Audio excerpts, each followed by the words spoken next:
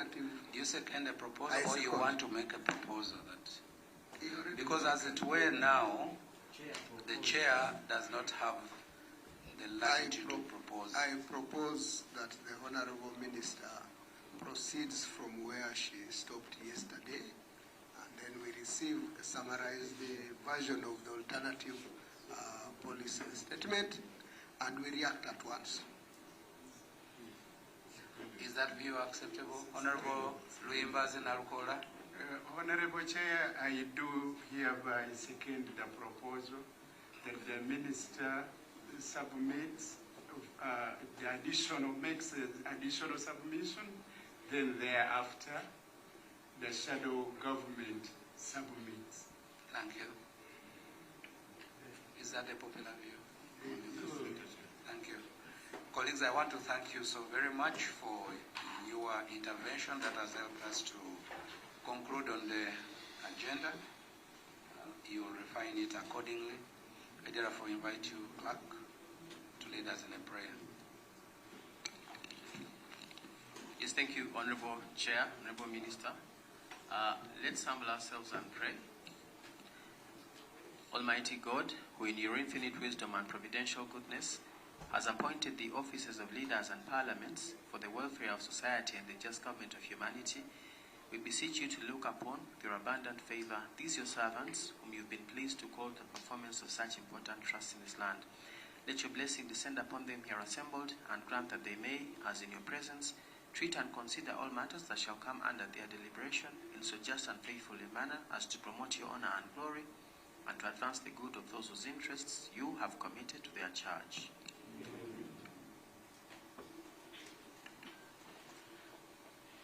I thank you, and may we have introductions. I request the Honorable JB to lead the way. Thank you, Chair. My name is Ngoya John Bosco, Member of Parliament for Bokora in Apakno, and a member of the committee. Honorable Chair, I am Luimbazi Narukola. I represent Kawempe North constituency. Good morning, Chair. Good morning, colleagues and our guests. My name is Patrick Nsambo Shave. I represent the people of Kasanda County North. I'm a member of this committee. Thank you. My name is Donald Katariwa from Mwenge South, a member of this committee. Sendai Muhammad M. member of this committee. Very good morning to you, Chair, colleagues, Honorable Minister, and your team. Frederick Angura, Tororo South. Thank you. Yes, thank you, Honorable Chair. My name is Mohammed Rukidi Mpuga, Clerk to the committee. Thank you, Chair. I'm Bishop David. I'm the committee economist. Thank you, Chair. My name is Leonard Susi, Police Service. Thank you, Chair. My name is Carrie. Thank you, Chair. I'm very grateful from the research department. I think for now that is that from our side. My name is Herbert Edmund Ariko, Member of Parliament, Sorot City East, Chairperson Committee on Environment and Natural Resources, also MP-elect Kweri County. I would like to invite my able minister to introduce herself and also make known to us the very powerful team that she has come with. And honorable members, I'm Ruth Nankabiro Sentam. I'm the Minister of Energy and Mineral Development, leading a very big team, which I would like to request to introduce themselves. Good morning, Honorable Chair, Honorable members. Irene Vatebe, Permanent Secretary in the Ministry. Thank you. Good morning, Honorable Chair and Honorable members. Engineer Abdul Natwine, Commissioner, Rural Unification, Minister of Energy and Mineral Development.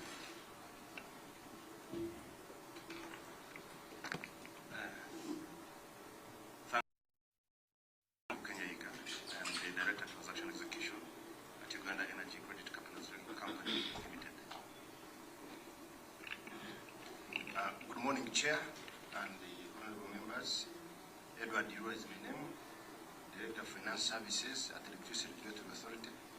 I'm standing in for the CEO. Thank you. Good morning, Chair and honorable members of Parliament. And good morning, my Minister. I'm Paul Mwesigwa.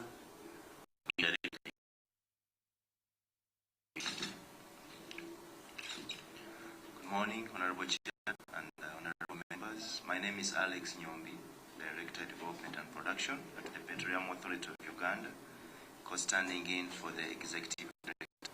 Good morning, Chair. This is Michael Chan, Petroleum Authority of Uganda. I am representing the Executive Director. Together with my brother, who will be answering the hard questions.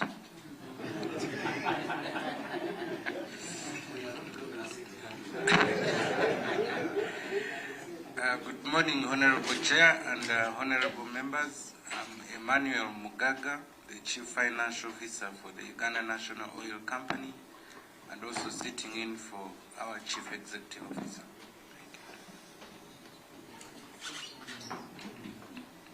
Good morning, Honorable Chair and honorable members of Parliament. I'm Mr. Joshua Lukai. I'm an Assistant Commissioner of the Upstream Department and also the coordinator of the extraction program. Thank you.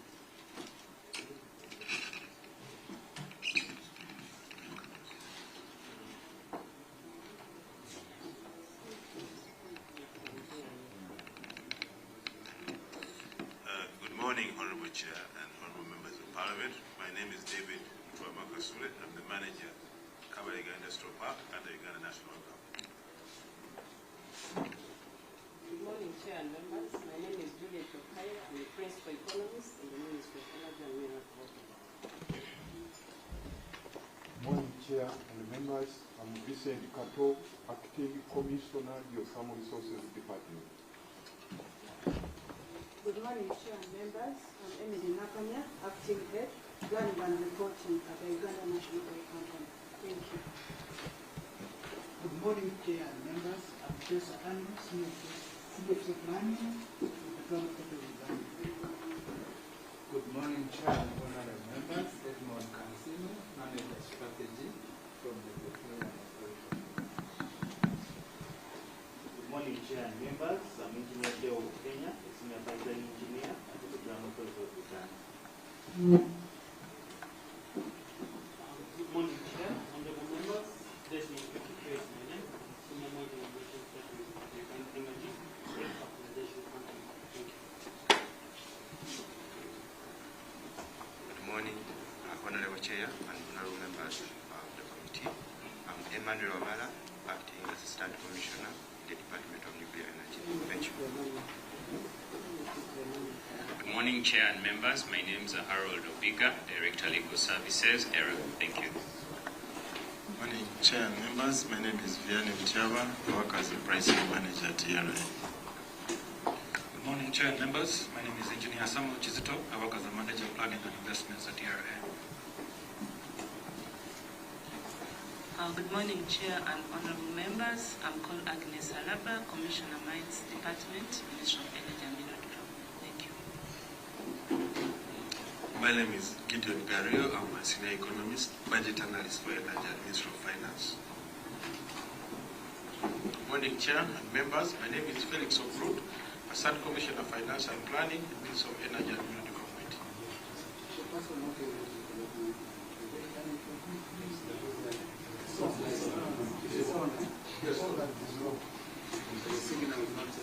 Good morning, Chair and members. My name is Lukum Bashir, Acting Assistant Commissioner, Monitoring and Evaluation, Ministry of Energy and Mineral Development. Good morning, Chair and members. Dr. Fred Alex Tugume is my name. I shoulder the duties of the Commissioner, Geological Survey Department. Good morning, Chair and members. George Tusigwile Mtetreka, standing in for the CEO of UGCL. Good morning, Honorable Chair and honorable members. Dr. Gerard Banaga Wainji, the Chief Executive Officer of the Uganda National Mining Company. Good morning, Chair and members. Engineer Dr. Edward Balike, Assistant Commissioner for Legal for supply, the Ministry of Energy.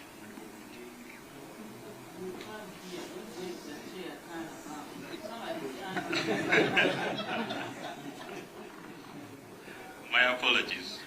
Good morning, Chair and members. My name is Joseph Okecho, the Chief Finance Officer of the National Mining Company.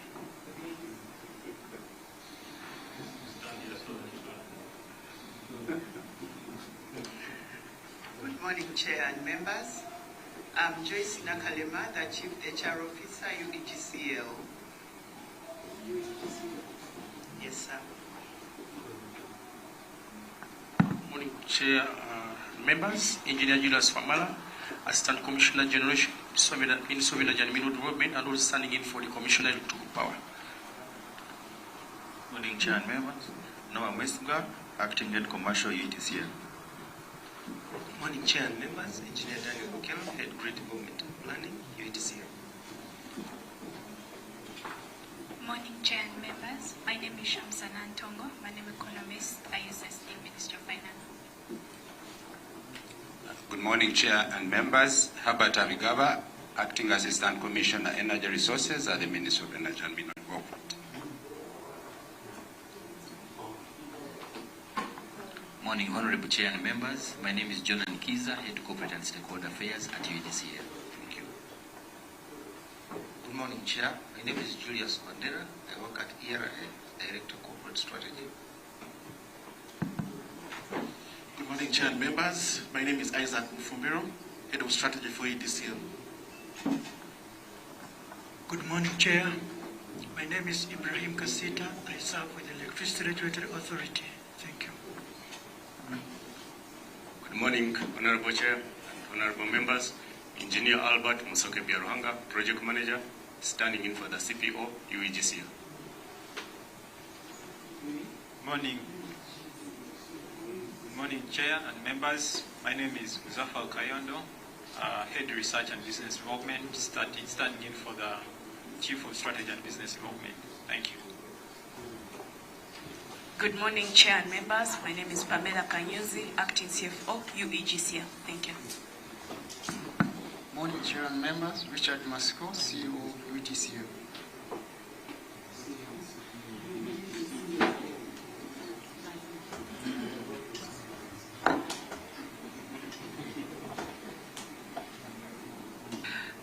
Thank you very much. I was just having a tete-a-tete here with the minister that I was about to ask for the CEO UETCL. I don't see him so often, so I think they saved him for the last so that it's new. Yeah, because I haven't been very lucky to chair meetings where the CEO UETCL comes in person. So I'm glad that he's here today. Thank you so very much, Honorable Minister, for this very able and robust team. We do appreciate. Honorable Minister, honorable colleagues, members of Parliament, the Permanent Secretary and Accounting Officer, Minister of Energy and Mineral Development, heads of agencies and technical teams, distinguished ladies and gentlemen, good morning to you all. I once again wish to welcome the Honorable Minister and her very diverse delegation. Yesterday, the committee considered vote 017. This is specifically on issues under the ministry. Today, we begin to make additional inroads into vote 139, the Petroleum Authority of Uganda, and together with other agencies within the ministry, specifically handling the electricity sector.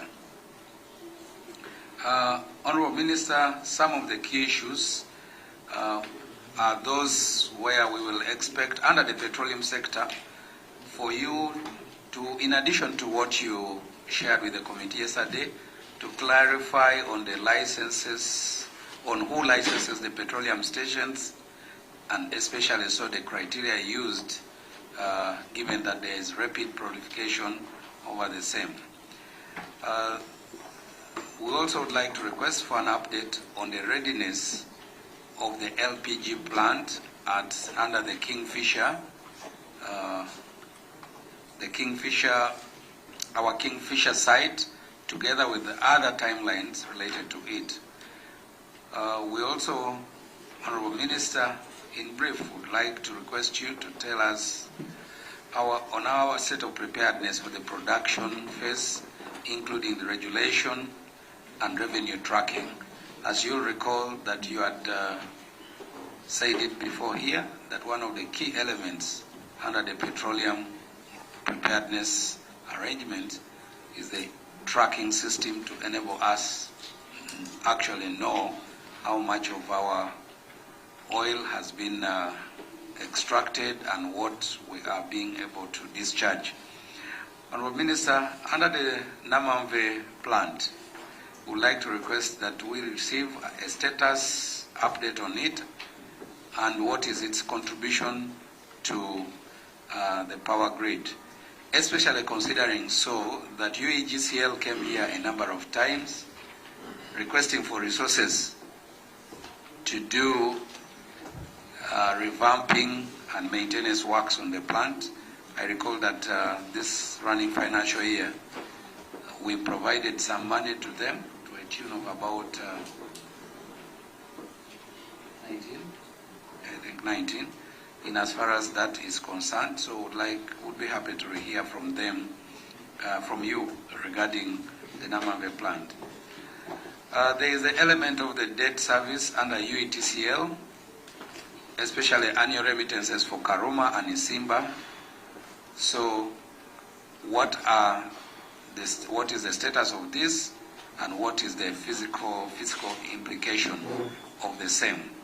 Honorable Minister, we had started a conversation last time, which we believe that maybe today you are ready to allude to. This committee was informed that Umeme owed UETCL a significant amount of money, probably to a tune of close to about 560 billion, which we had assumed should have been part of the conversation when we were paying out, when we were buying out Umeme. However, we note that Umeme was paid in full. Are there any roads that are being done to ensure that UETCL, which happens to be a government of Uganda company, recovers what is due to them from Umeme? Also, we would like to hear about the status of arbitration and the potential financial exposure that the country has in as far as the arbitration with Umeme is concerned. Under the electricity distribution, there's one key element that you know that we are supposed to have a conversation on, but considering that we have gone into a phase of discussing the ministerial policy statement and the budget, probably the other part of the conversation is stayed. But we'll be happy to receive a tidbit on the performance of UEDCL. The committee is particularly concerned that 1 year after the takeover from Umeme, UEDCL continues to register significant outages and service gaps. This is just not a statement of the committee, but it is a common and general view from members of parliament who represent the various parts of the country. Honorable Minister, recently we were having a conversation in the budget committee, and one of the members there remarked and said that they were probably better off with Umeme than they are under UEDCL. So this committee, as we discussed policy statement, would be happy to hear from you as far as that is concerned. The committee also notes that UEDCL received up to $20 million at the takeover, and approval to recover $35 million from the tariff, together with an additional $50 million for network investments. The committee therefore requires a detailed breakdown on how UEDCL has been able to utilize these funds, the projects they have undertaken, and indeed the measurable improvements in terms of service delivery that have been achieved by this significant amount of resources given to them. In conclusion, we are happy that you are here. We just expect, as you have always done, a clear, candid, and evidence-based exposition in response to what we would like to hear from you. And this will enable us to prepare a robust report for the House in order to defend the policy proposals and the budget request of our ministry. I thank you, and for God and my country.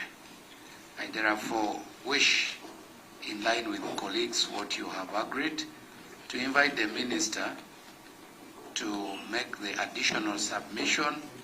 Thereafter, we receive the alternative, then we can now receive your interventions. Honorable Minister, I welcome you. There's a little bit of movement and activity at the door. Thank you very much, Chair. Thank you. We've been joined by the Minister of State for Energy, whom I would like to introduce himself like the rest have done for the members of the committee to know. The Member of Parliament from Bulambuli and Mwenge, would you like to receive the cattle keeper?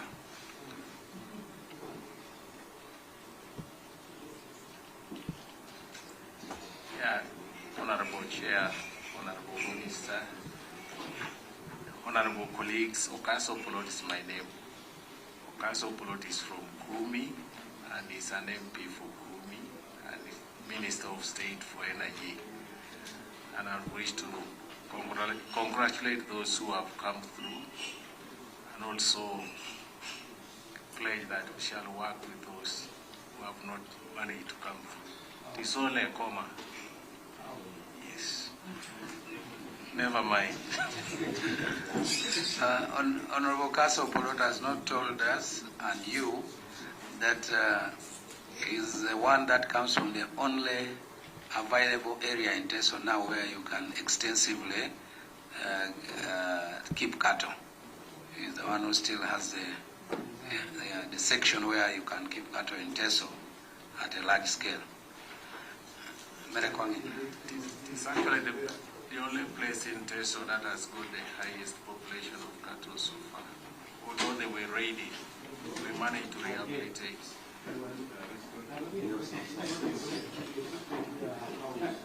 I like, in the spirit of the minister, the deputy chair is here. I would like him to introduce himself. But before him, colleagues, members of parliament of the committee that came after introductions, please introduce yourself.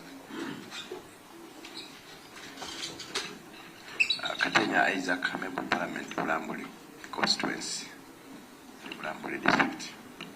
Agasha Juliet Basishamana in Mitoma district.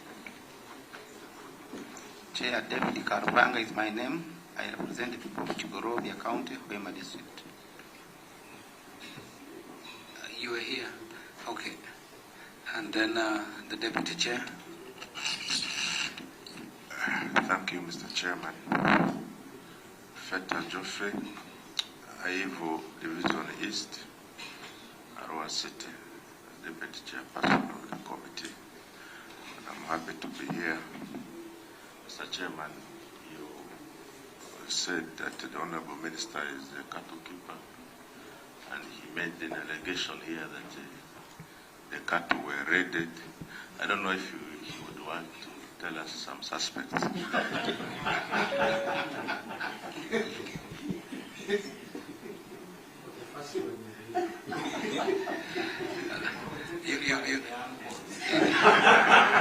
You can imagine when you see the person with the heartiest laugh and very happy, you know that they are asking for clemency. So you definitely.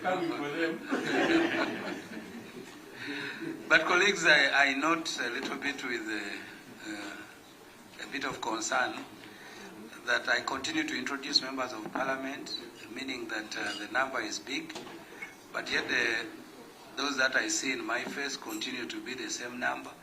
Are you responding to the issue that we don't have enough space? The members of parliament are attending in turns or something like that? I think as some come in, the others go out. Is that what it is? Yeah, because I'm the Honourable Minister. I expect them to have built up the number to listen to you, but I continue to see about 7, and yet they keep introducing themselves. Honourable Minister, please. Thank you very much, Chair. Honourable colleagues, good morning to you all. On behalf of my team, I would like to appreciate this time that you've given us as a ministry to touch base and be able to appreciate what the ministry does. I think it's unprecedented. We've been appearing once and then go, but the fact that you've given us another time indicates that you are really interested in this docket, and we appreciate that. Chair, yesterday we covered a lot, and we remained with a presentation from the Petroleum Authority of Uganda and also Electricity Regulatory Authority because they had specific questions. In your communication this morning, you raised a number of concerns, and I would like to suggest that when the agencies, when time comes for the agencies to present, they include an explanation or further clarification on what you have raised, instead of answering them now, and yet today you gave it to the agencies which are here. There are issues that touch our downstream department, where you want to know how petrol stations are licensed and all that. Then the readiness of LPG plants.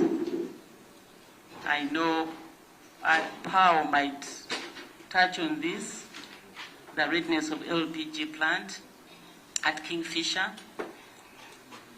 Although Uganda National Oil Company was represented yesterday by myself, but there is a question on the state of preparedness for the first oil. Still, Pao can come in and cover that.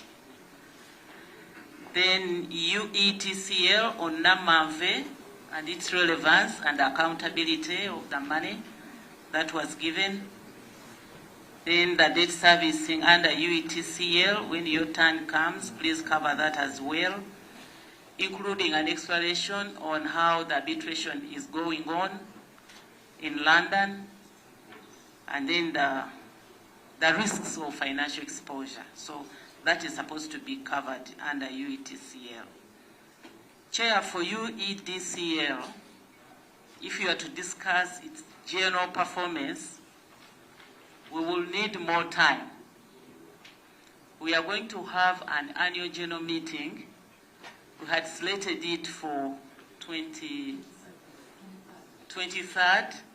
where as a ministry, we are going to discuss the performance, how far we've gone. So right now, I am sorry that I didn't come with a report. And much as the MD is around, I don't think time will allow for him to take us through the report. I also recognize your invitation to this committee to specifically discuss UETCL, which we shall do. And therefore, I pray that they may throw light on the critical issues, because we are passing the budget, issues over the amount of money they received and how they executed. That is critical. I expect them to really give information. But the detailed, performance report will be given to this committee when the ministry is ready, when we have done our annual general meeting with the company. So I would therefore like to propose that... Chair, procedure. procedure? What's Chair, happening now? yesterday the Speaker announced that we shall be presenting the appropriation bill and ministerial policy statements in Parliament on the 15th. And the Honourable Minister is announcing the engagement to happen on 23rd. Yet among all these agencies, the most critical one to us is EDCL. Because for us, we answer to the voters. Very critical. Yes, others are good, they are necessary, but they, but the immediate question. Honorable Nsamba, procedure. No, I mean it's part of Chair, you will rule. No, it's part of his name now. Chair, you will rule. I will, okay, but I'm just constrained. You know, when you say this is the most critical to us, you and my voters, Chair. Okay, so the committee is not part of the most critical. You can speak for your voters. Thank you very much, Chair. Chair, I suggest that the Honourable Minister reconsiders the situation, that whatever we do would make a lot of sense if it fits into the output on the 15th. Thank you. I just want to add on his chair. No, he's on point under procedure. Under You what can't procedure add on. do you make an add-on? Colleague, if you would like to, you can make a substantive procedure matter as well, but let's deal with his. Honorable Patrick Nsamba Oshabe, I fully understand and I'm cognizant of the concern you raise. The Minister is not oblivious of what you are trying to raise. But from my understanding, because I speak to the Minister a little bit more open on your behalf as committee members, she is constrained to carry the committee and the process of considering the ministerial policy statement and the budget into a process that her ministry has started but will require a little bit more in-depth conversation. What she is proposing is that for today, we delve into the crux of the ministerial policy statement, but aware of the fact that her minister has noted what Parliament is concerned about. And that is why she alluded to the fact that she recognizes that we have invited the ministry to discuss the issues, especially in relation to UEDCL. But for today, she's persuading us to proceed the way we are doing. Why? It is obvious that if we go into the crux of the journey of UEDCL vis-a-vis the exit of Umeme, the committee would almost turn itself into an inquiry rather than one which is designed to deal with a policy statement. I am sure that as members of the committee, probably even after the minister and her team have finished this, you will allow for the chairman to give you a little bit of additional information. If you will trust me on this, I thank you. Honorable, that's what you wanted to say. Honorable Minister, please. Thank you very much, Chair, for your very wise ruling. And I expect UEDCL to submit as required, because we are here for that purpose. Without wasting more time, I would like to call upon the PS, because you were the leader of that session yesterday, and I must follow that procedure so that we conclude our submission. Thank you very much, Chair. Thank you. Honorable Chair and members, as agreed yesterday, We will commence today with vote 139, Petroleum Authority of Uganda. We had a section in the report, but I'm also aware they've shared another report. So I want to, which is similar, it's just the same. I will invite Mr. Alex Nyombi on behalf of the Executive Director to lead the discussions through vote 139, Petroleum Authority of Uganda. Thank you, Honorable Chair, and thank you, PS. We'll handle this together with my colleague. I'll let my colleague Michael come in first. Honorable Minister. Thank you, Alex.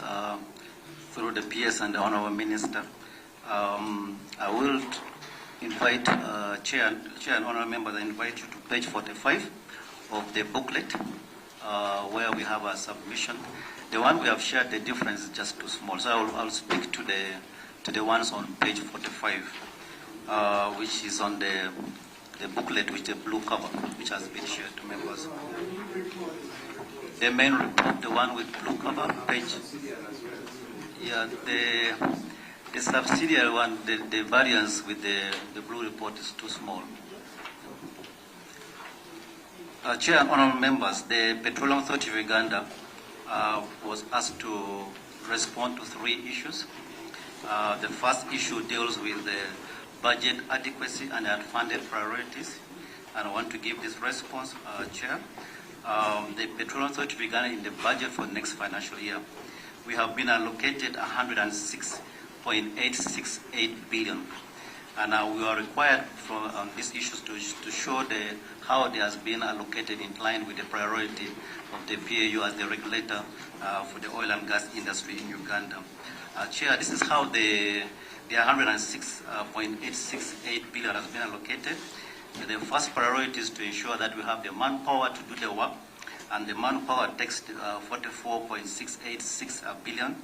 That includes wage and the non-wage component of the staff cost, things like gratuity, NSF, workmen compensations, and medical insurance cover. The other priority item is for us to allocate is to do with the office running expenses. We put in allocated 11.152 billion. This will deal with the data and maintenance of the data center. That's a big cost there. The IT software, the internet, email services, utilities, rent, and the other office running expenses. The other one is the direct regulation and monitoring activities. 4.76 billion has been allocated there, and this takes care of the inland travel expenses and also the statutory meetings that the authority has to undertake as part of the regulatory work that we do as the regulator for the industry. The other one is on the ICT infrastructure. 44.84 billion has been allocated for that, and the major item there is the real-time monitoring center. Honorable Chair, remember you supported this and the committee supported this, and the Ministry Finance responded and allocated additional 28 billion to the PAU to ensure that the system that will be available, that the system for measuring oil produced and digital monitoring is available before first oil. And that resources have been allocated to that effect. And then the last item is the board oversight, 1.43 billion for the board oversight. Now, when it comes to unfunded priority, Chair, I'm on page 46. We have the table on page 46, page 47, and part of it on page 48. Chair, the unfunded priority now reduces to 51 billion. And I want to speak to 3 items on the unfunded priority, not all of them. The first item, Chair, I want to speak to in the unfunded priority is the staff cost. Chair and honorable members, we need to recruit additional 51 staff. Now, the way the authority has been operating was bringing on staff as and when, in a phased manner. Bring on the staff as and when there is need for them to do work in the field. We have been doing the development work. We are now going into the production phase in itself. We have been struggling in as far as the development is concerned with the monitors. We need to put in the field at any one point in time 27 staff of the authority in a shift of 21 days. And we're struggling with the numbers. And now when we go for production, we need to have more production engineers, more reserve engineers, more pipeline engineers, more geoscientists in place. And the numbers goes to 51 and require 11 billion for us to be able to get the additional 51 staff, which is very critical for us as we go to the production phase itself. The other second unfunded priority, Chair, which is also critical, is for us to have in place a disaster recovery solution in place for business continuity. When production begins in July, Chair and honorable members, the data for production will start flowing in. Measurement of the produced petroleum, produced oil and gas is critical, and we want to make sure that we have the capability to have a system in place that we are able to continue to receive data, and that based on the data we receive, that's how the royalty will be determined, the taxes will be determined, and all the share will also be determined. And we need to put in place the disaster recovery system, and that requires 22 billion. The other one, which is also a priority for us to look through, is a graduate trainee program. And Chair, I remember when we appeared before the committee last time, we need up 2.98 billion for the graduate trainee programs, so that we are able to have in a pipeline of talent pipeline of the staff that can be able to stand in and be able to continue to deal with. The graduate training program is for 25 staff and needs additional 2.98 billion. So there are three priority unfunded that we request one of the chair at the earliest opportunity, that when you engage with the budget committee, we should be able to see whether you can get for us additional allocation for the 51 staff that we need, the 11 billion we need for the 51 staff, and then the 22 billion we need for the business disaster recovery solution, and then the 2.98 billion that we need for the graduate training program. The other unfunded priorities can't wait because to a large extent, really, the IT system, which is a priority IT system, has been taken care of. The other one is on the issue of the readiness for fast oil. Chair, the authority monitors the activities of the licensed oil company on a 24/7 basis. And we have the data and reports coming every day on a daily basis. So there's the numbers I give you, which are on page 48, and for the three major projects that we are handling, the Kingfisher Development Area, the Tilenga, and then the EACO. For the Kingfisher Development Area, it's only 3% away from the requirement for fast oil, 3% away.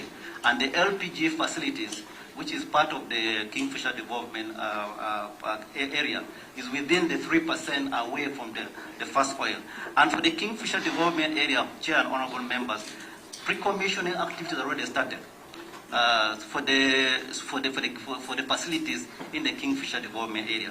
So in as far as the LPG readiness, facilities readiness is concerned, it's only 3% away from, and that we think that within the next 1 month, when they continue with the pre-commissioning, the work will actually be done. For the Tilenga, we are 13% away from the fast oil target, and that to deal with the 13%, we have three shifts. 3 shifts, the staff of Tilenga and the staff working there, they are now working 3 shifts, working also in the night. So there's work in the daytime, there's work in the night to ensure that the 13%, which is going to ensure that we deliver the fast oil, is actually also achieved. And we believe that will also be achieved. Now for the EACOP, we are at 83%. And we believe that also by May, we should be able to start pre-commissioning activities itself. So EACOP 83%, the Kingfisher 3% away, the Tilenga we are 13% away from the fast oil, and we believe that things will go on as planned, ceteris paribus. When it comes to the environmental compliance, and I'm on page 50, Chair and honorable members, as the authority we do quarterly monitoring of the environmental activities in the field. We do annual audit of the compliance on the environment.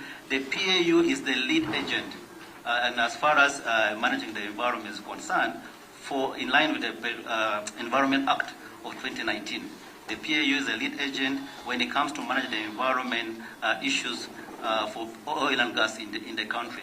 And we have an in-house team, fully fledged directorate, which focuses only on the environment, health, and safety in as far as the regulatory work is concerned. So yes, we are on the ground in as far as environmental monitoring concerned. We are also complying with the environmental law and making sure that we do it in line with what is prescribed in the law, in terms also having the annual audit itself. When it comes to waste management, Chair and honorable members, I'm on page 50. Waste management is being properly done. Currently, we have Rural Industries is doing the waste management for Kingfisher Development Area. And then the Envirosurf is doing waste management for Tilenga. Now, what we ensure the regulator is that the waste that is coming out from the drilling activities are securely picked, securely transported, and taken untreated by Rural Industries and also Envirosurf. They do the treating very well, and we ensure that they are disposed of in an environmental friendly way, and continued monitoring is done to ensure that even the disposal for what has already been treated is done in a manner that doesn't destroy the environment. So waste management, as far as the oil and gas industry is concerned, is being handled very well and professionally. And I hope members of the committee have had opportunity to visit those waste treatment plants, the Envirosurf and the Rural Industries. Now, when it comes to the footprint and restoration progress, Chair and honorable members, the field development plans that has been presented and approved by the authority is to have minimal environmental footprint for the development work that's taking place. That's where there's a use for well pads. So instead of planting wells all over the place, all over the Albertine Graben, the wells are drilled using a well pads, so that you have minimal environmental footprint itself. Now, when it comes to restoration, we ensure that the environment is restored in line with the SI, so that put it back to the way you found it, and that we enforce it as the regulator. The other thing that I want to speak to Honorable Chair on page 51 regarding the oil spill contingency plan. We are going into production as a country, and we need to ensure that we put in place the oil spill contingency plan within the Albertine Graben and along the EACOP route. Now, as an authority, what we have done, we have developed a plan and working together with the other stakeholders, and of course the plan is has been approved and is being coordinated by the Office of the Prime Minister. The project in itself, oil spill contingency plan. That project has suffered for underfunding over a period of time. Honorable Chair and honorable members, what we have done with the little money that has been made available to the Petroleum Authority of Uganda is to start with developing the oil spill contingency plans. We have developed the oil spill contingency plan for Oima district. We did the one for Chikube district. We did the other one for Bulisa district, and also for Nema. So those four, the three districts and Nema, they have oil spill contingency plan in place. The next thing that we need to do is to have oil spills contingency plan for the district along the EACOP route for all the districts itself. And then also, Chair and honorable members, we need to put in place an oil spill command center so that we are prepared and organized. So that should there be oil spill, we are ready as a country to be able to handle any oil spill that comes in. Unfortunately, Chair, we are struggling with funding for this very critical preparedness, disaster, what I call disaster preparedness. We don't want that oil spill happen, and as a country, we are struggling to deal with it.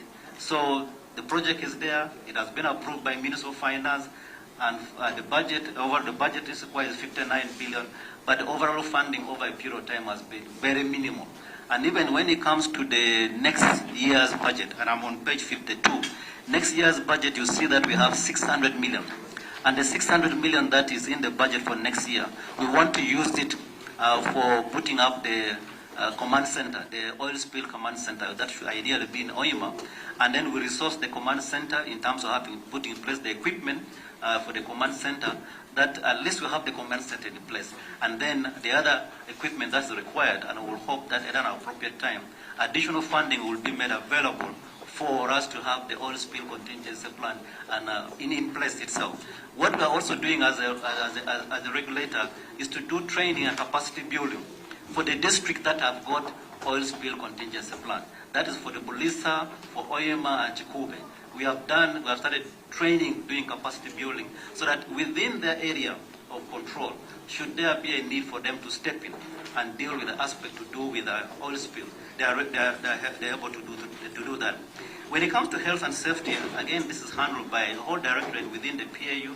We ensure that the development work being done is done and safety is taken care of, the health issues are taken care of, and we do monitoring to make sure that the plans, health and safety plans are being implemented as per the plan that has been done. The other one is on the coordination work that we work with NEMA. We work very closely with NEMA. NEMA is the principal agent in as far as environmental matters is concerned for the country. But then for the oil and gas sector, the role has been delegated to the authority, and we work very closely with NEMA to ensure that that is actually handled. The third and the last item deals with the national content. I'm on page 54. National content, what we are doing in national content monitoring. Chair and honorable members, the Petroleum Authority of Uganda does monitoring of national content using one of the tools called the National Supplier Database. The National Supplier Database is a requirement that by the regulation, national content regulation, that for any company to supply goods and services to the oil industry, they should be registered on the National Supplier Database of the Petroleum Authority of Uganda, managed by the Petroleum Authority of Uganda. And they are not supposed to get suppliers outside that. And we, as the regulator, we enforce that. And we make sure that whoever is supplying goods and services, companies supplying goods and services, are on the National Supplier Database. And we monitor them very closely. Up to date now, we have 2,626 companies registered on the National Supplier Database. 2,257 are Ugandan companies, and then 369 are the non-Ugandan company. So when the companies apply to be enrolled on the National Supplier Database, we go through a rigorous process to make sure that they meet the requirement for us to do. We review the incorporation document, we do the verification of tax compliance, and then we do also physical inspection. We want to make sure that those companies are properly classified. If it's a Ugandan company, you should be properly classified after going through that process. And if an external company, you also classify it as such. This is because Ugandan companies have ring-fence services, 16 of them, that they are not supposed to be provided by outside non-Ugandan companies. Now, it's only that if Ugandan company doesn't have the capacity to deliver the services within the 16 services, that's when they can go in joint venture. And again, the joint venture is approved by the authority, monitored to make sure that's working. Yes. Of the 16 items. Yes, we will give you the value of the contracts as well. Yeah. On page 59, there was a requirement for us to show the employment during the production phase. The table there will show you on page 56, page 56, Total Energies, the nationals, Ugandan nationals were 624, the expatriate and 336, the total employees there are 960. When it comes to SINU, the Ugandan nationals are 231, the expatriates are 136, the total is 367, and the EACOPs, Ugandans are 117, the expats are only 13, and then the total is 130. As the authority, we also monitor that closely and to make sure that Ugandan actually do benefit from the national, from the oil and gas industry, the resources that we do have, as part of the national content monitoring.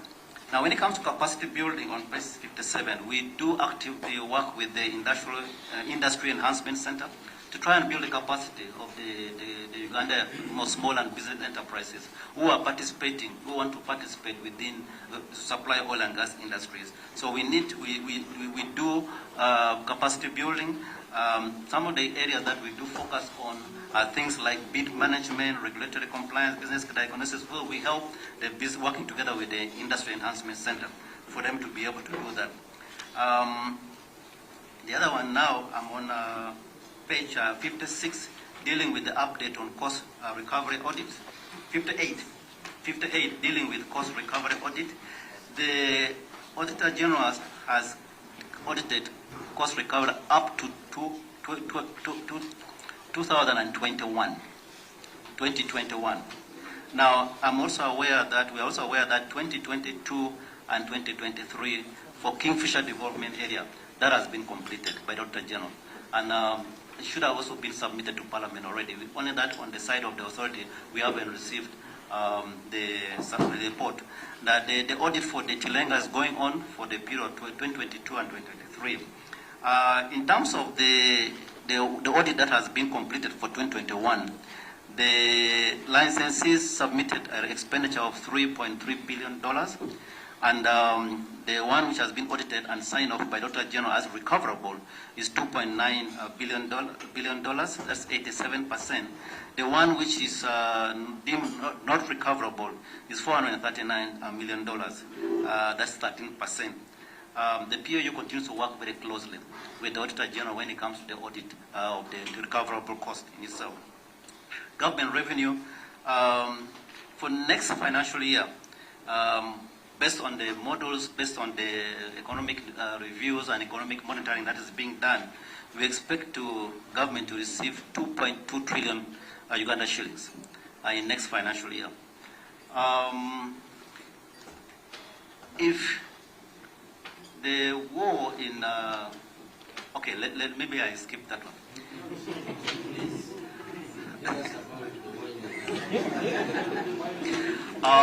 You always pray.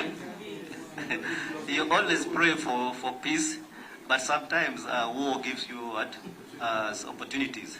So if an opportunity comes, we expect to see 1.4 trillion coming through, and that adds on the oil price will go up. Yeah, so that becomes an opportunity coming from the war. The other one is on the page 59. That's on institutional capacity. I think the last item is on institutional capacity on page 59. We are required to provide the structure, the field approved and field structure of the authority. The authority have a staff approved number of 278. As of today, we have 222 staff on board. That's 79.9%. And the table there gives you the information regarding the approved structure, the field, and the vacant positions. As of now, we are working on increasing the staff number based on the current budget for this financial year to 227. And that's where we are saying we need funding for the additional 51 positions so that we are 100% and we are ready for the production phase in itself. And that requires the 11 billion which I talked about. The last item deals with the recruitment plan. We provide it on page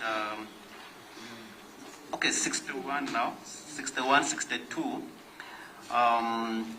The 51 positions requires the funding, but we don't have money for it. It's just a plan there, and if the funding is made available, the 11 billion made available, we should be able to proceed and fill those vacant positions.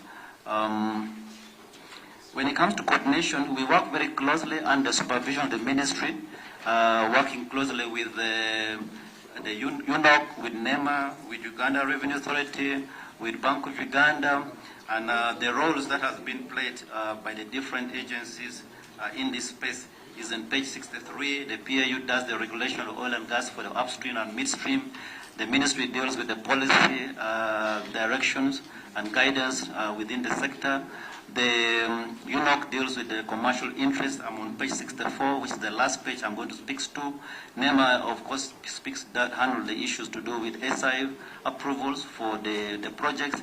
URA, we work with them quite closely regarding revenue collection, including taxes and royalties from petroleum activities. The BAU manages the petroleum revenue. The petroleum fund sits in the BAU. Then the Auditor General does the external audit and, of course, the cost recovery audits. Chair, through my Honorable Minister, I submit.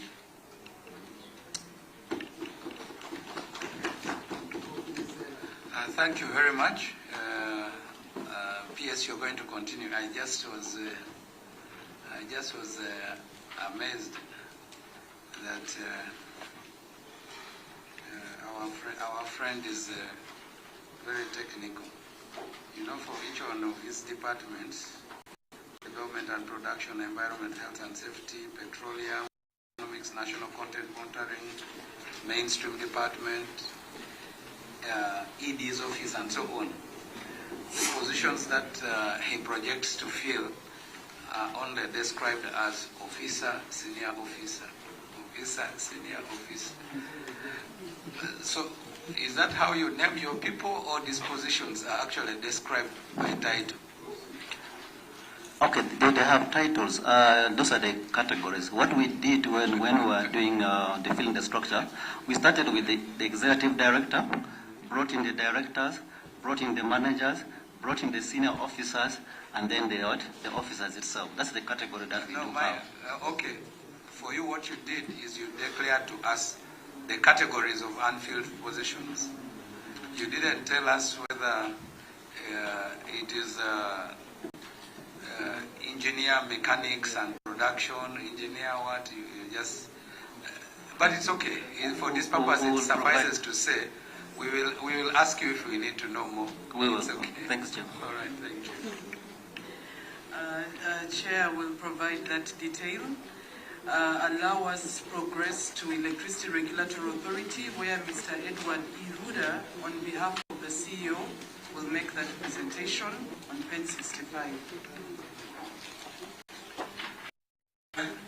Through the PS, I'd like to take you through page 65. The Chair, we are asked to respond on the following. Issue number 1 was to indicate how much revenue and sources for the financial year 2026-27. Chair, table 1 provides that detail. We are also asked that we should provide an outturn for the last previous 2 years. And table 1, Chair, provides that detail. I will proceed to issue number 2. We are also requested and asked to show the allocation in terms of expenditure across all the key regulatory functions. Chair, still the table below is also named table 1, provides a detail of how the expenditure would be allocated and distributed between the different expenditure categories. And that table provides the financial year 2026-27 with the outturn of the previous 2 years. Chair, I will straight go to issue number 3. Issue number 3 was to provide a strategy for sustaining the industrial tariffs at about 5 cents and what measures are being put in place to prevent shocks. Chair, we have a number of interventions which we have worked with the ministry, and I've outlined a number of them, but I'll just pick the few key ones. The number 1 is the implementation of the extra large category. Chair, the extra large industrial customer category has the lowest electricity tariff and includes those which are high consumption consumers with a maximum demand of 1,500 kVA. The list, Chair, is around 53 industrial customers. I've not attached there, but the key to note is that they consume 28% of the electricity that is generated. We have the declining block tariffs. This is for also the large industrial consumers, where the chargeable tariff reduces as the industries consume more electricity, but it's also based on the predetermined consumer consumption threshold. Chair, it's 100,000 units per month. If they fall off below that, then they are charged with the normal end-user tariffs. The other intervention is also the tariff reduction pegged on demand growth. Chair, this works as follows, that the demand growth for those qualifying and eligible industrial consumers, they make commitments to increase the energy demand. And also, the guidelines are discussed with the regulator and it is determined. However, if this consumer goes below the required threshold and they fail to achieve the monthly target, they will be invoiced on the approved end-user tariff. Currently, the industries which are falling this category, they are charged between 5.7 kilowatt hour and 6.8, depending on the time of use. Chair, the other critical intervention which the ministry, government, with support from the regulator has achieved is the corporation income tax waiver for Jagari.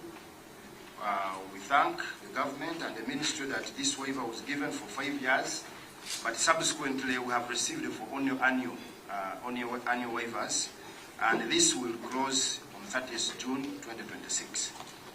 We request that we have written and requested for this intervention because it has been directly supporting our industrial category consumers, and it will go a long way to reduce the tariff of Jagali, as it has already done for the last 6 years.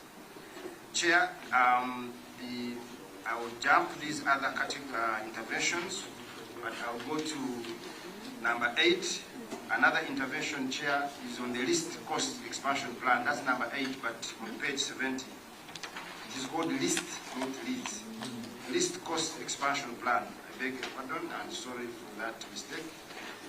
This expansion development plan is meant to accelerate renewable energy, but most importantly is to be able to identify the most economical power plant or project, and it also improves on the energy mix, and in the long run it reduces on the tariff. These reviews and expansion development plan entails regular review of the renewable energy feed-in tariff for transmission, distribution, and it helps us to have cost benchmarks which reduce the project costs. Chair, we have the other intervention is also the cooking tariff for domestic consumers, and also the last one, Chair, is on page 71, the direct purchase of electricity. Chair, this intervention is meant to increase on competition, and we have seen that the amendment, when it was done, it introduced changes in the bulk supply, and it also eliminated the single buyer model. This intervention, the regulations have been put in place. We have seen a number of the licenses coming on board, and we believe that this will reduce because the consumers will be able to directly buy from the generators, and this will improve on competition and also reduce the tariff to 5 cents. Chair, the interventions are many. They continue up and end on page 72. However, I would like to go to the next response we made with respect to the question that what are the specific regulatory actions the regulator is taking to reduce system losses, improve reliability towards beyond 98%, enforce quality of service on UDC and other licenses. Chair, there are a number of measures to reduce the to reduce the losses. And with regard to this, we have set the tariff performance parameters, which were allocated to UDCL. And these are meant to incentivize UDCL to reduce this tariff, the losses to 14.5% in 2025, 13.6 and 12.3 respectively. However, currently the key initiatives that are being undertaken by UDCL is the single-phase initiatives. These include the single-phase meter replacement with clustering all the meter boxes, and also the work against all the illegal connection. Generally, the wire will be one, the single box will be one, which has all the 3 wires. We believe this will reduce on illegal connection. There is a 3-phase initiatives where there are 3-phase meter audits. There are loss reduction campaigns, and also boosting accountability by rolling out boundary meters, which are undertaken to reduce technical losses. On reliability, Chair, the regulator has set mechanisms to ensure that UDCL achieve the target in terms of reliability. And if this target is not achieved, there is a penalty that UDCL or the companies pay, but also there is a reward if they perform better. And they are in 2 categories. One is the System Average Interruption Duration Index, which is called the SIDI, and also the System Average Frequency. How long does it take when power goes off, and how many times that's the frequency.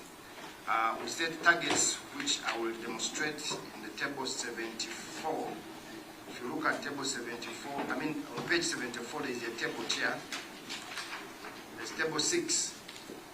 That table 6 shows what I'm talking about, that these were the targets, 86.6 times or 68 times, that is in a whole year. These are some of the measures.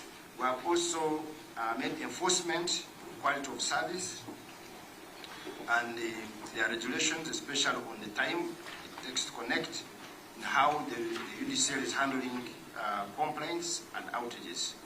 And also the regulator undertakes compliance monitoring and reporting on quality of service, especially on quality of service indicators, as I already explained. There are enforcement actions, there are regulatory directives, notice of non-compliance, and recently notice of intended to impose financial penalties, which I've already explained, that will be subject to based on failure to perform. There is a consumer protection measure. ERA has put in place consumer compliance escalating mechanism through the provision of several channels, social media, free-toll lines. Chair, on issue number 5, which is on page 73, the regulator was requested to respond on how the regulator is regulating expansion and performance of a new distribution operator on service territories following the end of Umeme. And this question is to the recent concession that ended and transferred to UDCL. Chair, the regulator regulates through a license, and currently UDCL has a license that is under the economic regulatory framework and provides the incentives to continuous improvement in efficiency. And the tariff parameters have been set for UDCL. Chair, the table back on table 6, UDCL retains the financial benefit of exceeding the tariff parameters. And these tariff parameters are in table 6, which I've already explained. If it does well and is able to achieve them, for instance, I'll give an example. If you look at the distribution, operation, and maintenance cost in that table, that is $77.3 million, which they're supposed to utilize. If they utilize less, they get the benefit. If they utilize more, they don't come back to the regulator. Chair, I will proceed to 75, page 75. What regulatory framework incentives are in place to promote clean cooking, e-mobility, mini-grids? Chair, the first one, this has been done through the introduction of the Fumisayaka, the cooking tariff of the 70 units. If the first 70 units, the first unit will be charged 412 per kilowatt hour. If you compare with the current domestic tariff, which is 756.2, this is a motivation enough for now for the cooking tariff for domestic consumers. The regulator has also introduced the institutional cooking tariff. This is targeting hospitals and street lighting, especially for municipalities. This is part of to incentivize and promote using electricity. On e-mobility, Chair, the Electricity Regulatory Authority is in the final stages of developing guidelines to provide minimum regulatory requirements for installation of the EV charging station for users and distribution licenses at points of interconnection with the grid. Chair, on the issue on the mini-grids, we have revised, the regulator has already revised the isolated mini-grid regulation 2020, but more importantly, the regulator has also established what we call light-handed regulation, easy to use, and reporting templates.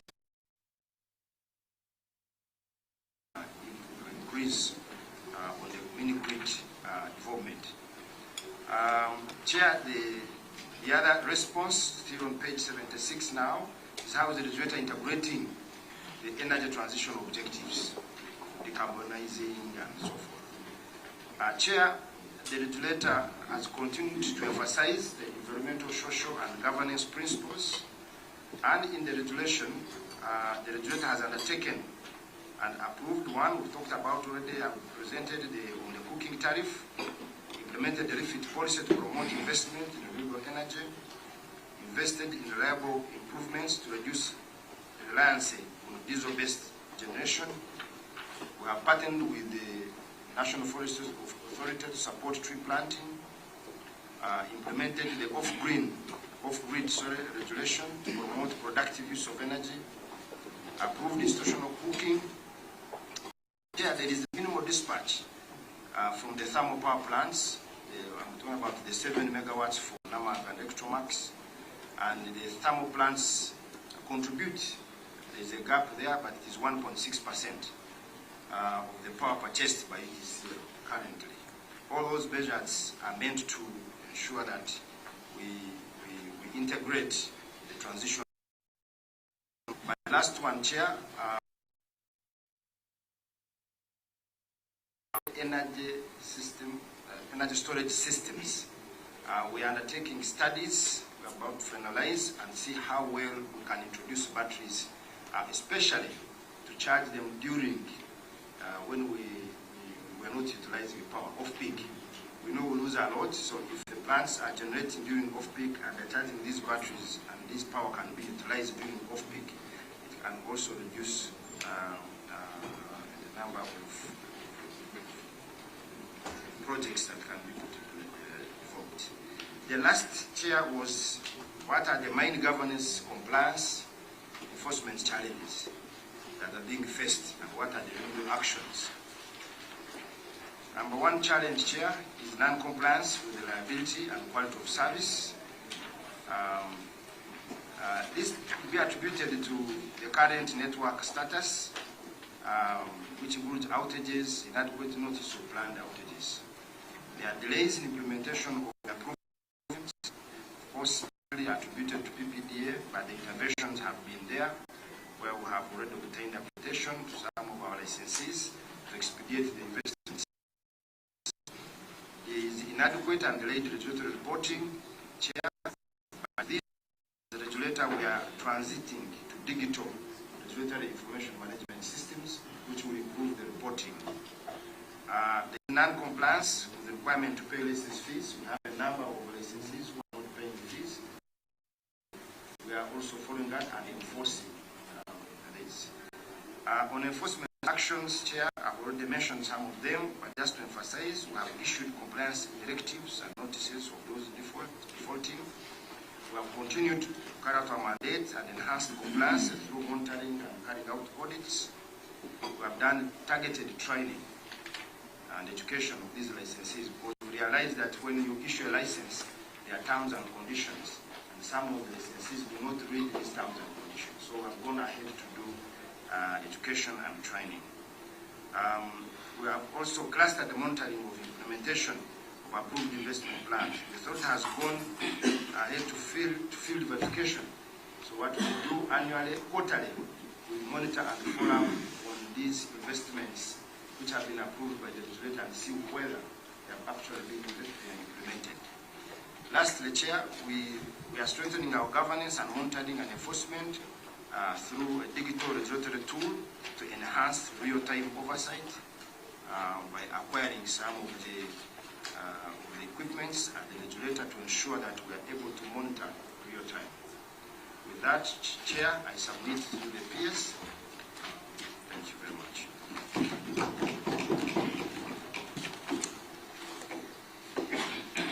Thank you very much, Mr. Iruda. Chair, in my interest, if it's procedurally right, one of the officers, the technicals, can surrender the report to me, because I'm not keenly following, and it may affect my questioning. Honorable colleague.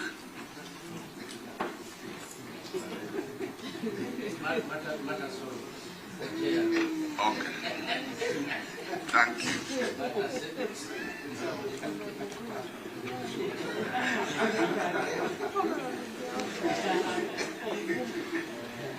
Okay. So, Honorable Chair, we are doing well. We have 4 more to go. Allow us to invite Engineer George Mutetekwa to present Uganda Electricity Generation Company's report.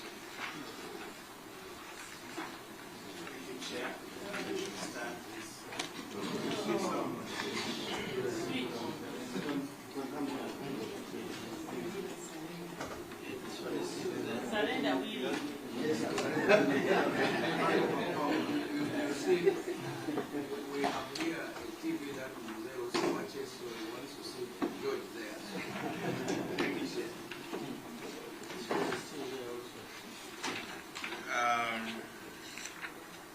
Good morning, Chair and honorable members once again through my PS. Good afternoon. Through my PS and honorable Minister. There are a number of issues two questions that you put to us in your remarks, Chair. One is related to Namamve, what was allocated. Namamve was allocated a supplementary budget of around 19.6 billion. This money was sent, released by the Ministry of Energy to UTCL. But then I think there was some other instruction which I think UTCL was speaking to, and that money went to the thermal plant of Electromax. So at Namamve, as UTCL would never receive that amount, but UTCL will be able to explain since they are here. No, I'm just responding to the issues that the chair raised. It's not in the report. Okay. Okay. That is a very important statement. Yes, it came from the remarks of chair, so. And that's why the chair is very important. Chair. Okay.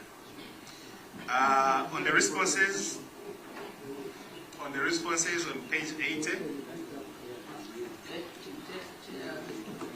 Chair, I plead that you repeat that statement as he made it very important to this committee.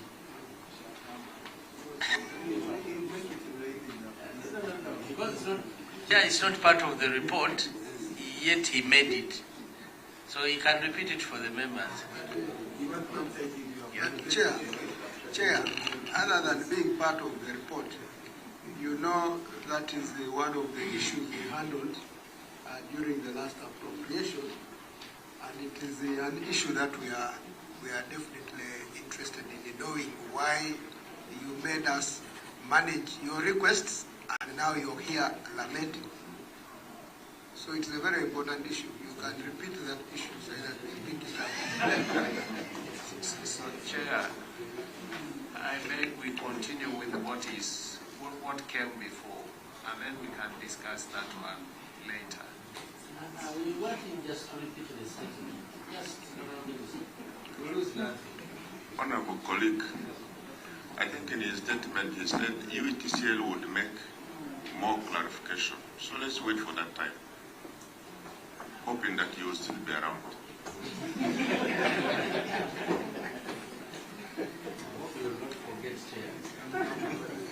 Thank you, Chair, for your guidance. I'll go to the responses on page number 80 of the report. The first issue was on what is available from the power plants under UGCL.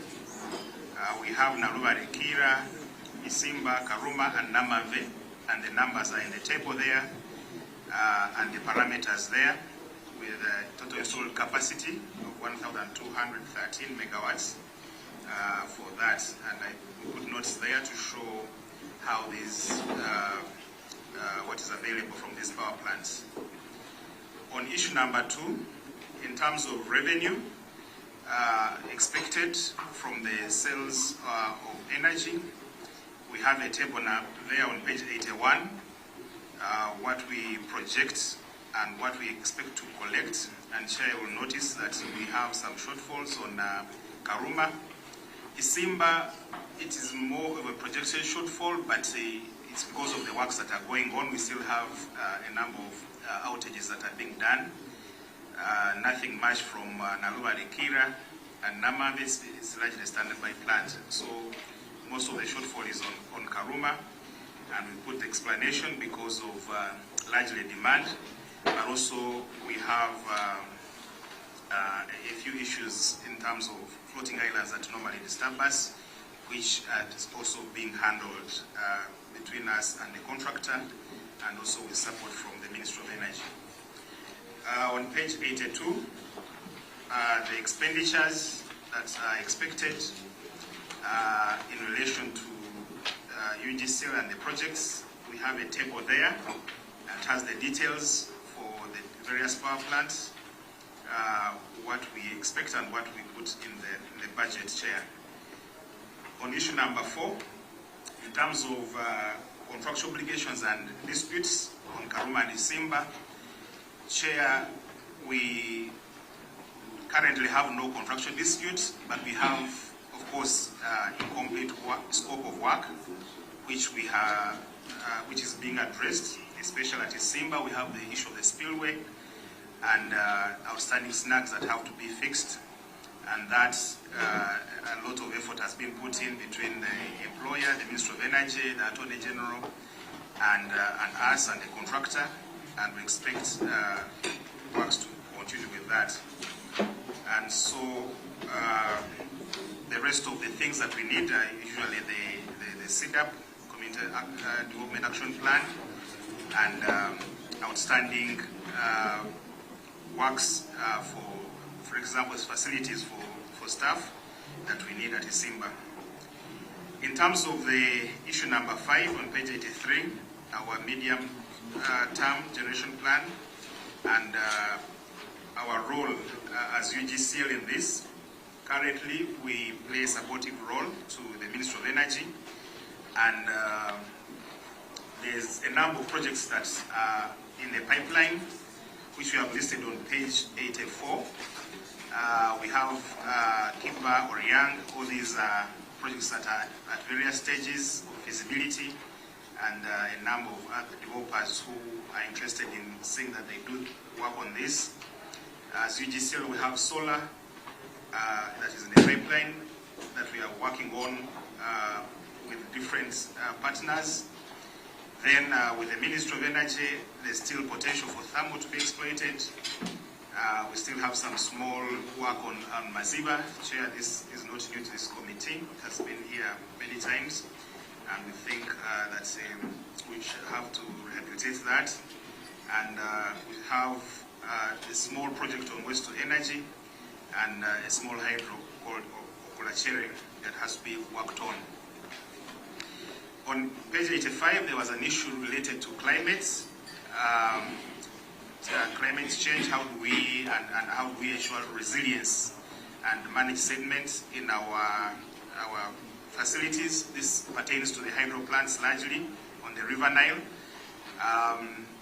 In terms of the dams, we ensure that we can manage the flood that can possibly come, and we continue to do reviews. That's why we are concerned with, of course, the issue of the Simba spillway. And we do various monitoring and monitoring of even the sediment, which we have to monitor in our reservoirs. So, in terms of social guards, we are compliant as of now to NEMA. We do our audits and make sure that all the environmental social guards are taken care of.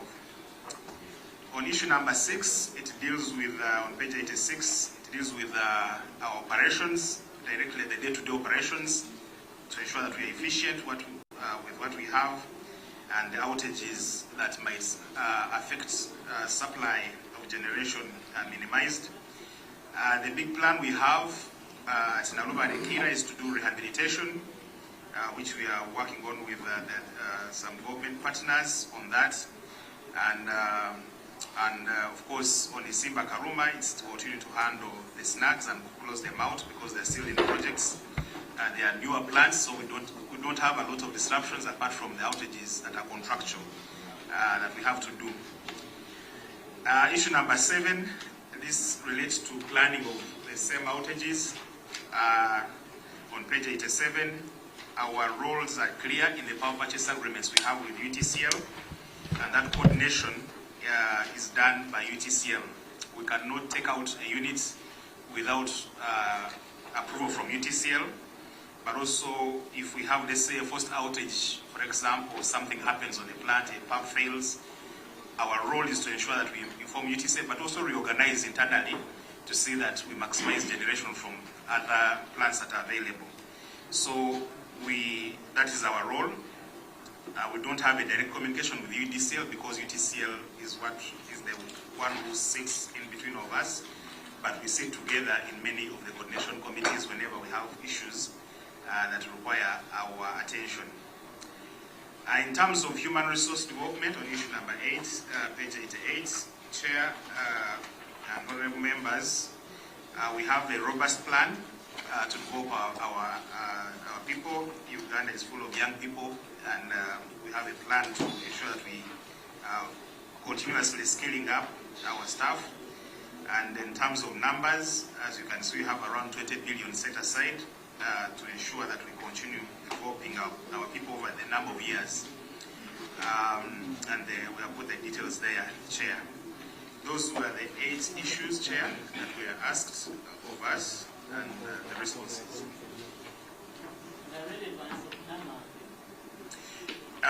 Chair, Namamve is a standby plant, and it is a very critical plant. We have been supported by the regulator, ERA. They have given us around 32 billion, which we are right now putting into the overhaul of the plant. Ever since takeover, because of the issues related to the funding of Namamve, ERA had to step in, and they have allowed from the tariff around 32 billion, which we are using, and we have 4 units that we have worked on. 2 are already done. 1 is undergoing overhaul right now, and the next after that, then we shall be left with 3 machines. Yes, there's value for money, a lot of value for money, Honorable Samba. Whenever we have disruptions on the grid, vandalism, you've seen we have cases of vandalism, we have cases of floating islands. Whenever we have such issues, Namamve is the go-to plant and has supported, for the last years, continues to support the system to make sure that we don't have total blackouts in Kampala and the surrounding areas, and also for Blackstart. Yes. Yes, in terms of energy mix, Namamve is a key. The Ministry of Energy also has a plan to ensure that we expand even on gas, so that we have more, even generation from gas. Because as of now, the biggest generation is from River Nile. Even all the other plants that we've talked about, Ayago and Kiba, they're all in River Nile. So if you ever have a drought, then you're in trouble. So it's important to diversify, have more solar, and have more geothermal and gas generation. That is part of the National Development Plan. Just wanted to add information on Namamve, Chair. Namamve currently uses HFO, heavy fuel oil, and the future is hostile to this kind of fuel. So we are now discussing converting it to use natural gas, but that is not for this, budget. But just for your information, feel bad using HFO, much as it is a security plant, but 50 megawatts consume a lot of HFO, and we have to take care of the environment.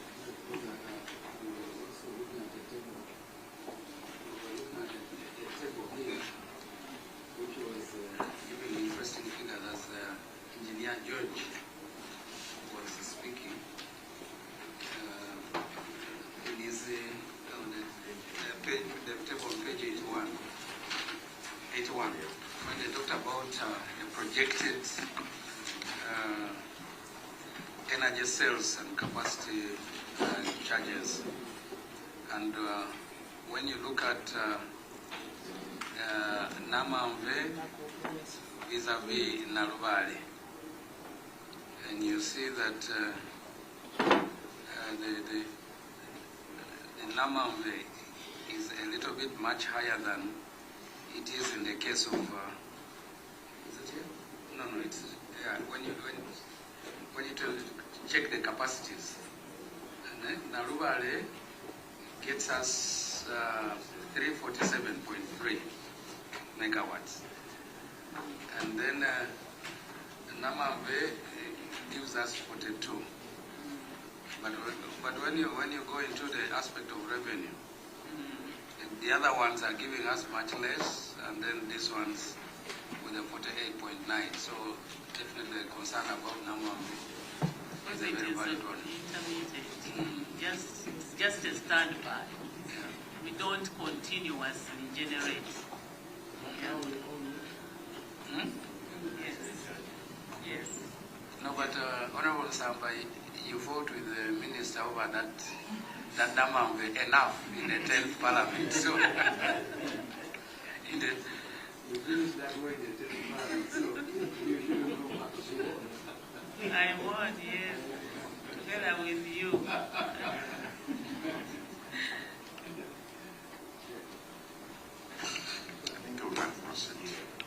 Okay, Honorable Chair, before I invite the CEO UETCL, in order to give a bit of context, allow us to speak to the Electromax issue, and then UETCL will pick on what they are doing with Electromax.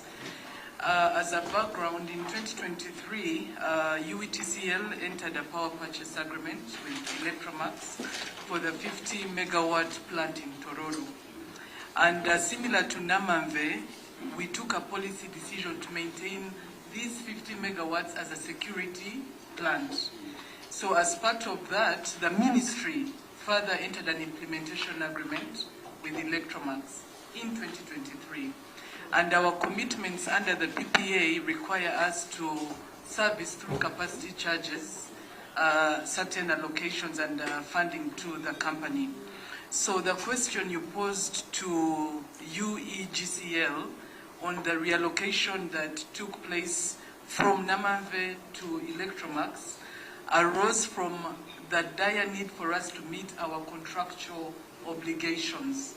And Minister of Finance, the PSST, we did raise a request for supplementary, but he was constrained. He guided that we reallocate in order for us to service that obligation. So I needed to give that background as UETCL comes to make their presentation.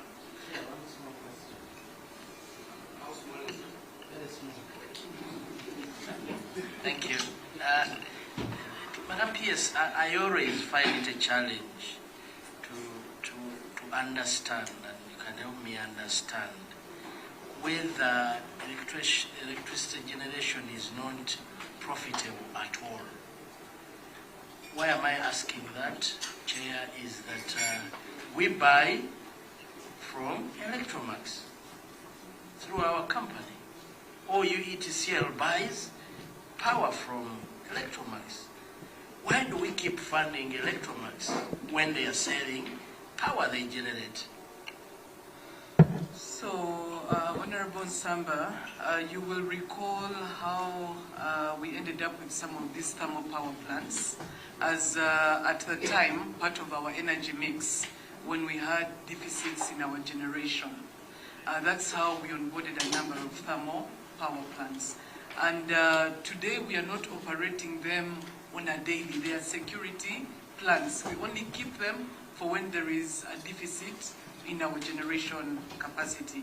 So, and in terms of what we've done with this particular arrangement, we will phase them out at some point.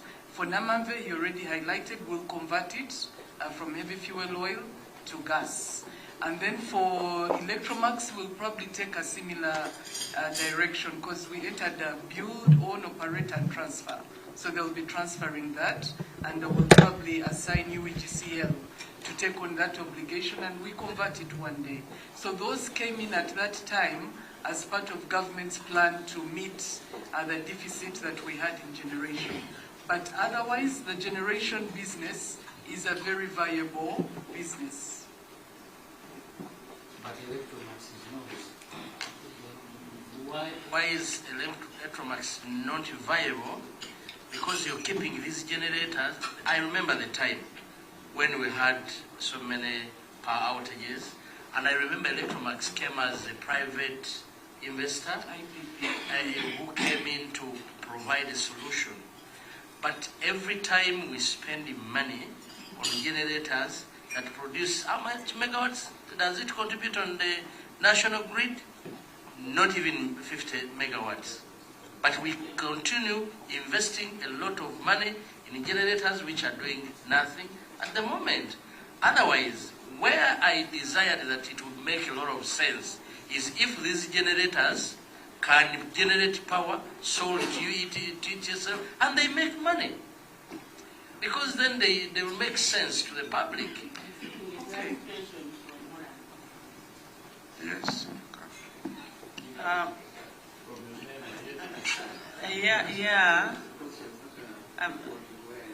So that we can be on the same level. Matters concerning security, when do you prepare? Do you wait for the enemy to attack? Then you buy equipment, you buy guns, or you invest money and buy the equipment to be on standby, to wait at that unfortunate time when you are attacked. These security plans, energy security plans, are costly. And for a private person to really invest money expecting to get some profit, it may not arise. A plant which stands there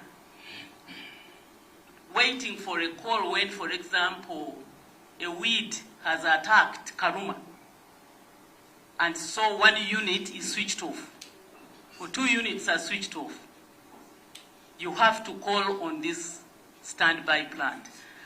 But you have to be maintaining it so that when that time comes and you are calling on it, it can serve you.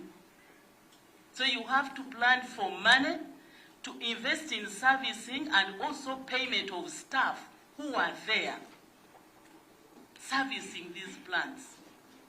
So I don't know at what time shall we completely abandon this seemingly not profitable business.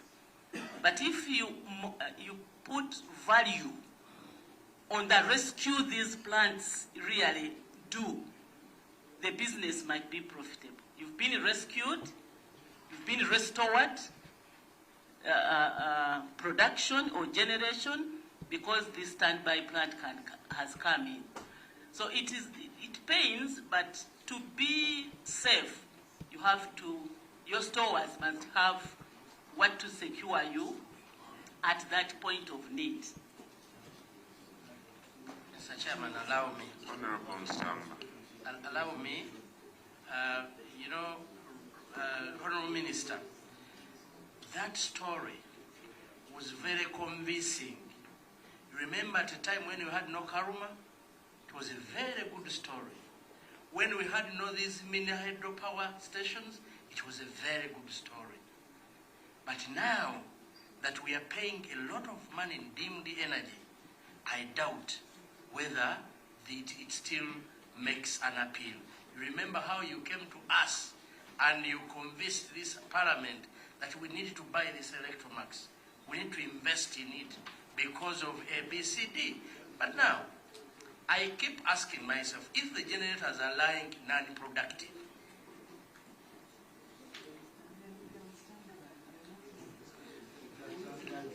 I think, Madam Pierce. Oh, okay, you finish. Because you were saying that there is a deemed energy, so I will need to get it clear. Chair, these generators would have made a lot of sense if they are contributing to the national grid. But they are lying non-productive.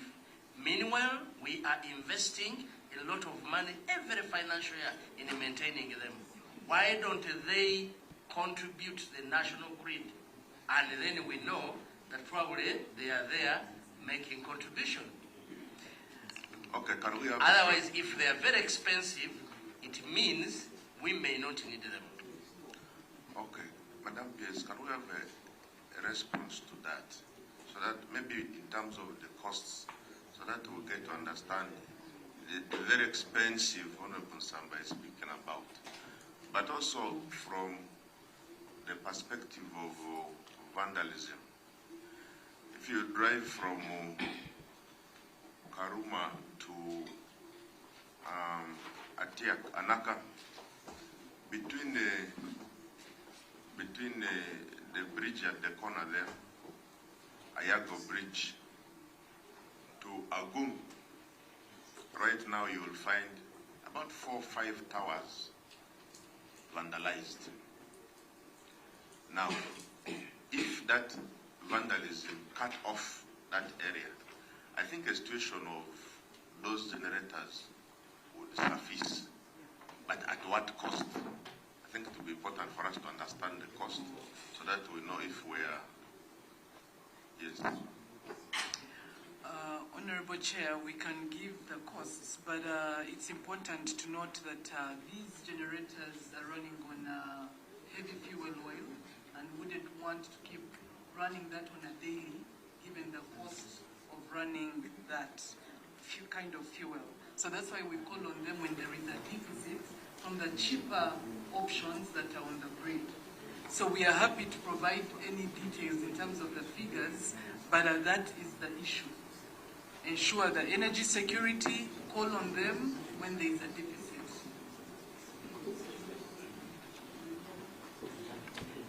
Okay, so we'll provide the figures to satisfy Honorable Samba. Oh, and the country.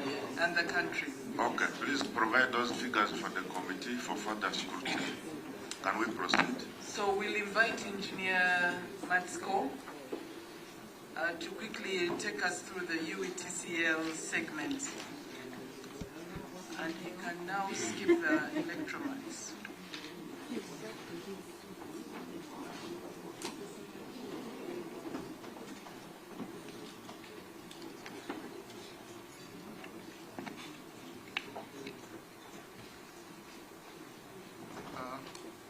Thank you, Chair, honorable members. I quickly run through the UTCL submission in line with what the committee requested. On the first one, it was about the length and configuration of the high voltage grid which we operate. Page 5.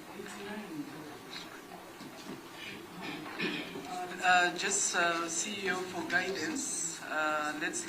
For guidance, you'll work with the report that we submitted to the committee on page 89. Page 89. That is where our submission is on the length of the transmission grid we are operating, standing at 5,295 kilometers. Total number of substations are now at 43, with a transformation capacity standing at 7,170 MVA. Next financial year, the addition to this, we expect to add 262 kilometers of network or transmission line at a 220 kV transmission level. This is specifically to enhance exports or imports to Kenya, as the case may apply. The revenue, UTCL revenue, we derive it from the bulk supply tariff, and ordinarily, the revenue we project is adequate to really pay off the generators and also meet our operational costs. In the next financial year, 26-27, we project a revenue of approximately to be 2 trillion shillings. Of this, 90% of it go to pay generators, while the 10% covers our operational and maintenance costs. Chair and members, it's important to note that the current tariff structure does not provide for recovery of capital investment costs. Transmission infrastructure expansion and grid reinforcement are therefore financed separately through Government of Uganda counterpart funding and support from development partners. On which major projects we are implementing, quite implementing, which are ongoing. This is Karuma to Tororo 400 kV. We have the Kampala Metropolitan Transmission Network, the Industrial Park Transmission Infrastructure, and then we have regional interconnectors, Tanzania, DRC, and South Sudan. Ongoing projects, as I mentioned, we have the Kampala Metropolitan. Details are in that table on page 91. The Kabale Park, we have a substation we are putting up, and progress stands at 75%. Sukuru in the east, progress is at 95%. And the electrification of the industrial parks, category 1 consists of 3 proposed, which are Kapeka, Mbale, and Sukuru parks. These are substations, and works 3 unencumbered UTCL substation sites will commence immediately. As per the EPC contract, the contractor shall be expected to complete lots 1, 2, and 3 within the 18 months, and these consist of transformers rated 3 MVA at Kapeka Industrial Park, 3 transformers MVA Mbale Industrial Park, and 3 transformers 8 MVA maximum at Sukuru. The category 2 projects proposed, the projects consist of 4 proposed substations and 2 proposed transmission lines as per the EPC contract. The contractor is expected to deliver category 2 projects within 36 months immediately for projects under category 1 and acquisition of associated land category 2. Lot 4, we have Woblenzi. We have 2 transformers, 250 MVA. We have also 2 at 80 MVA. These are 220. The 250 are 400, 220 to 33. Lot 5, Kapeka Industrial Park. We have 2 transformers, 122, 125 MVA, 220, 13 to 33 voltage ratio. Lot 6, Nakasongola Industrial Park, 40 MVA, Lot 6, MVA, 2 transformers, Kaweweta. Lot 8, approximately 33 kilometers of 220 kV double circuit from Woblenzi to Kapeka. And Lot 9, approximately 123 kilometers of 132 kV double circuit, Nakasongola to Kaweweta and through to Kapeka. Karuma Tororo, and construction of this is yet to begin, but we are now in the compensation phase. The 400 kV double circuit transmission line spanning approximately 347 kilometers between Karuma and Tororo.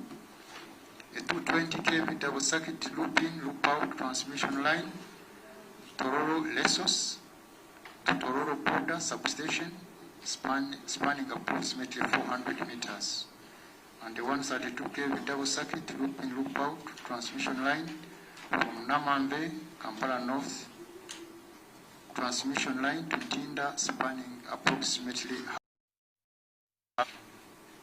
substations at Tororo. We have the 400/220 kV Tororo border, and then the 132/33 in Tinda substation. And also a expansion of the existing 400 to 132 Karuma substation to accommodate the new transmission infrastructure. Members, we also have the Uganda-Tanzania interconnection project. We shall have under this, we have 92 kilometers of 400 kV double circuit from New Masaka substation to Mutukula. We have 165 kilometers of 400 kV double circuit from Wobulenzi to Masaka new substation. And the total distance on the island side is 257 kilometers. For substations under the same project, construction of the 400/220 at Masaka substation, extension of the proposed 400 kV substation Wobulenzi with the two 400 kV line base to Masaka. We have Uganda South Sudan at 400 kV, and we have 149 kilometers from Orio to Pipia, Elegu border, power transmission with a fiber optic, extension of Karuma substation to accommodate the two circuits, the double circuit we are talking about, and also upgrade of Orio substation to accommodate the line from Karuma and then outgoing to Libya. Also, the new 400-132-33 substation across the border with South Sudan. Chairman members, we have ongoing projects to upgrade or enhance capacity around Kampala, Mutunde substation. This is ongoing, progress 14%. Upgrade of 132 kV 11 transformers. They are being upgraded to 40 MVA. 2 132 kV transformer base and 2 11 kV transformer base. Also, 10 on 11 kV feeders are expected to be incorporated or upgraded. 6 33 kV base, including their control, protection, and civil works. At Kawanda, upgrade of the substation, that's the 132 kV 33, with the two transformers, each 8 MVA, 132/33 power transformers.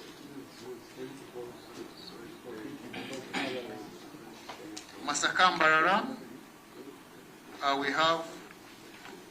we propose to construct 135 kilometers of transmission line, 400 kV, initially to be operated at 220.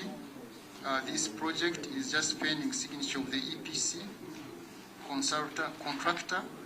The consultant is already on board. On issue number 4, concerning main land acquisition, UTCL continues to implement land acquisition and right of way, but the challenge here, Chair and members, is the gap we sometimes experience on counterpart funding, delays to receive counterpart funding from government, sometimes delay these projects, and at times we incur costs from contractors due to idling claims and the rest. So the main issue here would be really the slow release or delayed release of counterpart funding. Vandalism, we are using a multi-pronged approach, including working with government security agencies. We are also replacing some of the easily vandalized towers with the more robust ones in areas that are vulnerable, and we continue to engage with all security agencies to combat this vice. However, we also try to stop adequate number of spares to continue replacing the vandalized parts. Impact, of course, it goes without saying. The cost weighs heavy on us as UTCL, but of course the impact cascades down. For instance, the incident in Mukono, waterworks couldn't pump water and several factories were off for more than a week. On the issue on what we are doing about maintaining high reliability and availability of the system, Chair and members, the intervention areas are on page 100, and we are upgrading those substations as listed. We also optimize transformer deployment. We continue doing routine maintenance work. Also do asset rehabilitation, specifically on vandalized towers. Issue number 7, on how we are doing with the regional interconnectors. 101, page 101, at the bottom we have a table that shows you on average export on each line. Kenya stands at 70 megawatts. Tanzania average 43, Rwanda 80 megawatts. DRC is a small one. As you realize, the voltage is low, and so is South Sudan. CEO, this table here, why didn't you give us another column which talks about revenue generated? It is okay for you to tell us where it is going, the direction, and then the remarks, but now the other side. Chair, that is noted, but we can provide it. We shall provide that information. Thank you.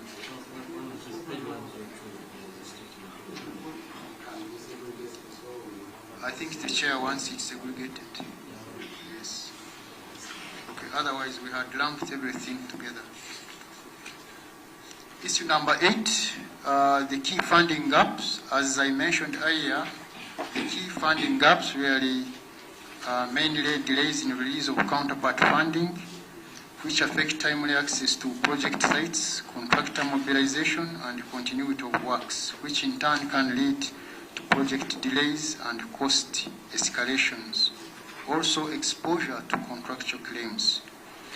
This is particularly critical for RAP implementation, where delayed compensation directly impacts construction schedules. On issue 9, the plan for system operation modernization.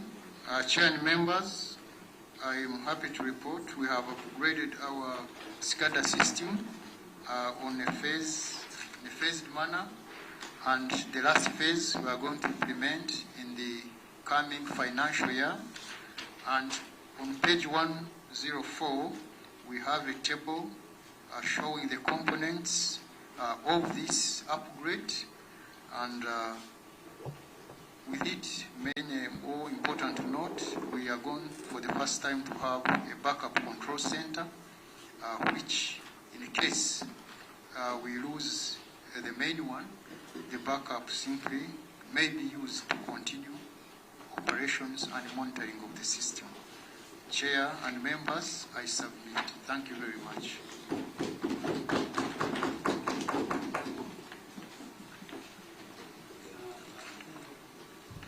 Yes, you know, before I forget, is my friend back? Petroleum Authority of Uganda. Oh, you are there. Okay, there was a question that I needed to ask so that you keep it as part of what you will help you with. It is in line with the difference between disaster recovery data and then real-time monitoring system. If you went to a person that does not regularly sit in this committee or in your meetings, and then you told them that I need money for the data recovery center, at the same time you tell that person I need financing for the real-time monitoring system. So this person may go away and rise up and ask you, so do you mean the real-time monitoring system cannot give you, cannot recover data and let you know what status is there and vice versa? What exactly would you use as key distinguishing features of what these two systems are, and how do you deal with the necessity for both? So later, you just take note of that. I had forgotten it the other time. Yes, please. Okay, we'll respond to that later. Chair, allow me now invite the Managing Director, UEDCL, Mr. Paul Mwesigwa, to respond to the issues on page 105, and in addition to any earlier issues that you raised. Mr. Mwesigwa. Thank you, PS, through my Minister. Honorable Chair, the report that I'm going to take members through is on page 105. Page 105. The first issue that was raised here was in relation to the following completion of Omeme concession.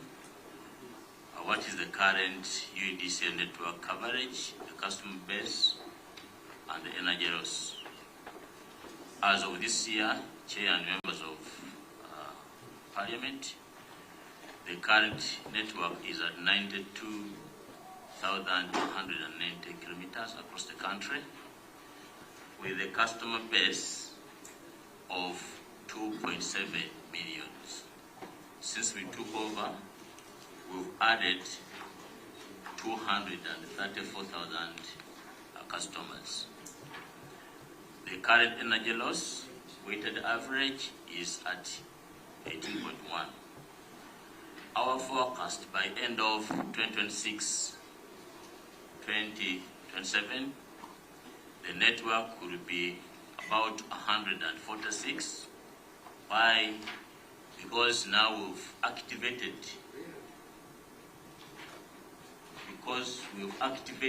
new connections on one pole services, which we are targeting to connect up to 150,000 on an average addition of 0.12 kilometers per customer, plus also transformer injection, which we are targeted to inject about 600 to 700 transformers on an average kilometer length of 2 kilometers per transformer added, plus other requisition of network that comes on board as the customer's demand. On the customer numbers, we expect to be at the 3.3 million customers. Why? Based on the agreement we signed with the Minister of Energy on ESP, we are supposed to add 890,000 customers in 2 years. And the mechanism has been put on the ground. Luckily enough, we've activated the customer awareness, and in the pipeline we have about 440,000 customers in the pipeline for connection. The same applies to energy loss target as given by the regulator of 12.3, but this one will require a lot of investment and project execution. Chair, the second issue that was raised, that how much revenue do you project to collect from electricity distribution, excluding bulk supply, sales, service charges, and etc. On page 105, we put a summary of our revenue, how we performed from July to December 2026, and also our projection from January 2026, how we shall perform from July to December 2026, and the projection from January to June 2027. On average, total expected revenue will be 2.4 trillion, but if we add all the revenues, including other fees plus inspection, we are projecting a total revenue of about 2.6 trillion, with a corresponding expense totaling to, in terms of cost of supply, the money we paid to transmission of 2.1 trillion, plus other expenses totaling to 339 billion, with a total revenue balance which we have planned to deploy on capex or investment in line with the investment approved by ERA of about 207 billion. Chair, specifically on this note, allow me to update that most of our money that we collect is payment transmission. And as of today, we've paid all our bills to zero. The third issue that for 2026-2027 to strengthen the distribution infrastructure, including substation, upgrade new lines, transformers, metering, and ICT. In the same table, we've included a schedule summarized, but we have the details. The total number of projects we plan to implement under our capex, for example, 2026, adds to about 812 projects, but categorized into work in progress, growth and access, reliability, quality of supply, metering, access, and new connection. How are we planning to get this money on board year by year? Our total projection that we are planning to spend in the next 5 years to normalize stability is about $951 million. On a yearly basis, 130 for 2026, 187 for 2027, 154 for 2028, and 144 for 2029, and 2030, 119.5. And we expect to raise this money in different forms through the tariff, as we recover money from the regulator as allocated. The other one is the internal fund through the recovery of the invested activities, through commercial debt, 50 for 2026, we've already secured that one through ABSA. Back, and at same applies to 2030. We are also in discussion through the Minister of Energy for financing of $70 million under the concession loans as organized by the World Bank. Based on we are estimating a projection of capex shortfall of $338 million if we are to achieve what we are supposed to do. Chair and honorable members, the fourth question that came around was, how many new connections do you plan to implement under ESP? Although I've mentioned it before, but to be specific, the agreement we signed with of Energy is to connect 896,000 customers, of which 171 customers are one pole and 724 are no pole. In total, how many customers have we connected on the network under ESP? Last month, we had connected about 54,000 customers. The project delayed a bit because we signed an agreement in July 2025.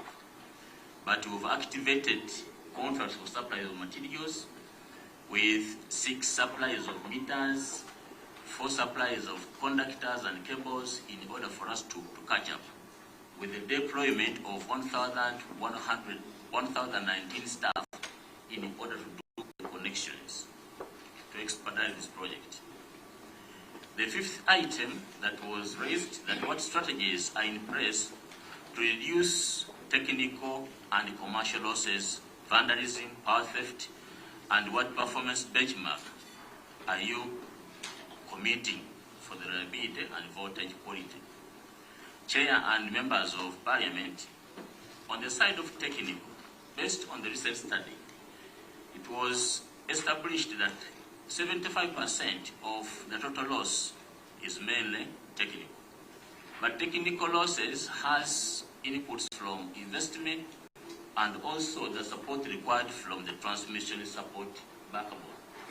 Because we need to appreciate that some of the technical losses are arising from the longer distances of distribution lines. For example, in principle, a distribution line that is loading up to 4 to 6 megawatt should not exceed 60 kilometers.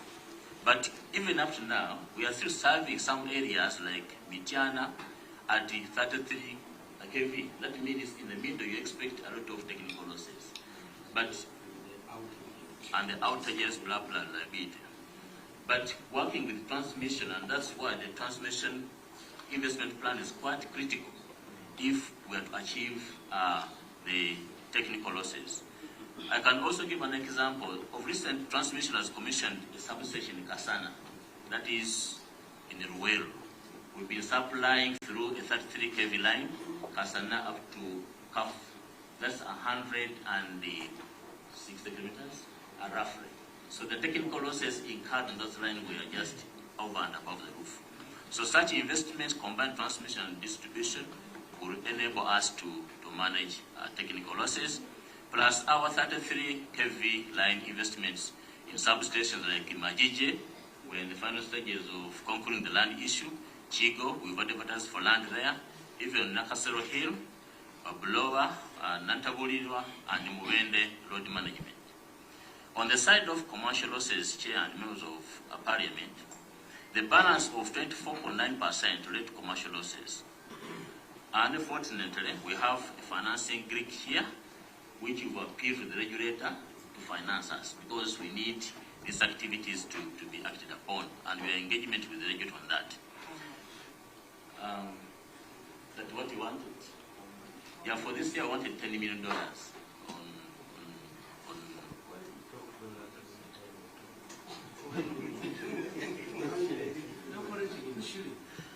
Chair and members of the board, in conversion about 37 billion. That's what you wanted on commercial losses. And among the activities that we've had earmarked, out of the 2.4 million customers that we took over, about 12% of those customers, the meters were due for obsolescence. They were old. That means about 200,000 customers on repayment. We are at risk of having performance issues on side of energy losses. So among our activity is meter audit with energy loss recovery to customers, and also performance on obsolescence and etc. Power safety and amnesty. We've just ended the water campaign where we registered 36 customers, registered themselves that they're using power illegally, and we are now normalizing their connections. Replacement of 40 meters. We've replaced 45,000 meters so far since we took over. Meter upgrade from single to three-phase for load balancing. We have some areas which are using inappropriate meter levels, and we are encouraging them to upgrade their load. Application of automated meter reading technology. All the meters that we are importing and we are going to deploy the smart meter, we no longer encourage meters where we send meter readers. We want to be reading meters online, and that's the technology that we are deploying it. Also, cluster boxes for secure metering. Cluster boxes, that's when you put more than 256 meters in one metering box up at the pole with a padlock. We need to update members of Parliament that the population is very serious when it comes to steel power. They can climb that pole when the need arises, however much it's difficult to climb. On the issue of vandalism, honorable members of Parliament, since we took over, we suffered heavily. We had up to 331 cases of vandalism. To our supplies, about 70, they are within Kampala. And what are they vandalizing? Half a meter of a corridor of a cable, half a piece of a supply to transformer. And when it comes to the villages like Nakasongola, Mitiana, Kasanda, they are actually harvesting our ABC cables. Harvesting. They go and harvest a village. So our appeal to the population is, please be vigilant. But where is the market for those products? There are several markets based on intelligence. One is scrap, and the other are the subcontractors who have come on board. We as UDCL, we are advocating to stop subcontracting, but we have created an avenue for unemployment. So we opened up. Now, since we opened up, after consultation with the sector agencies and the government plus security, but seems we have to go back on the drawing board to see where the things coming from. Of recent, they are... Don't go along with them, but you create discipline.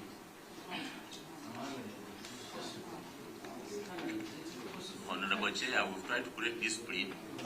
Among the discipline, that if you are to hand over to us any project done, you should present IFRIS receipts where you have bought those materials. But what we found out, these contractors collide with their clients. They present an IFRIS report on this project, the same IFRIS report on the other project, like that.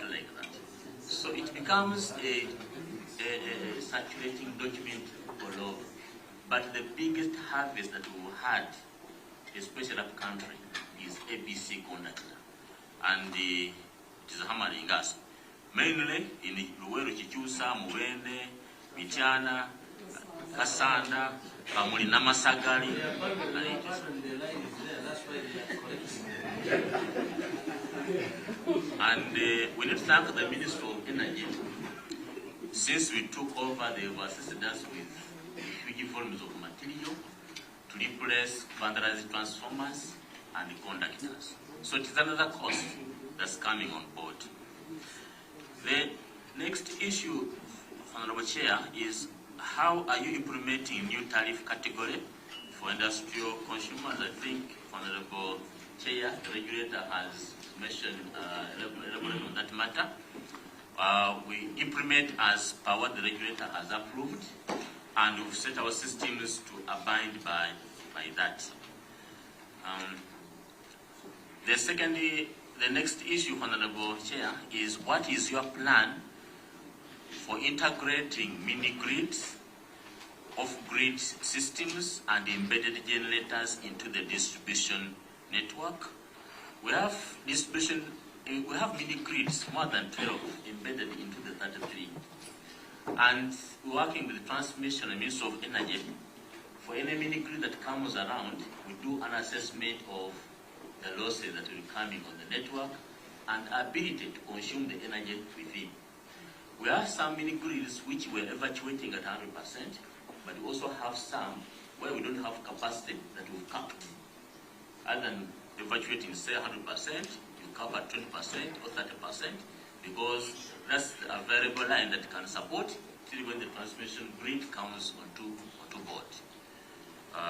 It is a challenge, but we need to work with it. Or till when the local consumption increases in order to consume the generated energy. The next issue, how are you managing customer service, complaint, handling, billing, actually say dispute resolution, and what indicators should the committee use to monitor improvement? Honorable Chair, in line with the target we have from the regulator, the quality of service is monitored through standards on access for electricity supply. The second area is customer service and reliability. Allow me to summarize that we put up systems, for example, if there is any fault somewhere, a customer is supposed to call our toll-free. Why? We register that issue and the time it has been received. Then we start measuring how we are going to resolve that issue. That one has enhanced us to monitor our people in the field. And we've also activated it with what we call the instance, the automated instance management system. That if a customer calls and you mention I'm in Chileka, automatically the system sends the technical person on the ground a message that you have a fault, maybe around number, so take action on this, and these are contact details for the customer who has contacted us. But at the same time, on the side of metering, we've endeavored to at least to make sure that we do meter reading for the few meters that we have, which are still on postpaid. But we are upgrading all of them to be online. Customer reconnection is mainly automated, and based on our performance last year, we secured 70% as compared to the target of 75. We still have more work to do as the business stabilizes. But what are the critical issues that has given us sleepless nights? The performance of meters. Token has failed to be loaded, and also delayed connection because they applied before we took over, and now we've taken over, we've signed agreements. So what are we doing? Based on the suppliers that we've secured, we've ordered a total of 800,000 meters. On that one alone, allow me tell the manager about my ordeal. It is everywhere. You have actually been commenting on issue of vandalism and the materials so much that I realized you have a lot of information which you need to give us. Yeah, this is not about vandalism. But Engineer Paul, you pay for power, for a connection. They tell you it is free, but the communication you get from somebody who is going to connect you will tell you, you have to wait for 2 months to get that free connection. If you want a quick service, pay 720. You see how Ugandans end up paying for a service that is supposed to be free. Thank you, Honorable Member of Parliament. Let me clarify on that. We have reduced the connection time. We found some customers who are in the line for more than a year. Now, our average time is between 3 to 4 months reduction. We're driving to make sure that we achieve the 5 to 10 days as per the regulator. But the hiccup that we've got, despite signing agreements with suppliers, we signed some agreements in September and December. Up to now, the deliveries are not yet finished. So we're also being delayed by the supply chain of equipment that's supposed to come into the country. But the message to some of the field staff, we don't manage NGOs. Some of the people have some characters. If any payment is in cash, don't allow. All the collection is collected by UDCF, either through mobile money or a bank.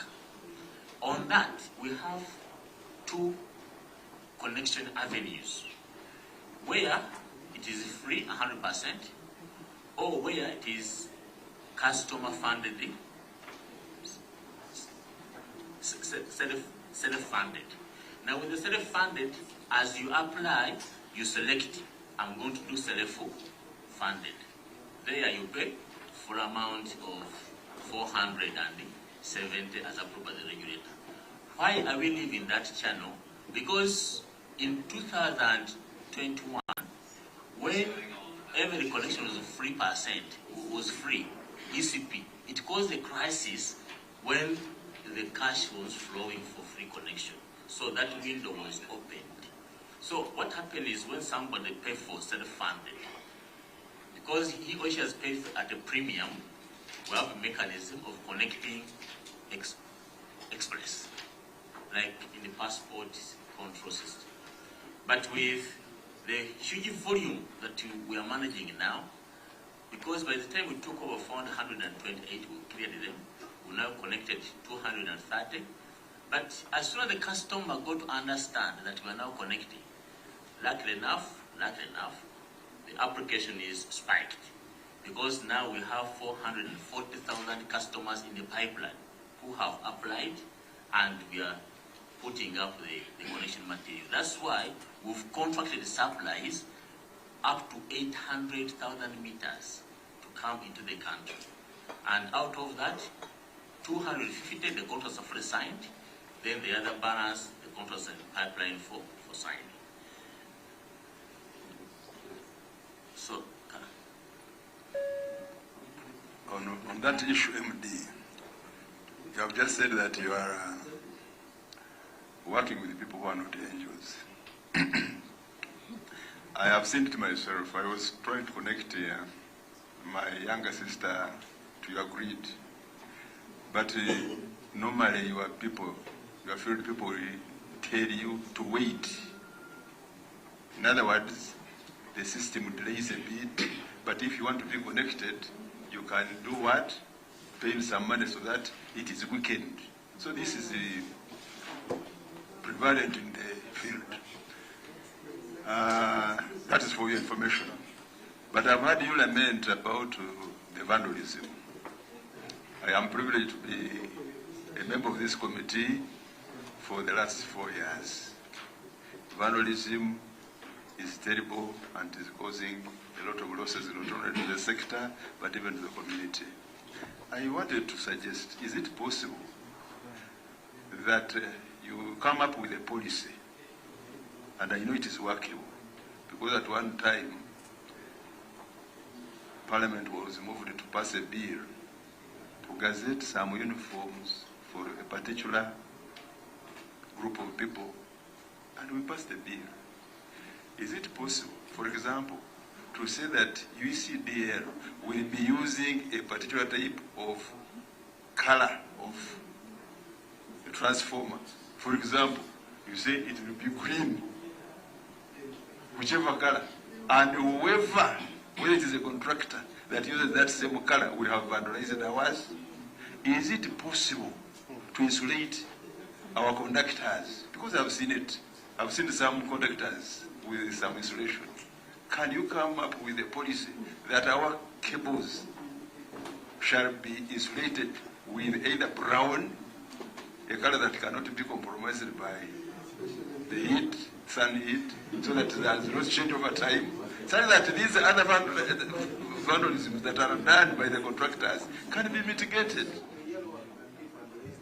See, if you give a contractor to Mwesije to do a certain project, and you find him using that color, he would have vandalized it. I think we can now manage these scrap people who normally go for meters, but these villages where, because you are the one who has said it, that in Kampala here they cut a piece, but in some villages they vandalize the whole village. And you told us that this could be done by the contractors.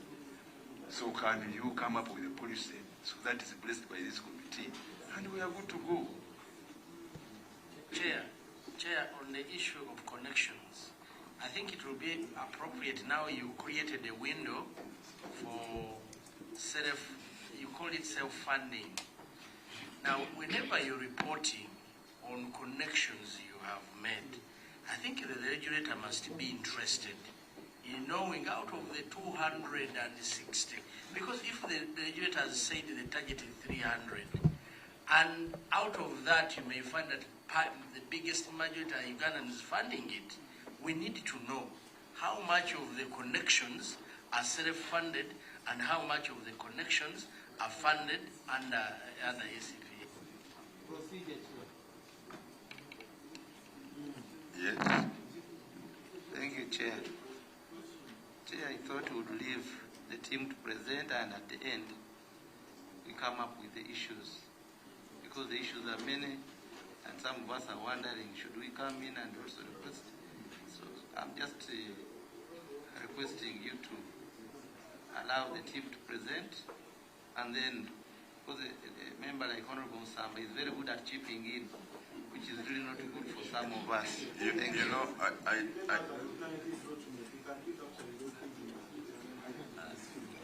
Chair, can I proceed? You know, we had given floor for presentation, but we have colleagues who want to continuously keep, you know. So members, let us accord them appropriate time to present. You hold those issues, you'll have an opportunity to put them to. Absolutely. Honorable Chair, thank you very much. Let me start from the comment with the submitted before I go back to the presentation. Chair, the policy on identifying our items as marked, all the orders that we make, for example, that ABC conductor, they come with the UDCL, property of UDCL, including the meters.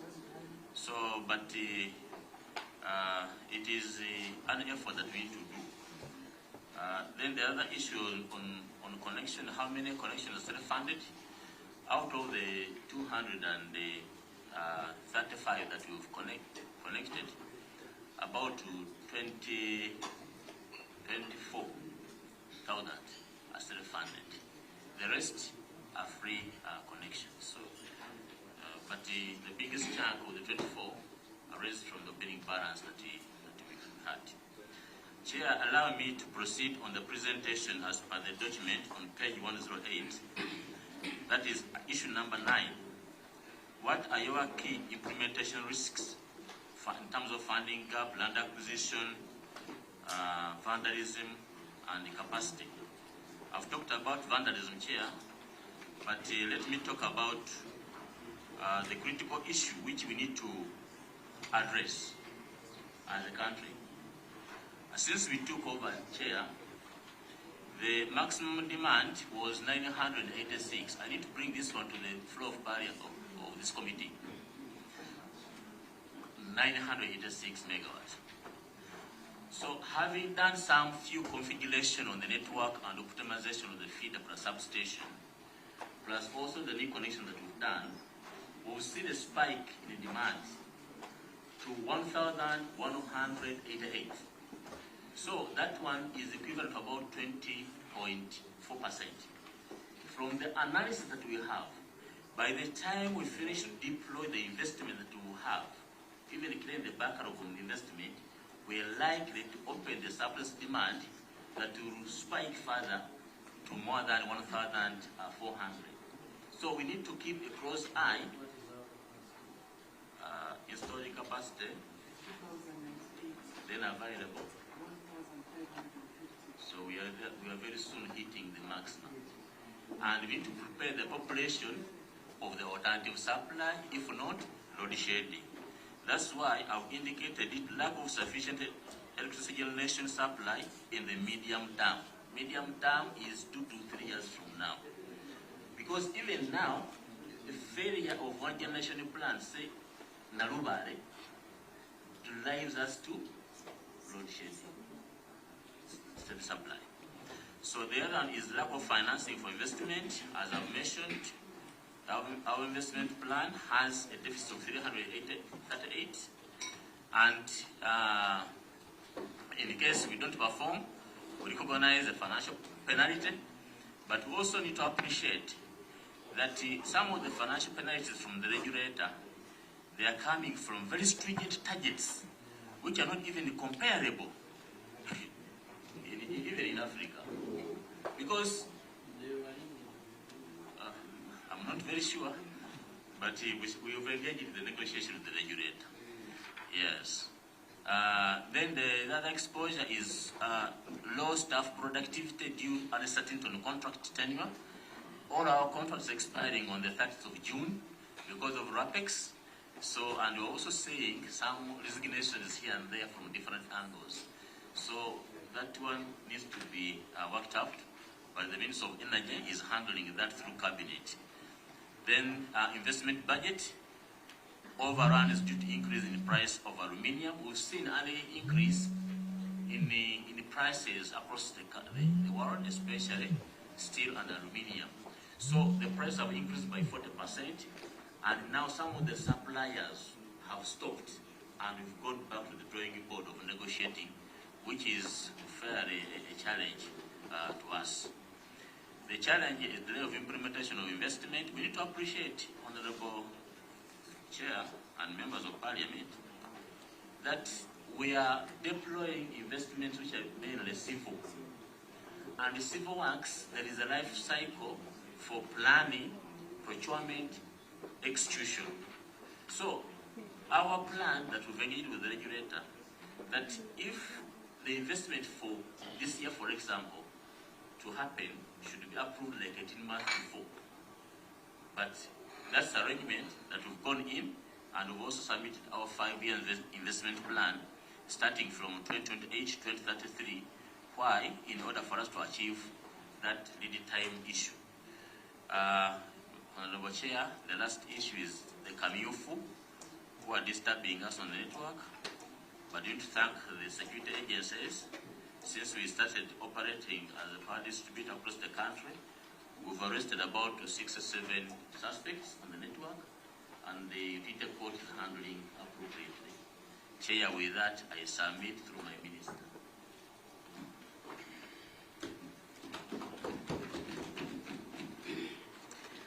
So, Honorable Chair, last but not least, allow us invite Mr. Daniel Kenya Yiga on behalf of the Managing Director, UECCC, Uganda Energy Credit Capitalization Company, Mr. Yiga.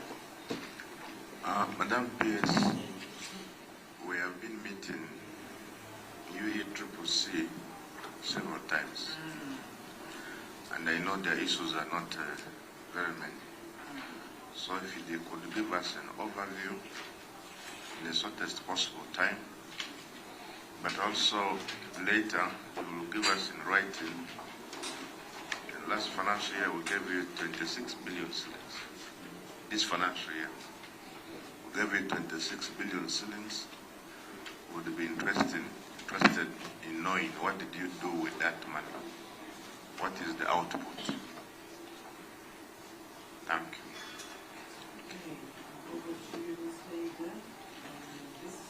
Whether you have a short form, summarize. Okay. Yeah. Thanks, Chair. I think I'll go to the issues. That will save a lot of time for us.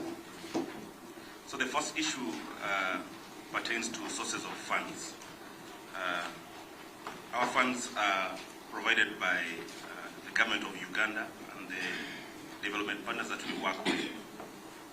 And they are broken down into wage, non-wage, as well as development from government of Uganda, as well as for development partners who support us with the work that we do in the field. I'll mention something about that in the presentation. For 2026-2027, we are looking out for 4.6 billion, that is for staff costs. And then we are looking out for, that will come from the wage bill from the government of Uganda. Then non-wage from government of Uganda, we are looking at 5 billion. That will support with project implementation and supervision, particularly looking at marketing, communications, information technology, as well as administration costs. Then for the Orio project, where we have a number of hydropower dams under construction, we're looking at government of Uganda under the development column, affording us with 7 billion Uganda shillings. And this will go to civil works, electromechanical and owner engineer works, design and construction of the distribution network from the hydropower dams that are being worked on. On the front of development partners' contribution, that is off balance sheet and as such does not appear on this report. Under electricity access scale-up project, we have technical assistance for participating financial institutions, as well as ESCOs on implementation of EASP, health and safety, capacity building, marketing and communications, information technology, administration, and other attendant costs.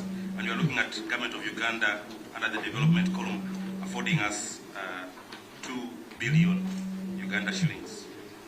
The rest of the funds under the EAS project are afforded to us under World Bank, which supports us with implementing the credit support facility to financial institutions, reserve-based financing to the enterprise service organizations, as well as direct lending to enterprise service organizations. We also have a line there for capacity building for financial institutions as well as enterprise support companies. Altogether, we are looking at 18.4 billion Uganda shillings in the new financial year to enable us proceed with the good work that we've been doing over the last years that we've been in existence. On issue number 2, what specific technologies we deploy under UECCC? We have standalone solar systems and lanterns. We also look out for productive use of energy technologies such as solar water pumps, solar irrigation units, and cooling systems. Grain milling machines, solar grain milling machines, solar water heating systems, and several other technologies as they arise and get approved for our program. We also look at clean cooking solutions, especially those powered by liquefied petroleum gas, which is quite a new front that has been supported by the government of Uganda, and we've seen a lot of traction in terms of uptake with our partners like Vivo Energy, Total, and several other petroleum companies that are working in the country. We're also looking at electricity uptake, especially stimulating demand for consumption of on-grid electricity with regard to cooking, solar, ethanol, biogas, as well as biomass, improved biomass sources of energy. Right now, the country is consuming a lot more biomass, and we are trying to scale that down by way of promoting the other technologies that will support the population. The ES project, unfortunately, is expected to reach closure in June 2027, and we are looking at other sources of funding that we are working on, and we'll report to you as and when those come to fruition. On issue number 3, the question was in regard to how we assess and manage credit risk in participating financial institutions. Quite a bit of the team working at UECCC are ex-bankers with deep experience, and we are drawing from those skills to be able to provide overseeing of this process. So we apply a structured credit risk management framework where our posture is to make sure that every shilling that is invested is impactful or has several lives, so that we have value for money in the work that we do with participating financial institutions. We also carry out comprehensive due diligence with the financial institutions that we work with, and currently we are working with about 9 that are active out of 35 that we pre-qualified. So we look at areas like governance, operational capacity, credit management systems, regulatory compliance, as well as the performance of these financial institutions. You must be seeing quite a number of them appearing in the papers reporting their financial reports. So that's also one of the sources of information that we work with to give us pointers of who to approach.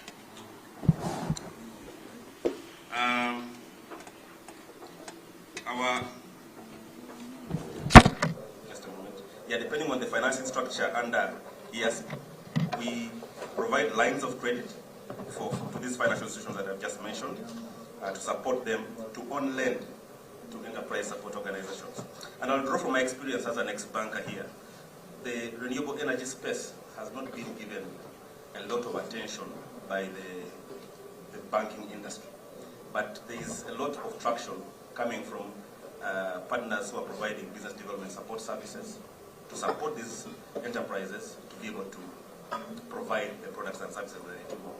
And they have become more articulate and confident when dealing with financial institutions. And we are seeing the UECCC leading the surge on that by being able to provide the risking for these financial institutions in order to lend more money to companies that are engaged in renewable energy. We also provide partial credit guarantees, and that is part of the aspects that we leverage on to de-risk lending to energy support companies that are active in the country. Then there is a risk that we also mitigate, and that is the technology risk guarantee that we use. Some technologies are new and mostly from China and the Eastern Tiger countries, and there's a risk of these technologies failing. There's a risk of them not being able to deliver what they are meant to. So there's that particular guarantee that we provide to make sure that we have traction on that front. Then when it comes to portfolio monitoring, that area is robustly managed, where we have these financial institutions having periodic reports being presented to us to see how they are performing on their portfolio and how much uptake there is on the renewable energy products that we try to support. Then we also monitor beneficiaries to confirm utilization of funds that are afforded to financial institutions. Just recently, the team of my colleagues went out across the country to make sure that what is said to be deployed in the market is exactly deployed with specific, geo-positioning of this deployment of products. Then, yes. Then issue 4 is with regard to concrete contribution to government targets.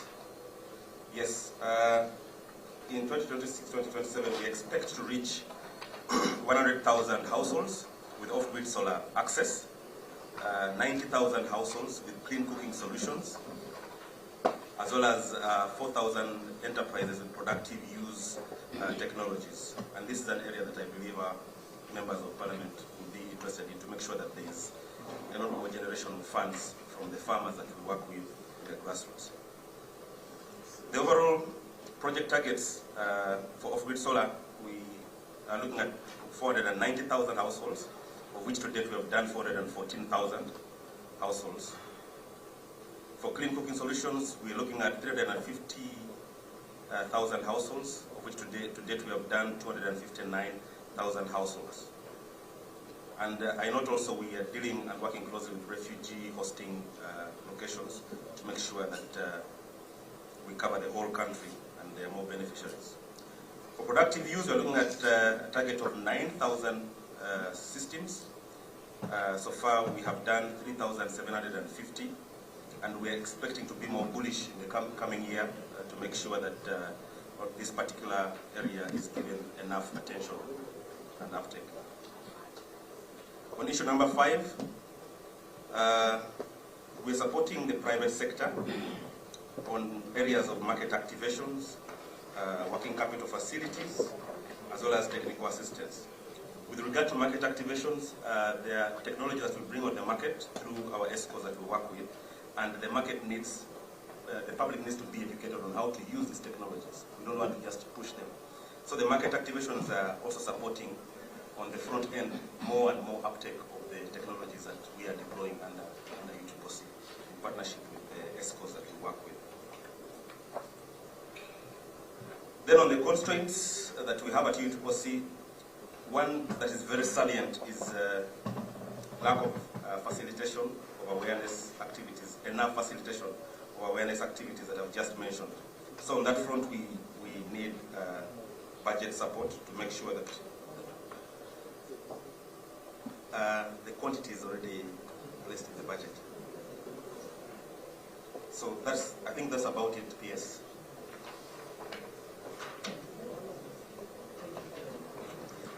Thank you, Mr. Kenya. Chairman will revert back to you. That closes the agency's submissions.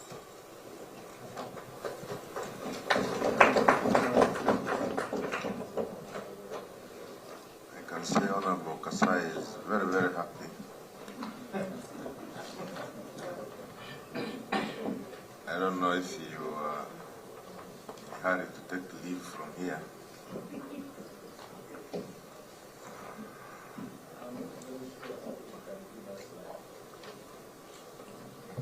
not very sure. You are doubting our capacity. If we can give you all the budget requirements, why not just a million? Mr. Chairman, please, I think a man like Honorable Samba will need you because he has a lot of issues he wants to raise.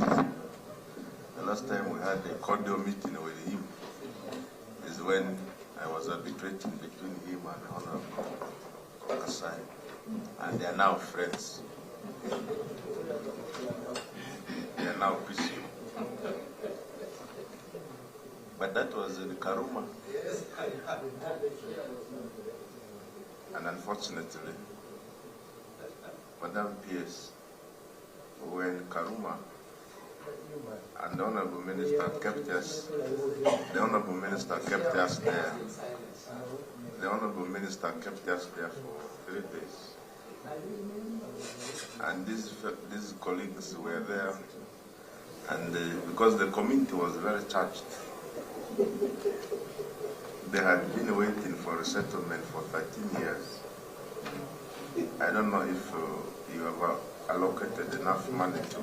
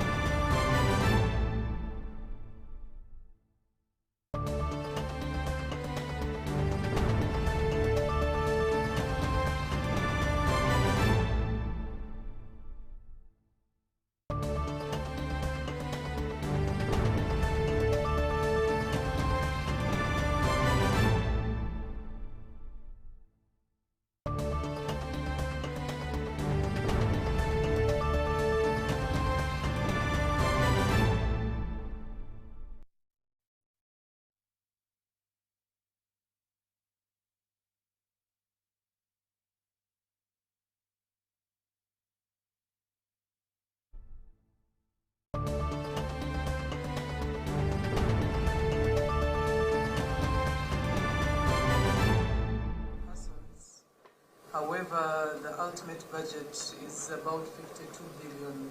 So we have a deficit of 42 billion, and we highlighted it in the unfunded priorities for the ministry.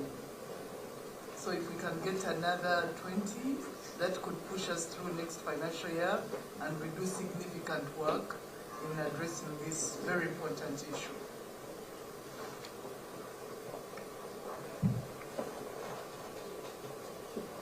Chairman to respond to that one and support it. Mr. Chairman, while you delegated us to that very sensitive assignment, we reported back, and as you have heard the PS, the Lapono project requirement is a little bit bigger. What is only available is 10 billion. So it will be important if we can do something, because part of the vandalism there, I'm told, is attributed to the project affected disgruntled community members. They are not being protective to the infrastructure because they have not been resettled 13 years down the road. And my good friend Honorable Kasai, I don't know why you've been prioritizing the honors engineer so much to your fellow citizens.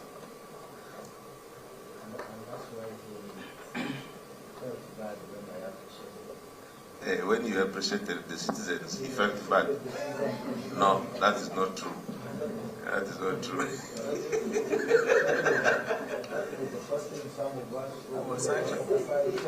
Who was actually instigating the communities to attack members of parliament, so I had to protect my members of parliament. Okay. Honorable Joseph, hold on a bit, colleagues, just a second.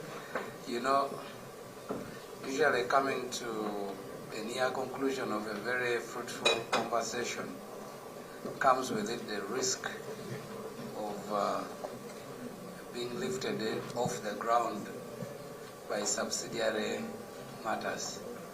So just first of all, to wrap up the first phase, Honorable Minister,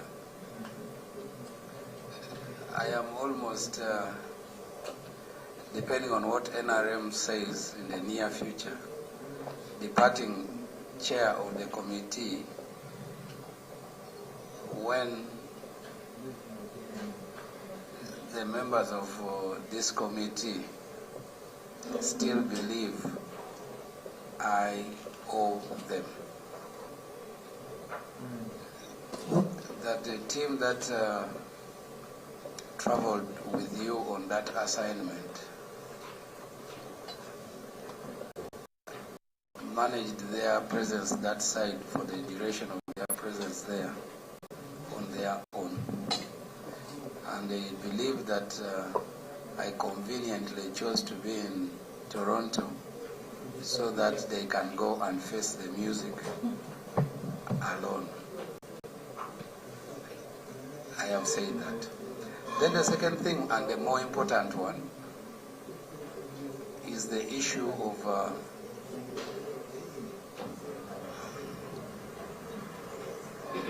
am I right? That's the situation, isn't it? I'm going to wait around.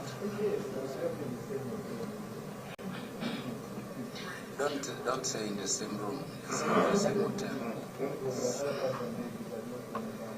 So anyway, let's the shortfall for the pubs.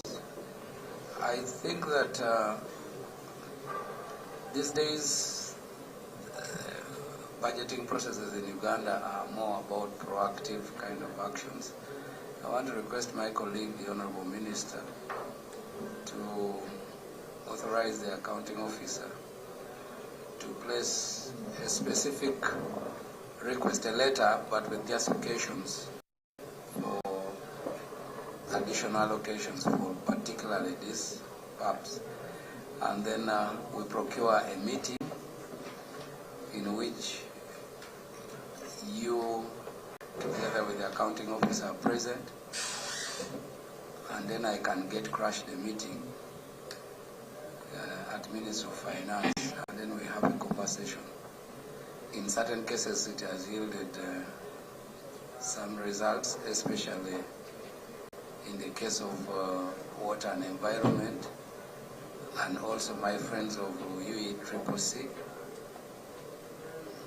The lucky thing for them, once the problem was sorted for last financial year, now they don't even have reason to come in person to the committee.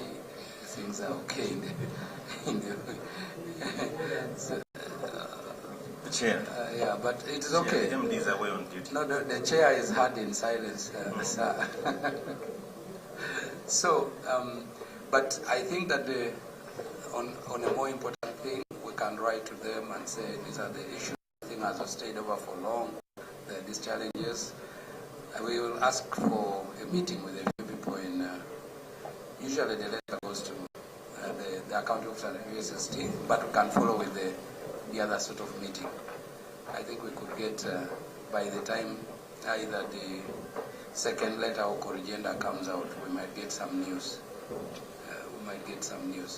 So, colleagues, we are supposed to hear a few tidbits from the alternative policy statements, especially the alternative policies and possibly where they would believe that this amount of resources should be placed instead of the other. In the look of things, I suspect that it is Honorable Patrick Nsambo Shalbe who has been delegated to do this on behalf of the Shadow Minister, correct? Yeah, I want to request you, just for the sake of your own colleagues who need to make interventions, to make it candid and brief, but straight to the gist of the matter, and then we can go into interventions and seek the way forward. What I know now that I am here is that today should be the last time we have this part of the meetings, because I have now got an official communication that your colleagues from the NRM will be away between the 7th and 14th. So meaning by the time, just based on statutory, by the time we come back, the chair should be appearing before the budget committee. So this meeting must conclude every bit of the conversation today. So I want to invite you, Honorable Patrick Samba, to present the alternative ministerial consultant. Thank you, Chair.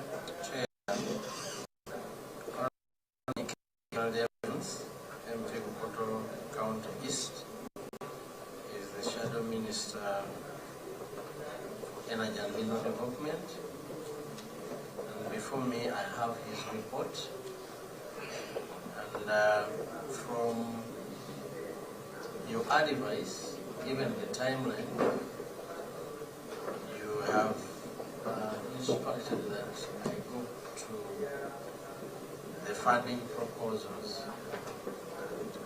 without delving into the margin policy statement. Honorable colleagues and members, here are the funding priorities. And I'm going to read briefly, but you'll take note.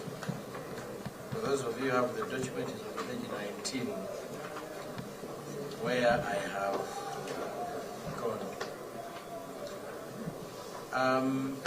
Mr. Chairman, the Honorable Minister Kanyike proposed that we should reallocate 10 billion from project 1801 output 0078 intended for land acquisition at Karuma, and allocate the funds to electricity access scale-up project for more connections. Proposal number 2,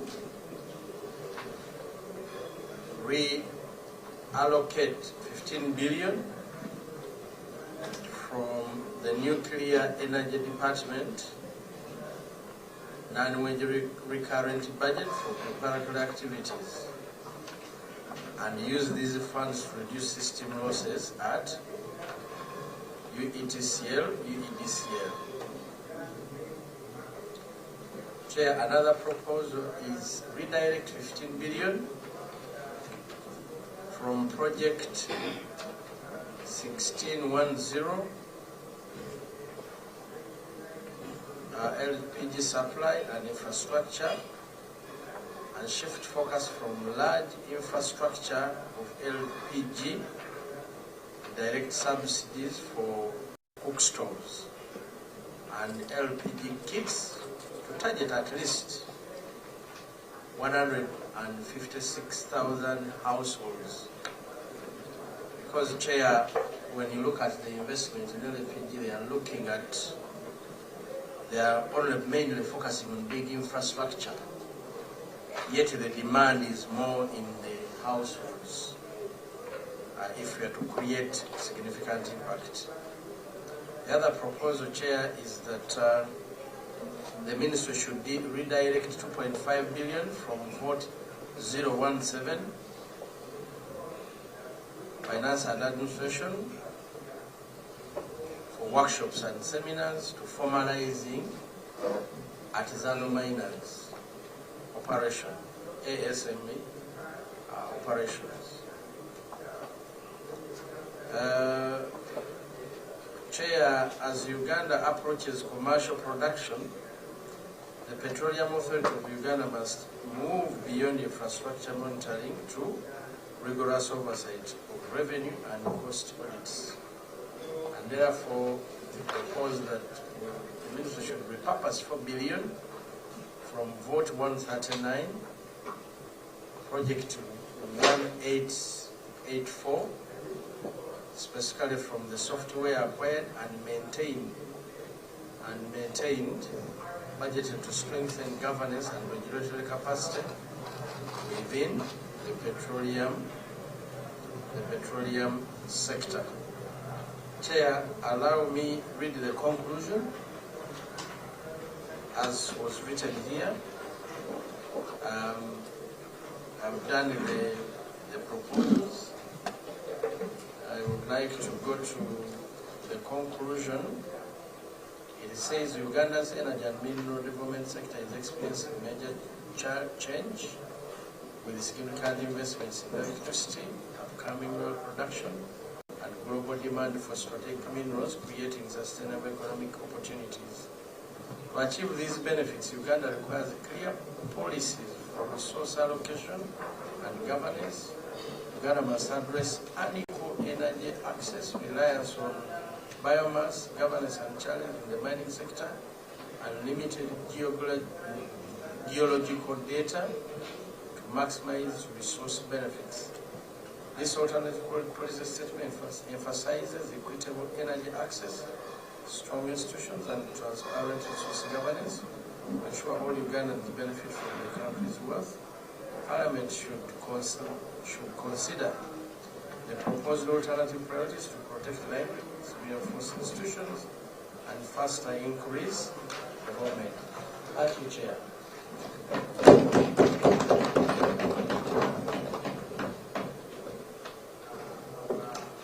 Yeah, that is the lugubriousness you get with experience. As the late Apollon Sivambi would put it. But thank you so very much for a brief, concise, and straightforward expose of the alternative opinion on the ministerial policy statement, especially in as far as policy alternatives are concerned. We want to thank you, Honorable Minister. I think at this point we are ready to hear from the members. That's correct? PS, is that fine?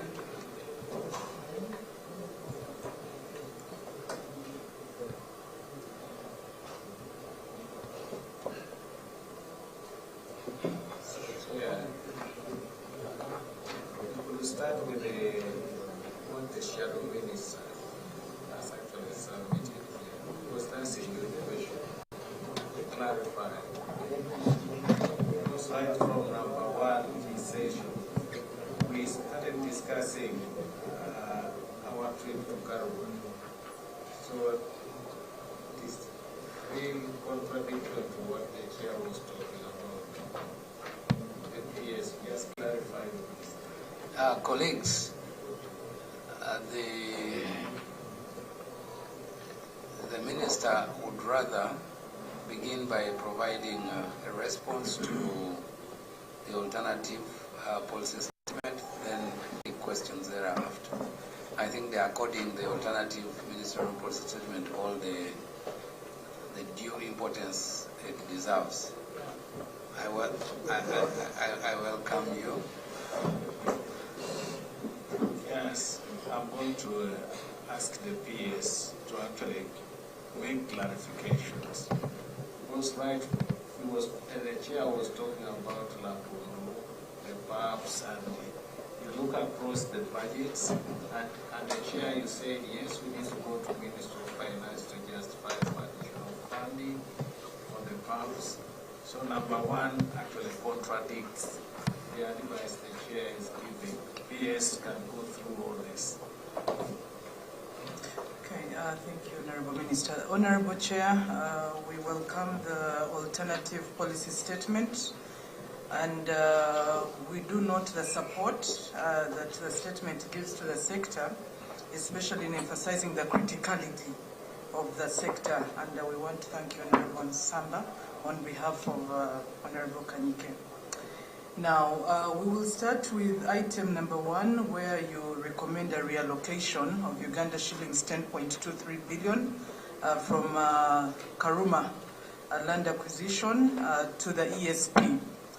Honorable Chair, when we presented yesterday, we did indeed highlight the funding gap for the resettlement action planning under the ESP of about 22 billion. And we want to thank Honorable Kanyike, through Honorable Nsamba, for picking it and making this recommendation. However, that 10.23 billion indeed, as the Honorable Minister has indicated, is already allocated to support us with the resettlement action planning for the Karuma project affected parcels, where we also have a deficit of 42 billion Ugandan shillings. So we want, through you, Chair, through the Minister, to request that the alternative policy statement reviews that recommendation. Honorable Chair, moving on to the next recommendation, we note the recommendation to reallocate Uganda shillings 15 billion from the Nuclear Energy Department's non-wage recurrent budget for preparatory activities, and we move those funds to reduce the system losses under UBTCL, UEDCL.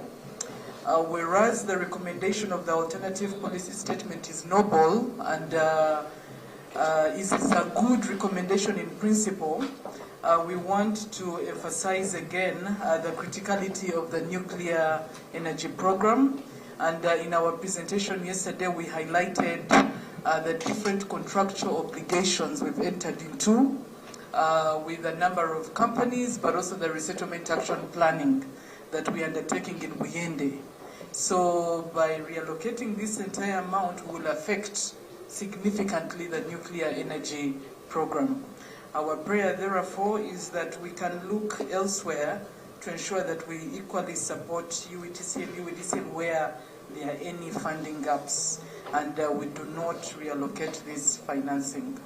Honorable Chair, that's our prayer.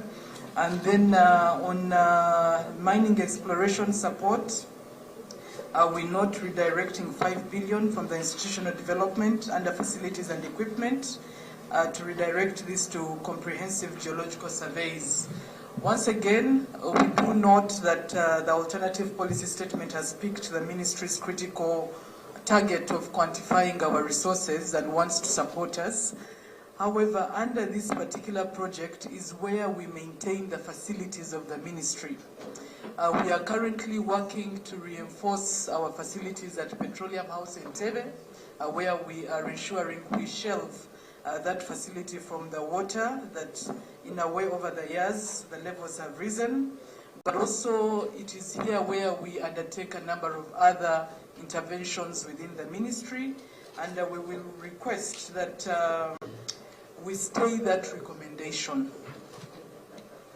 Honorable Chair, the next part we want to clarify. We note again the alternative policy statement's recommendation to redirect 15 billion Ugandan shillings from Project 1610 LPG supply and infrastructure.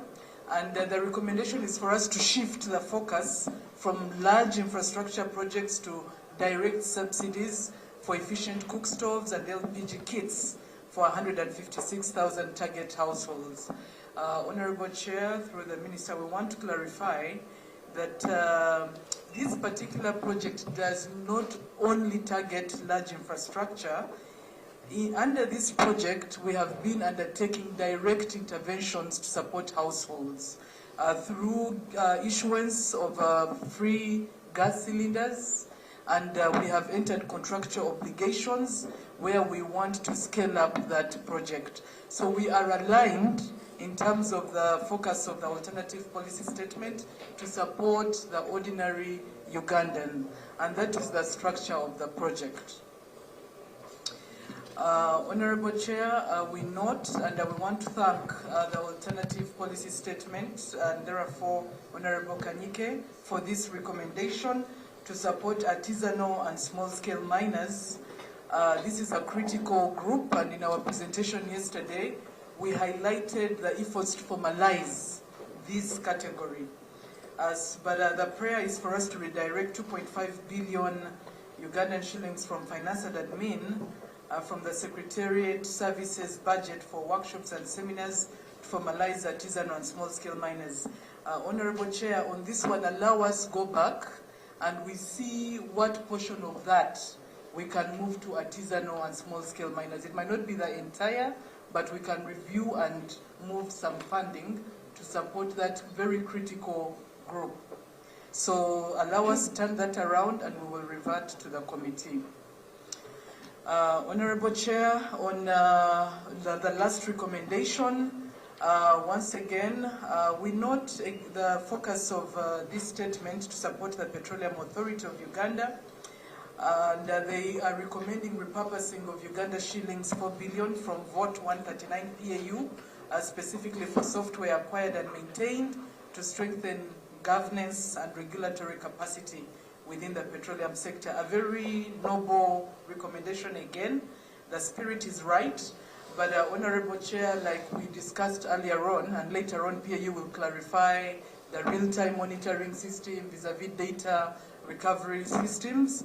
And you saw the deficit we have in terms of the budgets to complete that critical assignment, but also to emphasize that this software also addresses the concern of the policy statement in terms of strengthening governance and regulatory capacity. So when we deploy the real-time monitoring system, when we deploy these different software, they go to support in achieving that through efficient digital systems. So our prayer, Honorable Chair, through the Minister, is that this amount is not reallocated, and we look for, and we can discuss how best to support the Petroleum Authority of Uganda further. I thank you through the Honorable Minister.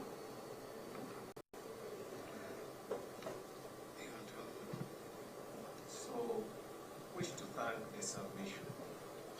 It has actually touched areas which we also have in mind. But because of limited funding, we actually wish to take the money there. But we are going to cut our, make our growth within the resources available. We can continue discussing this. Shadow Minister. Mr. Chairman, the submission is done to the committee. The ministers defended their position and they came here to defend. So I know the committee will take a proper decision about our proposals. Thank you very much. Thank you. I thank you so very much. Yes.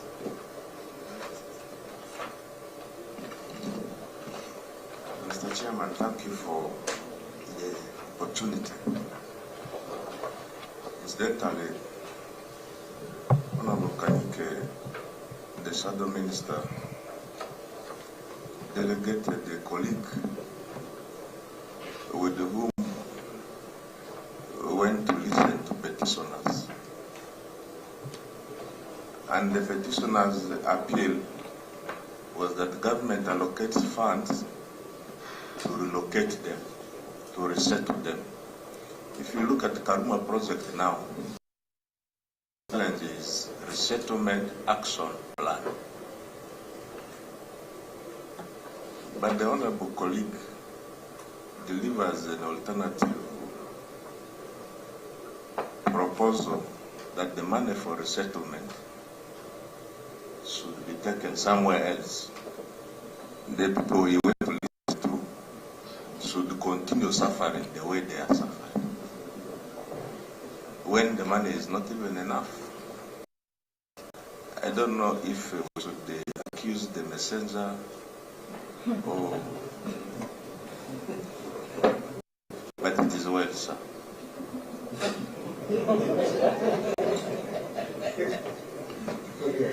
Don't shoot the Mr. Chairman, don't shoot the messenger. The good thing, you at a high table making decisions about this.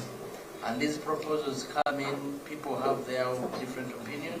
I wish Honorable Kanyike was here. Must have had serious reasons and doubts whether it is actually going to those people. But anyway, we are here in a house where these can be reconsidered or considered. Don't kill the messenger. I actually doubted whether he believed in what he was reading.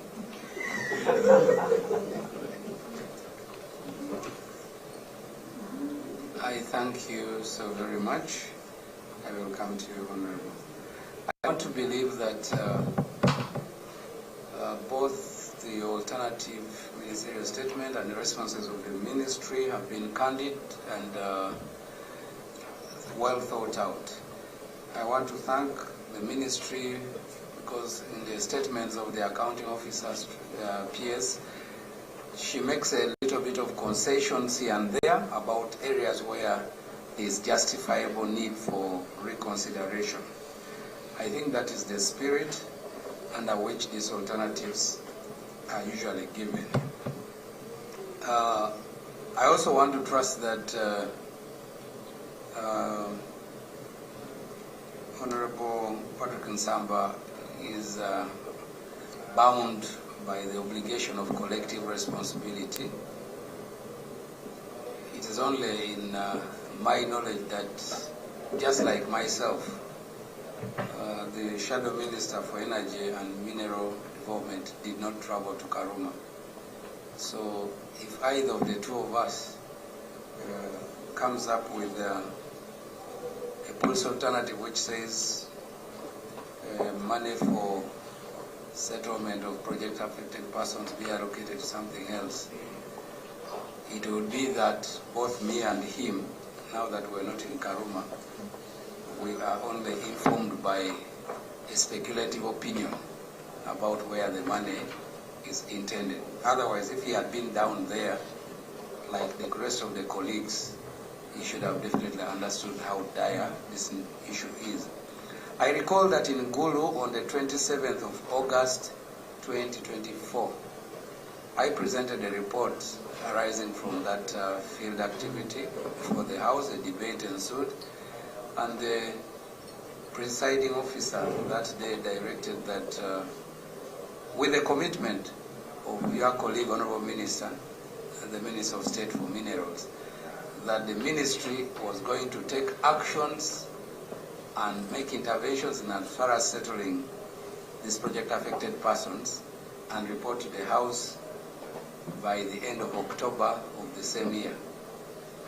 It's of course an indictment to both us as a committee and yourselves more that 2 years down the road, this matter is still a conversation.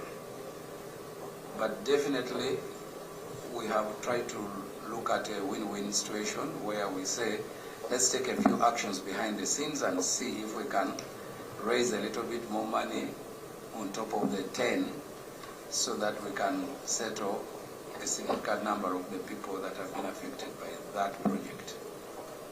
I want to trust that the hostility that the project is experiencing, resulting to vandalism and the like and so on, is because of people not feeling like the project was there to change their livelihood, so they become hostile to it. Honorable Josephat Tumwesije of Bugangaizi. I'm happy the PS is here, and what I'm about to say is that I'm not seeking for remedies or damages, but for the good of the other committee members who might be affected in future. Mr. Chairman, I labored a lot, even on the floor of Parliament, to vote for my people. I labored a lot to even put in money to make sure that a survey is done when the first survey had been scrapped from the database of the ministry. After all those hurdles, the PS, with her good handwriting, signed a contract in favor of extending power to the residents of my constituency, which copy I have here, but I don't want to share it. I would if you wanted, but she knows she signed a contract. I even took the bother of calling her, Madam, the contract that you have signed for extension of power in my constituency, the attached beneficiary villages have never existed in my constituency. That one aside, it caused a lot of trouble in my constituency, whereby it even contributed to my loss of the recent election. Like it was yesterday, but one, when we were meeting the team from water about the Nexus project. This thing caused a lot of trouble for me. I walked like some new grammar has been invented, backwards and forwards. A disclaimer there. Back and forth to the ministry. But please don't quote me. But what I'm trying to bring on board, Mr. Chair, as of this committee, or possibly other committees in other MDAs and ministries, when, for example, a whole PS writes a contract and signs it, and even gives me a copy as a member of parliament, I am energized and empowered that yes, my community is going to be served. But later on, the slap is in my face to say, you don't deserve. That is so hurting, Mr. Chairman. I therefore request that next time, Madam PS,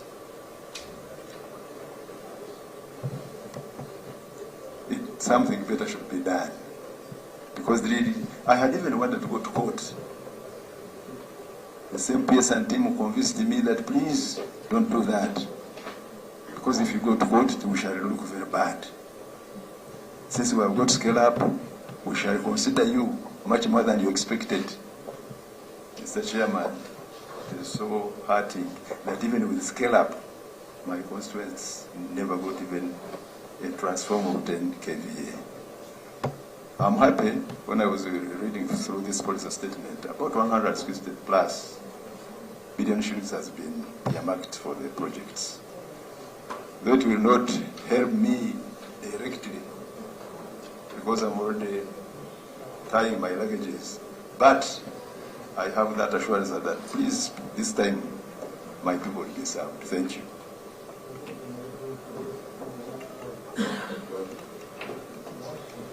You know,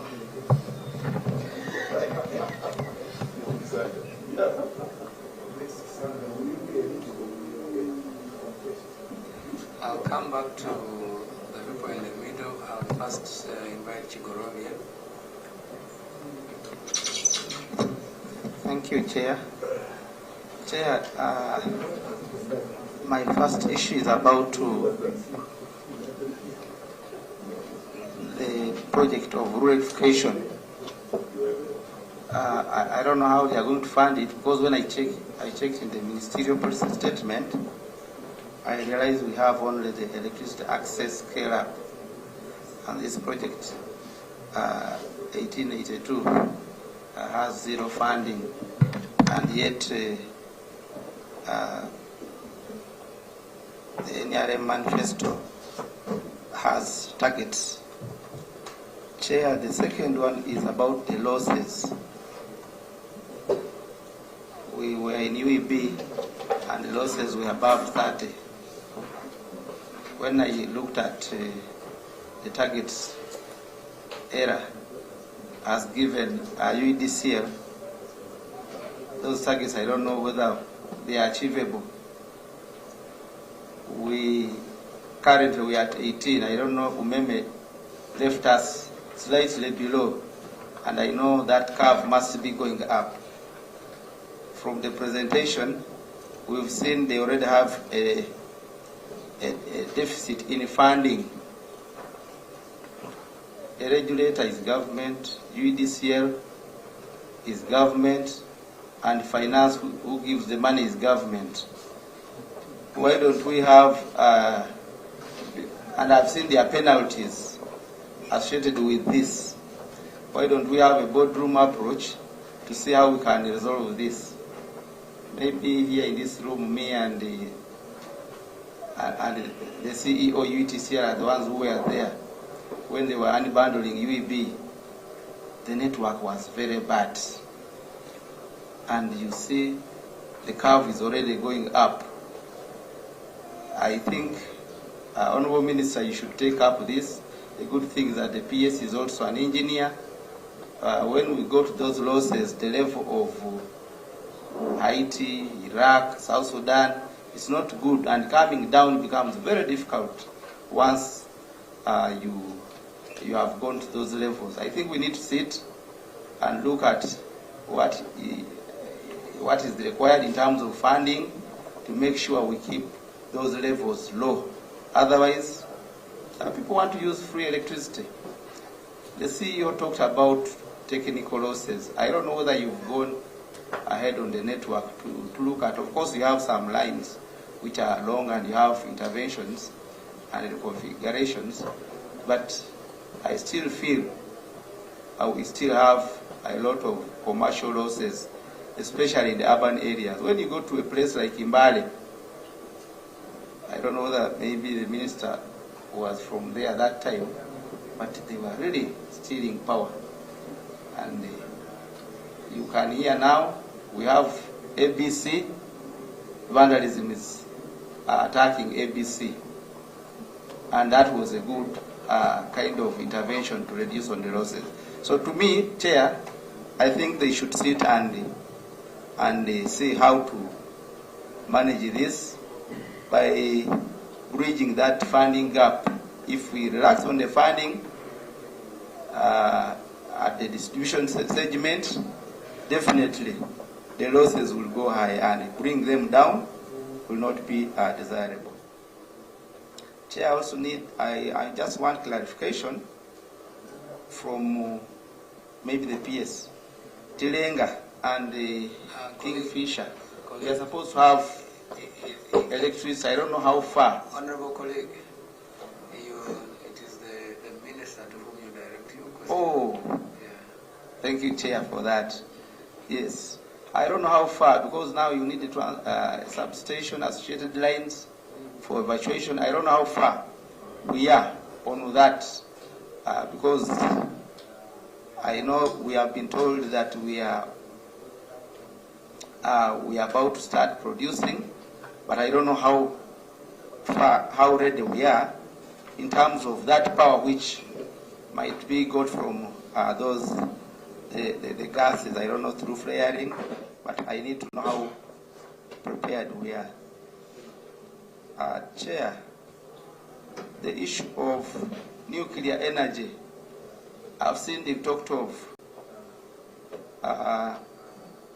preparations through Soroti University, and I don't know how they are going to manage this, because nuclear starts from mining. You start from the mining, you go to industry, processing, until you separate that uranium-235, and then you can go to your boilers. I don't know this university whether it's going to give us products from mining up to getting the uranium, because after that the electrical engineers can take over. So I just wanted to know whether we are going to use our internal capacity to have that nuclear. Chair, finally, vandalism. I think UEDCL needs to take a firm approach. Maybe the minister, why don't you take the approach of labor and transport? Yes, labor and transport. You said you have very many contractors, and of course you stop at the meter. But studies show, or intelligence shows, that these many contractors, some of them without capacity, are the ones reusing your materials. Of course, at the transmission segment, that's a different one. But for distribution, it's mainly these contractors who are vandalizing. I had a case of a project in Hoima, and when we arrested the man was from Jinja. He has a shop in Jinja Market, over 300 kilometers, and the man was selling the ABC conductor there in Jinja. maybe you can also think of embossing, so that if you are to import any conductors here, it will be easy to know that these are for our system, and maybe these ones are from within the customer premises below, beyond the meter. Thank you, Chair. I want to thank you so very much, Honorable colleague, Brenda Namkuta, MP Khalid. Thank you so much, Chair. Allow me to all protocol observed. My name is Namkuta Brenda. I am the woman member of Parliament, Kalio District elect. I would like to appreciate the Ministry, Honourable Minister, and the PSN team. And I'll just be straight. For me, I was lucky. I came back. But most of our colleagues didn't because of the things we were telling our people. We wrote so many letters to your offices, and we had to gamble during that time to defend the ministry again, because when it comes to this side of central government, we have to defend ourselves before the electorates, because they don't know. So the issue, we try to use the word, the incident of rationalization to defend, to cover up some of the issues of areas that did not receive electricity. I'll be a little bit selfish, because I wrote my letters to you. Yes, I faced you several times. And even some letters were responded, but there was no implementation. Nothing was done. So it looked like an embarrassment to the community. And I know, Honourable Minister, these issues are going to keep coming in the next, where this Parliament has stopped issues of we did not receive electricity. So it's my humble request that we put more emphasis on that. Chair, we sit with you in the Budget Committee, and you know we've always faced this challenge. You keep defending, and you don't get anything in your constituency. So I have an issue that I would like to see clarity, the issue of compensation. There are people whose property were destroyed when they were introducing the rural electrification. We get such issues in the community, compensation. Now that the whole team is here, PS, you'll direct me to the person in charge, compensation. Then the other issue of areas that did not receive any polls. They did not receive polls. I'll be direct. They did not receive polls, and our letters have been delivered to almost all offices. Now you write to this undersecretary, they tell you they have changed the person. You again rewrite. So this time around, PS and Honourable Minister, I've brought it before the whole team, and this is the only opportunity I had to use. Thank you. Thank you, Honorable Brenda. May I have Kataliwa of Mwenge South? Chair, I want to start from where my colleague Honorable Brenda has stopped.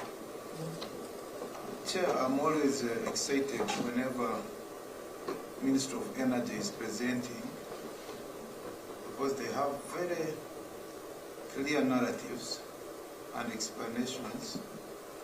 They are scientists, you may think they did history, the way they do the explanations.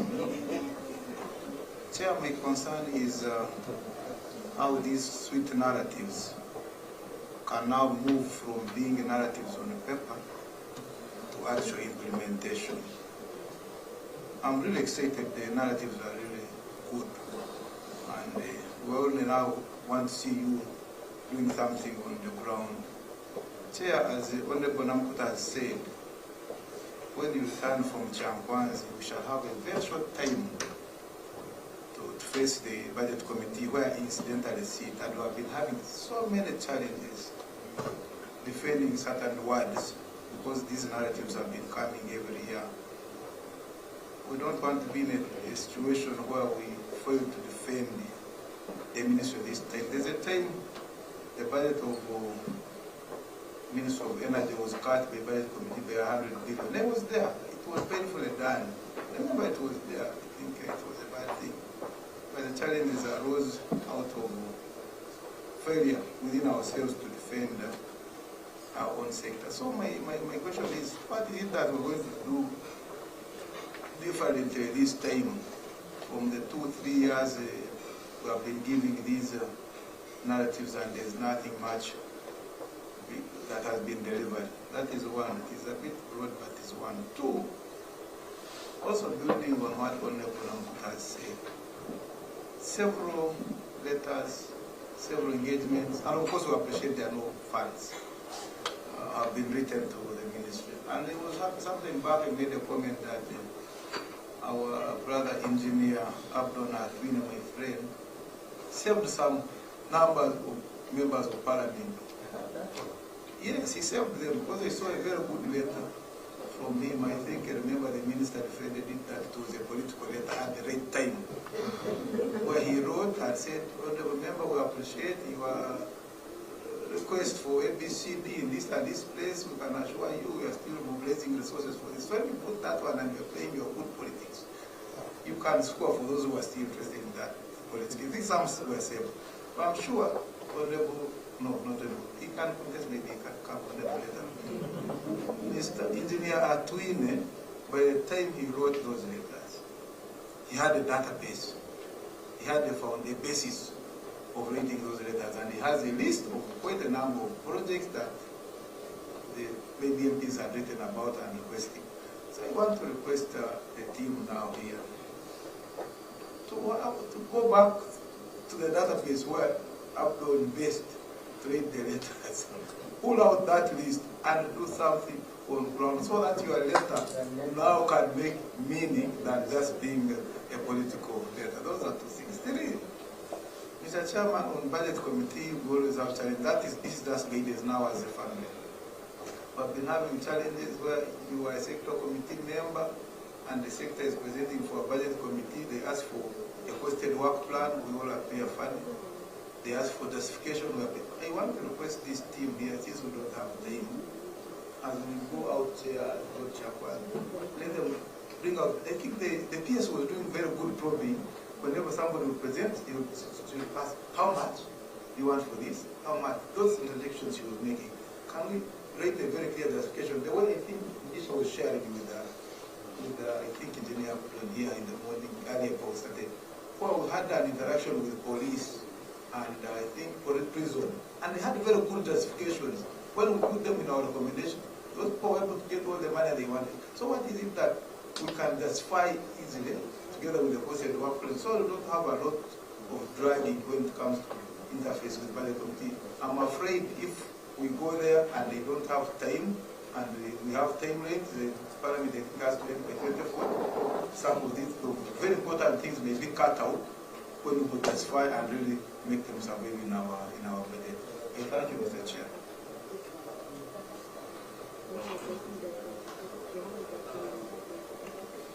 Patrick Samba Kushavi. Thank you, Chair. Chair, let me begin from where my colleague is ending about the response of the ministry to their members' needs. I know that may not be part of your vocabulary, Honourable Minister, but it is very critical. You know your members. About a few of them are very active. But how can we convince the public that our sector is doing anything when they can't do anything in our constituency? How? We are the first line of defense, and even us we cannot. In other jurisdictions, other countries, members of parliament have budgets where they can do a few things. Like interacted with Abdon about a need for a transformer at my health center. And the man said, "You don't worry."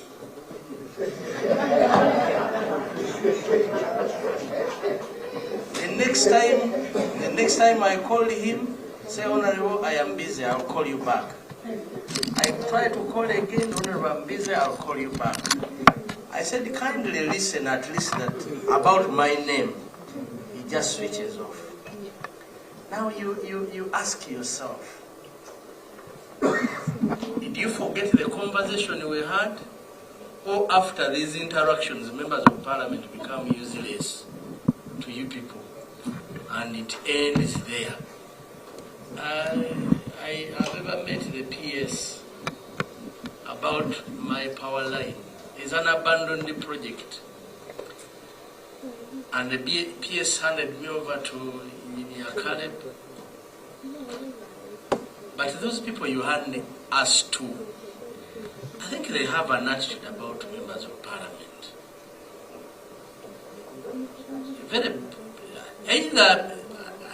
Sometimes I give an excuse because I'm opposition. I say maybe they have an excuse that.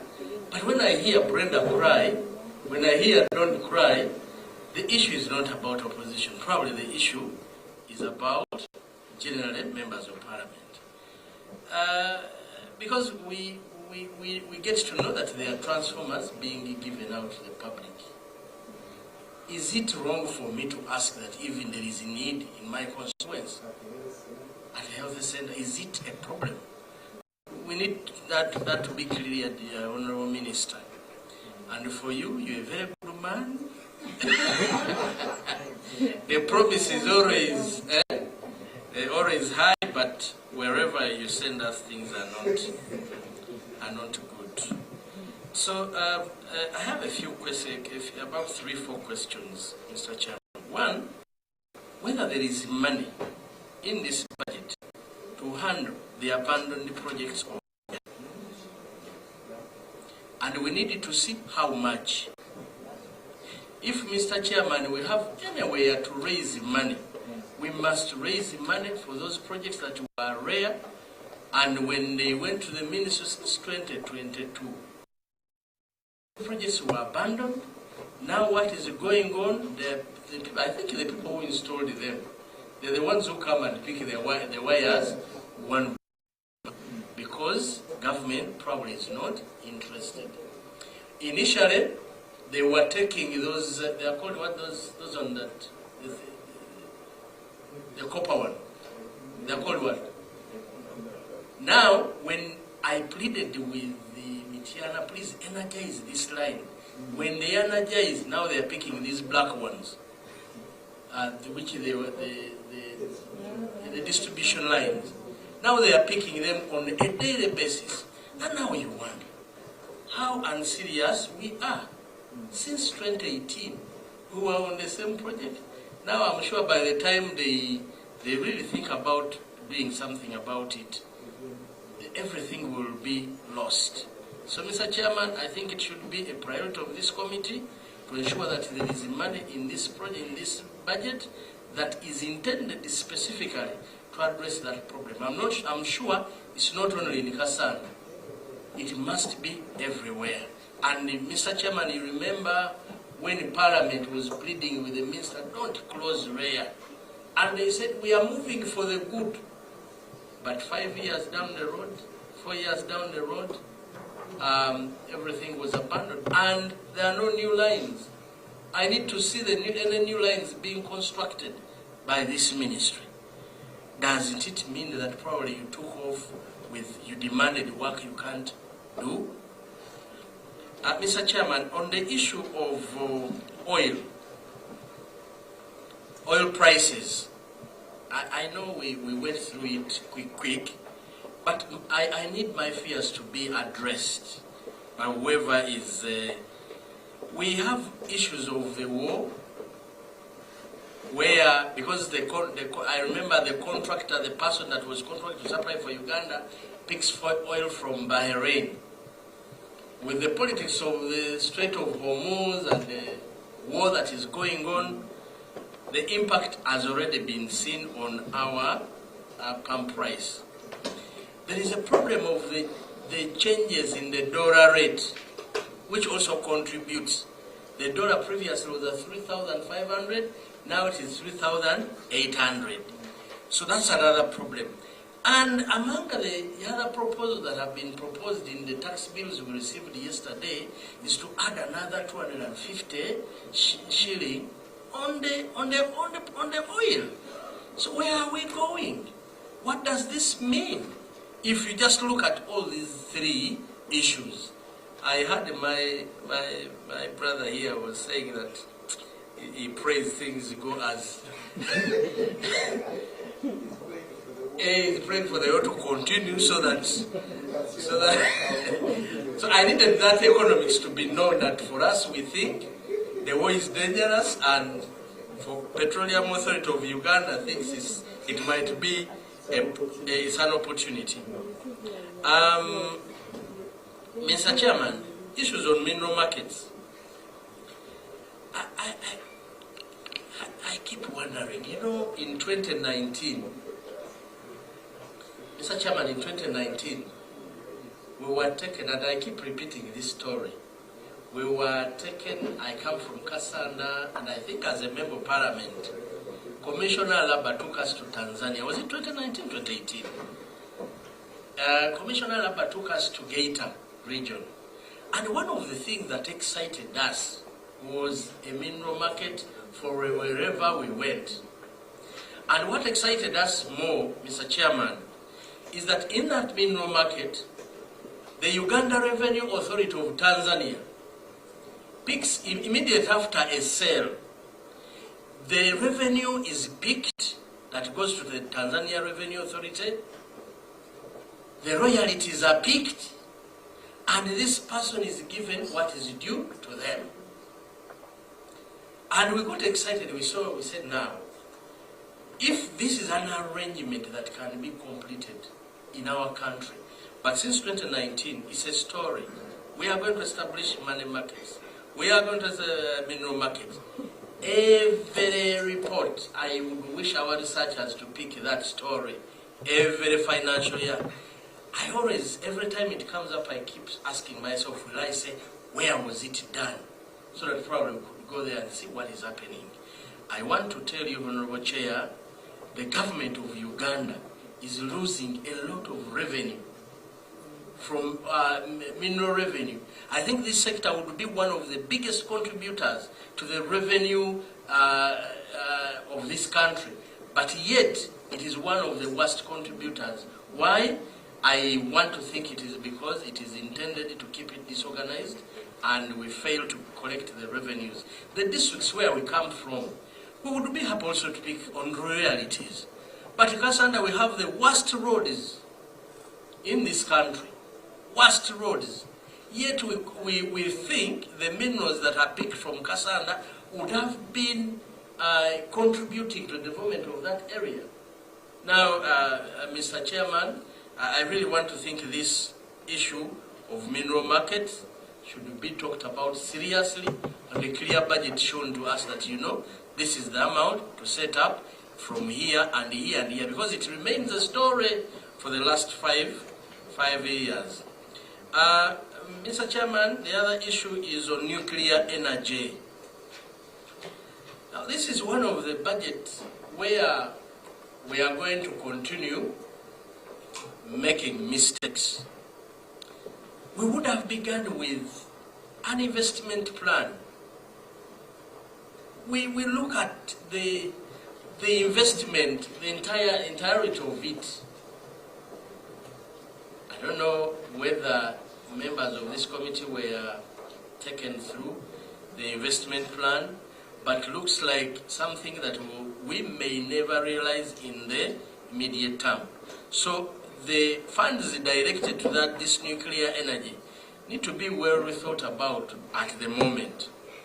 Then lastly, Mr. Chairman, there are two issues. One is I have not understood I keep needing to be explained to. we can only serve 2.7 million households in this country with power. And a few probably, and the industries probably we have. But we keep exporting this power to Sudan, keep exporting the power to Rwanda, keep exporting the power to Tanzania. Yet we do not have enough of the power. That economics need to come out clearly and to convince the country that it makes sense to export when you can't serve your own. Then last, Mr. Chairman, the issues of local, they call it national content. I call it local content. I would wish that every time Petroleum Authority of Uganda presents to us about national content, we should stop talking about the number of companies. I want to hear the value given to Ugandans in terms of the contracts that there is. How much value? Yes, there could be 2,500 companies, but how much value is given to Ugandans so that they can participate effectively? And how much value goes to the fewer numbers of the foreign companies? Then secondly, the joint ventures, it is the main opportunity for you to allow our people to participate, looking at the future. How many of the joint ventures and what is the value of joint ventures? And they should keep reporting on this to give hope that after 10, 20 years of this oil, we have Ugandans who can come out to say that, you know, we are benefited and we are making a contribution to this, our country. Thank you very much, Mr. Chairman. Thank you, colleagues. I would like to invite the Honorable Minister.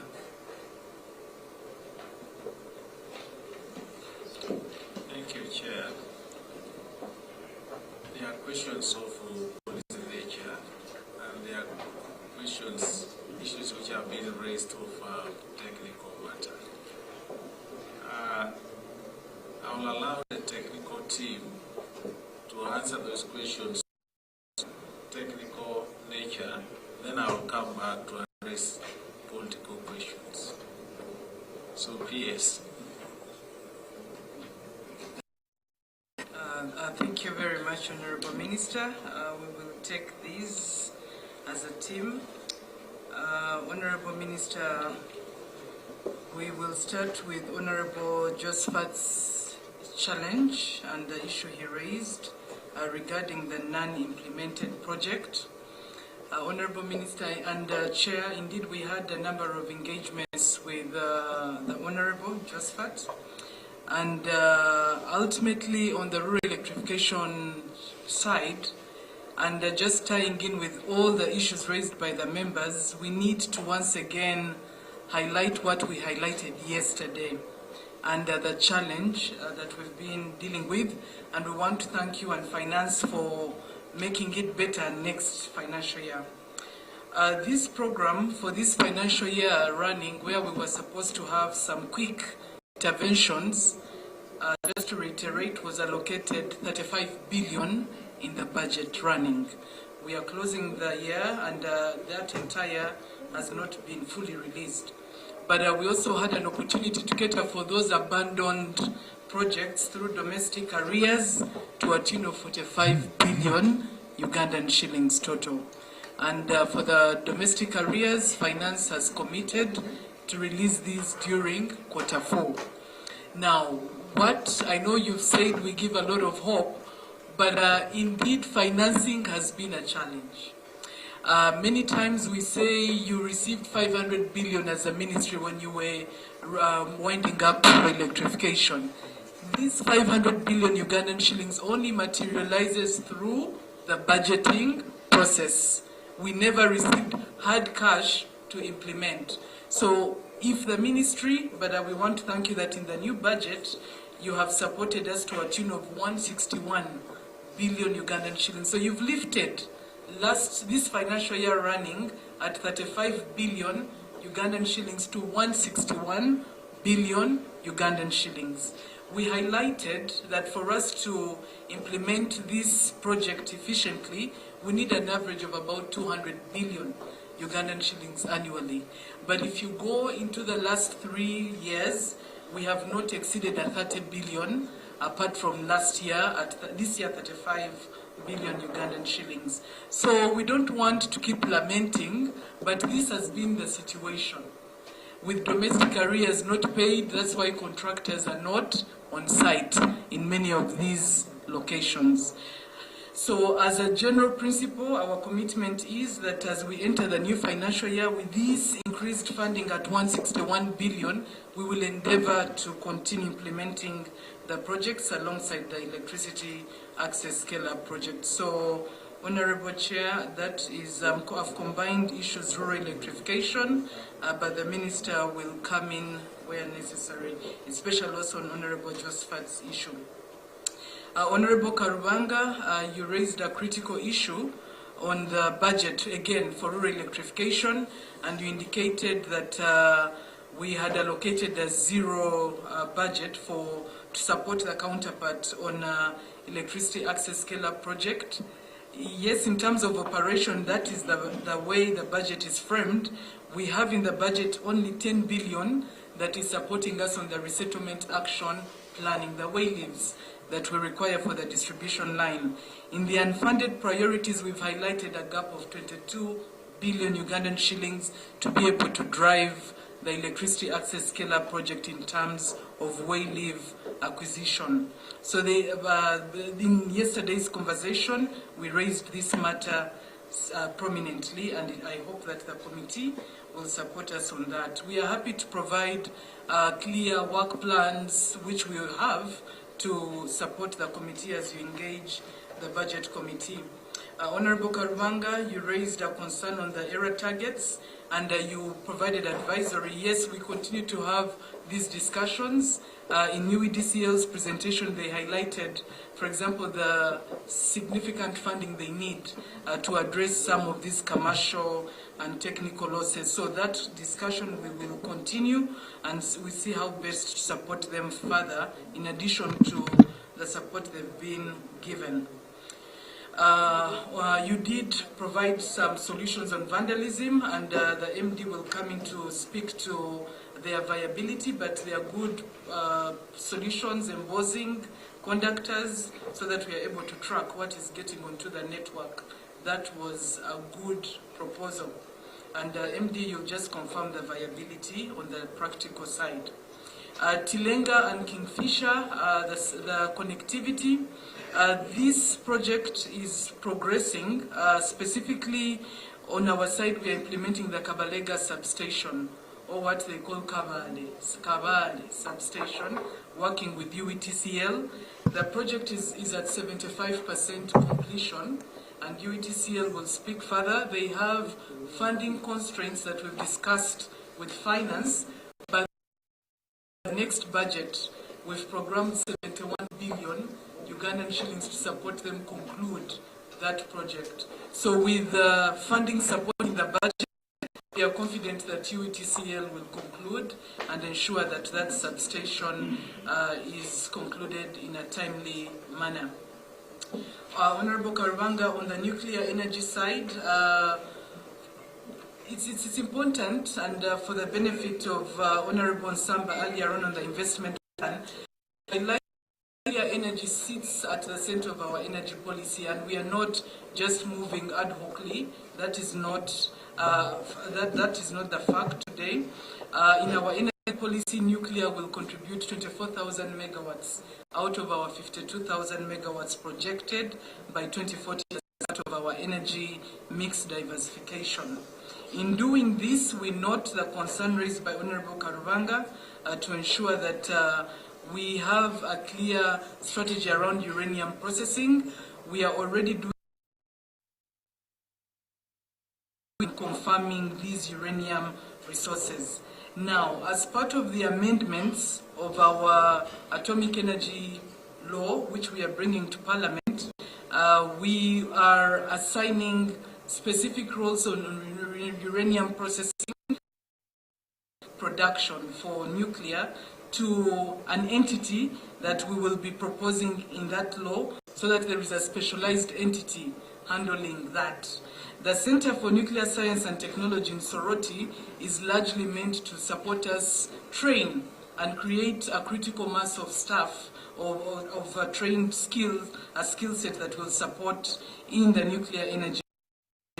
Now, but that, the uranium processing does not in any way hinder the project. Even as we advance on that side, countries that run nuclear power plants don't necessarily process the fuel. It can be sourced. That also remains an option in terms of implementation of the project. Honorable Brenda, again, we do note the concerns, valid concerns that you've raised.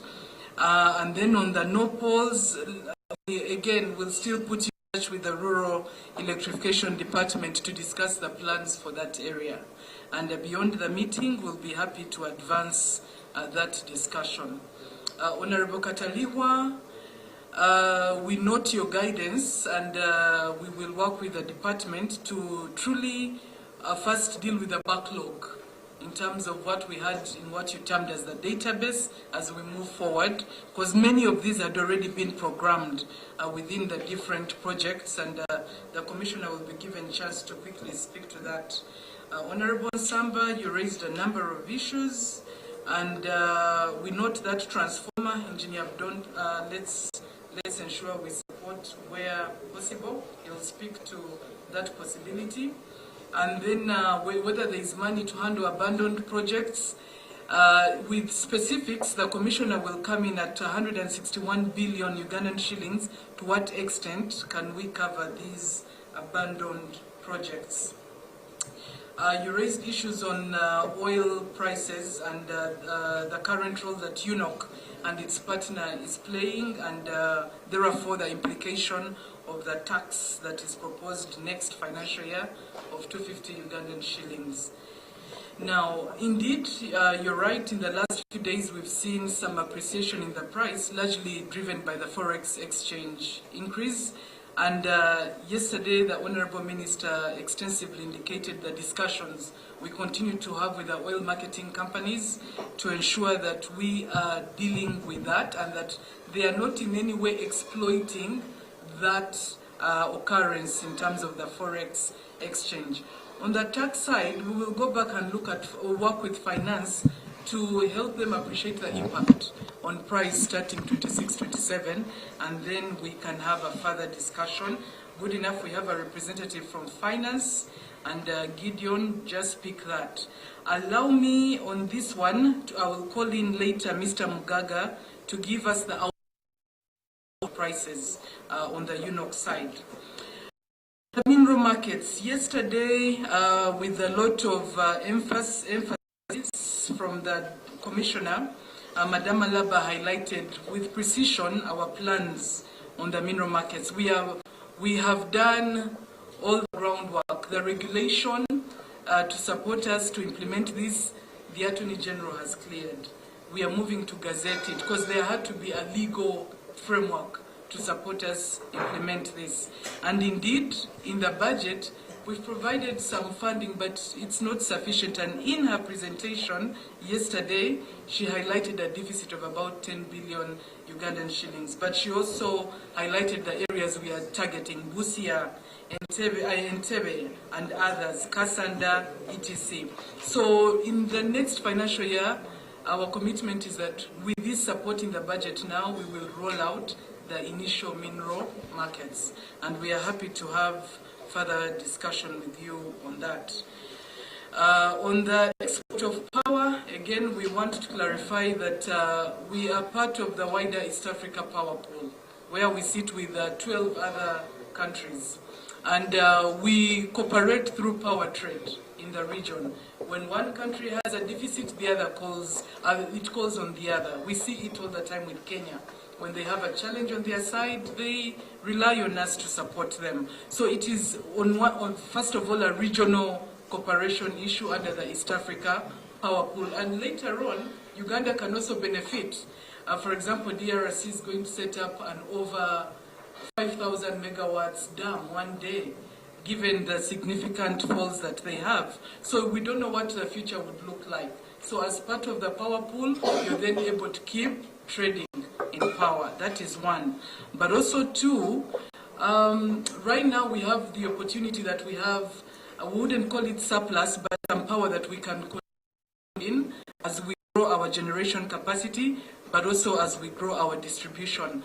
But it's important to state that the people of Uganda take first call. They have a right of refusal. As long as the Ugandans are not served, we cannot, if there is infrastructure, we don't export. But because of infrastructure, that's a different issue, and we are working on that. That's why we have all these programs under rural electrification, UEDCL, to expand our grid and connect more Ugandans. So for now, we can continue trading, we grow our generation, we continue assessing the extent of power trade. So we are not in isolation, we are part of a regional, beyond even East Africa, of the East African community. Yes, when there is a deficit. And UETCL CEO quickly speak to those incidents where we have deficits and we have to import. Thank you, Chair and honorable members. Yes, we do, but rarely, because by and large we are net exporters. Where we really import is when we have maybe a disturbance, which rarely lasts a day, and then we get support from the other side, mainly Kenya. Thank you.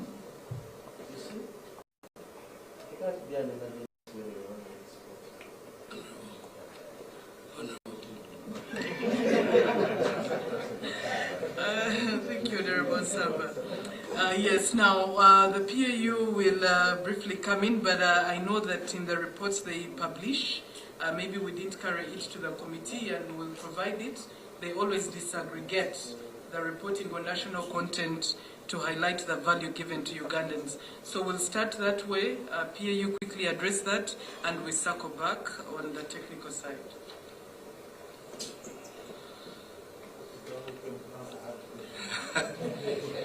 Thank you, PS, Honorable Chair and Honorable Members. We indeed track these figures among the many things that we track in oil and gas. As we speak, for the flagship projects in upstream, there has been a total of about $7.7 billion in contracts. And of this, about $2.2 billion has gone directly to Ugandan companies.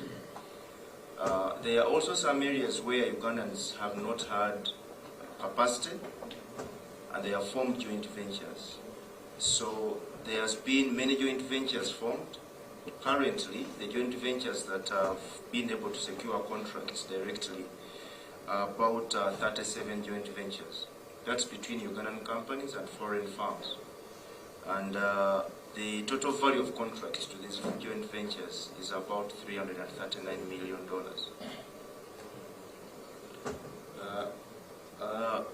P.S. There was also a question from the chair, the difference between the DRS and the RTMC. If I may address that. Now, the Real-Time Monitoring Center is an operational infrastructure on a daily basis. When you produce oil from the ground, it moves in pipes. You don't know, you can't easily tell how much it is. So you can't wait at the end of the month for the oil company to come and tell you we produced this. So the Real-Time Monitoring Center, on a daily basis, you are keeping an eye on how much total fluid is being recovered from the reservoir, how much of that is oil, how much of that is water, how much of that is gas, and what remains after the processing and the cleaning, and therefore how much comes to government. On top of that, you are able to monitor how the underground reservoir is being managed, how much water is it producing, and every parameter actually tells you on what intervention you need to make in real time, immediate. As a regulator, you need to know what to ask of the operator, the immediate intervention, and all those things in real time on a daily. Now, the disaster recovery site is a different site and infrastructure normally located outside your primary operational area. In the event that you have a fire, in the event that you have a flood, in the event that you have a cyber attack on the area that you are working with, you shouldn't just black out. So if I may, Chair, if you may allow. Okay. You know, if I understood him right, and we share the same opinion, this infrastructure you make for real-time monitoring results into a database, isn't it? Well, you are dealing with data.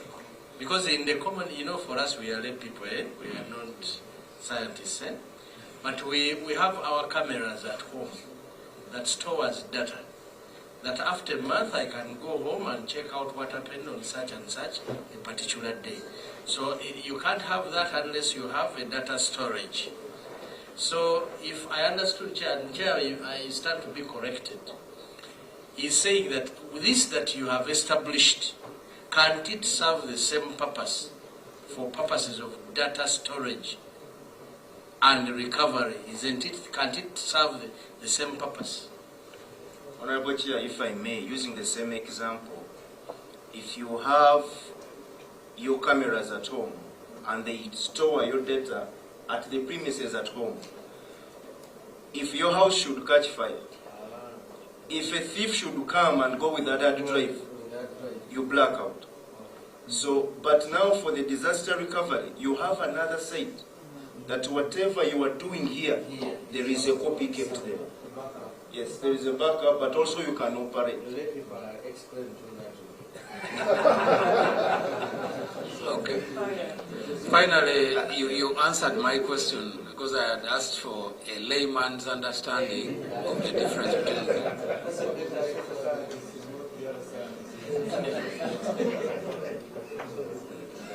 Thank you, Mr. Nyombi.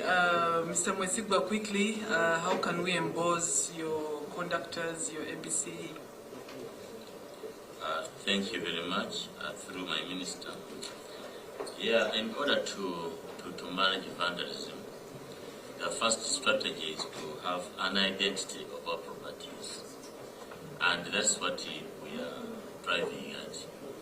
All the supplies that we are ordering at manufacturing, the manufacturer is requested to put a property of UEDCL. You can even check on the meter that we are deploying now. It has a property of UEDCL, conductors, and others. So that's our strategy. But in this discussion, there was also a discussion regarding the colors.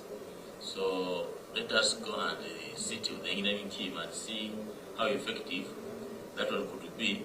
And it might also require some legal patent right, that is colors for this institution, you're not supposed to use it accordingly. But that's our strategy. That's what I mean through you, Minister. Okay, we shall choose the right color. Engineer Abdon, quickly on the new project portfolio that we are rolling out.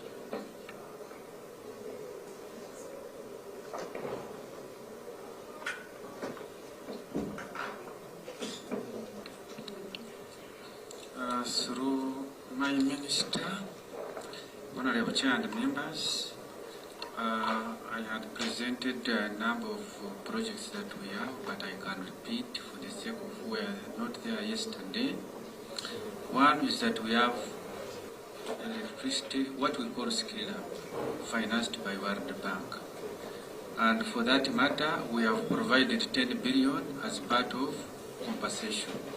The rest of the money for infrastructure is coming from World Bank, which is external financing. Two is that we have rural electricity connectivity project. This is purely a government of Uganda project where we receive funds to complete projects or works that ROYA did not complete, but also pay areas of contractors who did work and were not paid. And in this project, which is purely government, we have 150 1.65 billion this financial year. I hope it will materialize. The other project that we have, which is coming, and when you look at our Ministerial policy statement, is Uganda Rural Electrification Access Project, Phase 2, what we call Europe 2. And when you look at our budget, we have 500 million for supervision. The rest of the money is supposed to come from African Development Bank. This is a project that we have concluded negotiations, and it will be taken through the processes. This is a project of $136 million US. We have another project that is coming, Last Mile Connectivity Project, financed by French Development Agency. We have concluded studies. They have got their board approval, and they have written to us requesting for negotiations. So this is another project that we are taking forward, and it is 59.6 million euros, 9.6 being a grant, 50 being a loan. The other big project is grid expansion to support parish development. It has 4 components. For equity distribution, we gave each region a separate component. So we have a component for northern Uganda, we have a component for eastern Uganda, a component for central Uganda, a component for western Uganda. We are almost concluding studies. Northern Uganda is ahead. We already have a feasibility study. We are talking to Islamic Development Bank, and Minister of Finance has already written to them that this project should be put in the budget 2017-2018, 2027-2028. The same thing with the component of Central and Western Uganda. It is Eastern Uganda that we are still trying to look for the financing. So, going forward, and with your support as stakeholders, I think the future is bright. Where we have been there, we have tried our best, we have been resilient, and we have moved to where we are. I thank you.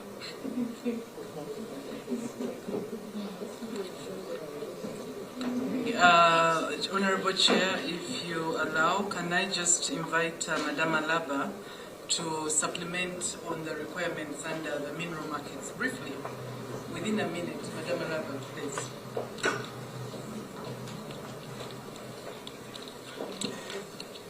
Yes, thank you, PS, through the Honorable Minister. On the issue raised by Honorable Patrick Samba, the mineral market, PS had already alluded to the progress that we have attained. We are planning to have a consultation on the regulations in Busia on 7th of May, and in Kasanda we are going to have it on 11th of May, and we are going to have a national consultative workshop on 14th of May to finally get the regulations out. But however, when we talk of a mineral market, we are not only looking at revenue. Yes, revenue is one part of it, but we are also looking at regulating the artisanal, because it's providing market for artisanal, and it will protect investors from the various scams that we've been having. So for us to have the market fully operational, in this financial year we have only about 2 billion for preliminary, where we are even going to start with containers in some places, and definitely there's going to be a challenge. We need about 10 billion to have equipment in place, and the furnishing of those centers, that we are looking at about 2 billion. Even when we are talking of the issues of camera, you need security in the place, and there's going to be an interministerial team in place to ensure that the mineral is traded in a safe environment. The mineral that we are looking at is gold, and we know what gold means. We are looking at gemstone and tin. So tin, we are starting with the Intungamo beneficiation center. At least there we have a facility. The other places like Busia, we are just going to start with containers that we need to roll out and start construction. We already have all the preliminary designs. What we need is money to start the construction, and that's about 6 to 8 billion. We need the motor vehicles to facilitate the inspectors. We have got 18 inspectors, which we recruited this financial year. But of course, this is not enough, but it's a good start. But if there is no mobility, then definitely the work cannot be undertaken. So we need about additional, for the start, 6 vehicles to station at the stations that we have. We are going to put the market. We're going to have the market for this financial year in Moroto, Busia, Kampala, and Bueju, Entebbe. Those are the areas where at least we are sure that we can start off, because either there is land or there is a facility in place. We need land. We are looking at land in Arua that we have to acquire for the market for the other financial year, because the process of acquisition of land takes time. So the sector needs at least 10 billion to enable us at least have a smart market that is trusted by all. Thank you. Back to the Honorable Minister. Thank you. Thank you, Madam Agnes. So, Chair, all the technical questions have been answered. Now, policy. A number of members are asking, when do we get power to reach everybody? At policy, when we got into the ministry, we had 52% coverage of this country.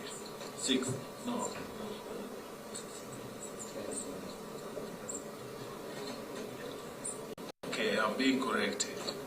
Yes. I'm actually saying,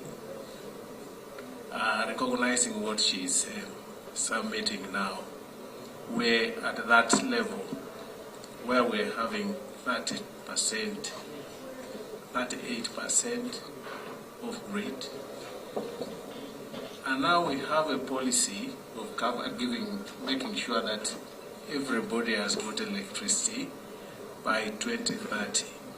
But here, I will want to cut it, that the target is to have between 80 and 90% by 2030. When you see the trajectory, when we got in, it was at a lower level, but today it is at 62% coverage. It means by 2030, we should actually be able to reach between 80 and 90%. But everything comes back to we who are actually discussing at policy level, the level of investment. Give us the money and we shall be able to cover everybody up to about 80-90%. So I would actually sum it by saying, keep hope alive. So that's what we are thinking about. That's a policy. Number two, that one actually answers Brenda and the others. Number two, a question was posed on nuclear. She has hinted that the policy is to get 24,000 megawatts out of nuclear. And then the positioning of the university and extraction of uranium is within the policy context. We are not going to export raw materials, raw minerals. So to develop the nuclear fuel is within the policy context from the uranium through value addition. So that's a policy. There is no mineral which we are going to take out of this country in a raw form, including uranium, we have got to see how we can get into research to get us what we want for development of nuclear power in the country. So the thrust of the matter here is to add value even to uranium. And number 3, on policy, Honorable Nsamba was actually saying opposition, maybe you say I'm being denied power. The policy of the government is irrespective of opposition, your party, religion. We shall give power to every Ugandan. There is no segregation. In case you are opposition, you will be treated in the ministry as a Ugandan to start with. There is no segregation on whom we give the power. Whether you're opposition or Catholic or a Muslim, you will get electricity. That's a policy position. Yes. Now, I'm talking about policy. I'm not on implementation. Number 4, the prices of oil, the prices of petroleum products. Yes, the prices will continue rising, but I would want us to focus on stability of supply. I think that's what's critical. We should actually congratulate ourselves for assuring the stability of supply. There are so many factors that will influence the pump prices. You cited $1, inflation. Those ones we cannot control them. And also the global prices. We cannot control them. We should actually be thanking ourselves for assuring stability of our supply. That's what we should focus a lot more. Can we have the supply at any one time? Lastly, why should we export? That's again a policy question. The policy is, can we enhance trade with the regional trade? And we should not be focusing only on manufactured products. We should also address the electricity supply. Our policy of Pan-Africanism, we should not actually discuss as though electricity is in isolation of other products. We have got to allow Pan-Africanism and trade within the East African community and within Africa. So we are not only looking at export now, there is a potential that we can also import electricity, as has been highlighted by UETCL. So let's not close our doors. Let's not be inward looking. Let's actually implement the policy that we have. I wish to thank you for giving us this opportunity and for the interaction, but most importantly, I'm going to request the committee. Whatever we are giving you here, we're actually arming you to go and debate for more funding for your sector. You are part of us. If we don't get the money, we shall not be able to deliver the aspirations of the committee. And lightly, the promises of taking care of members. We try as much as possible. Where we can, we give a transformer. Where we can, we give a line. Where we can give priority to replacing the conductors that have been vandalized in the members' constituencies.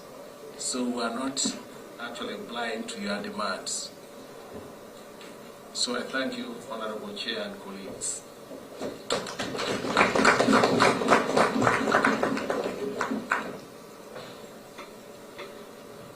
The fact that Chigorovia doesn't have a hand up means that we probably have spoken sufficiently.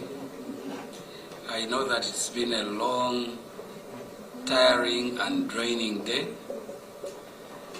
Somehow We note today that we have not had any conversation about Atomic Energy Council, neither today nor yesterday. I note that we have not conversed about them. They have also not sent anybody to appear here. I hope everything is okay. I know they live somewhere in a busy area of Kampala. There's an area called, I don't know how they pronounce it, but there, near the whatever. Are they okay?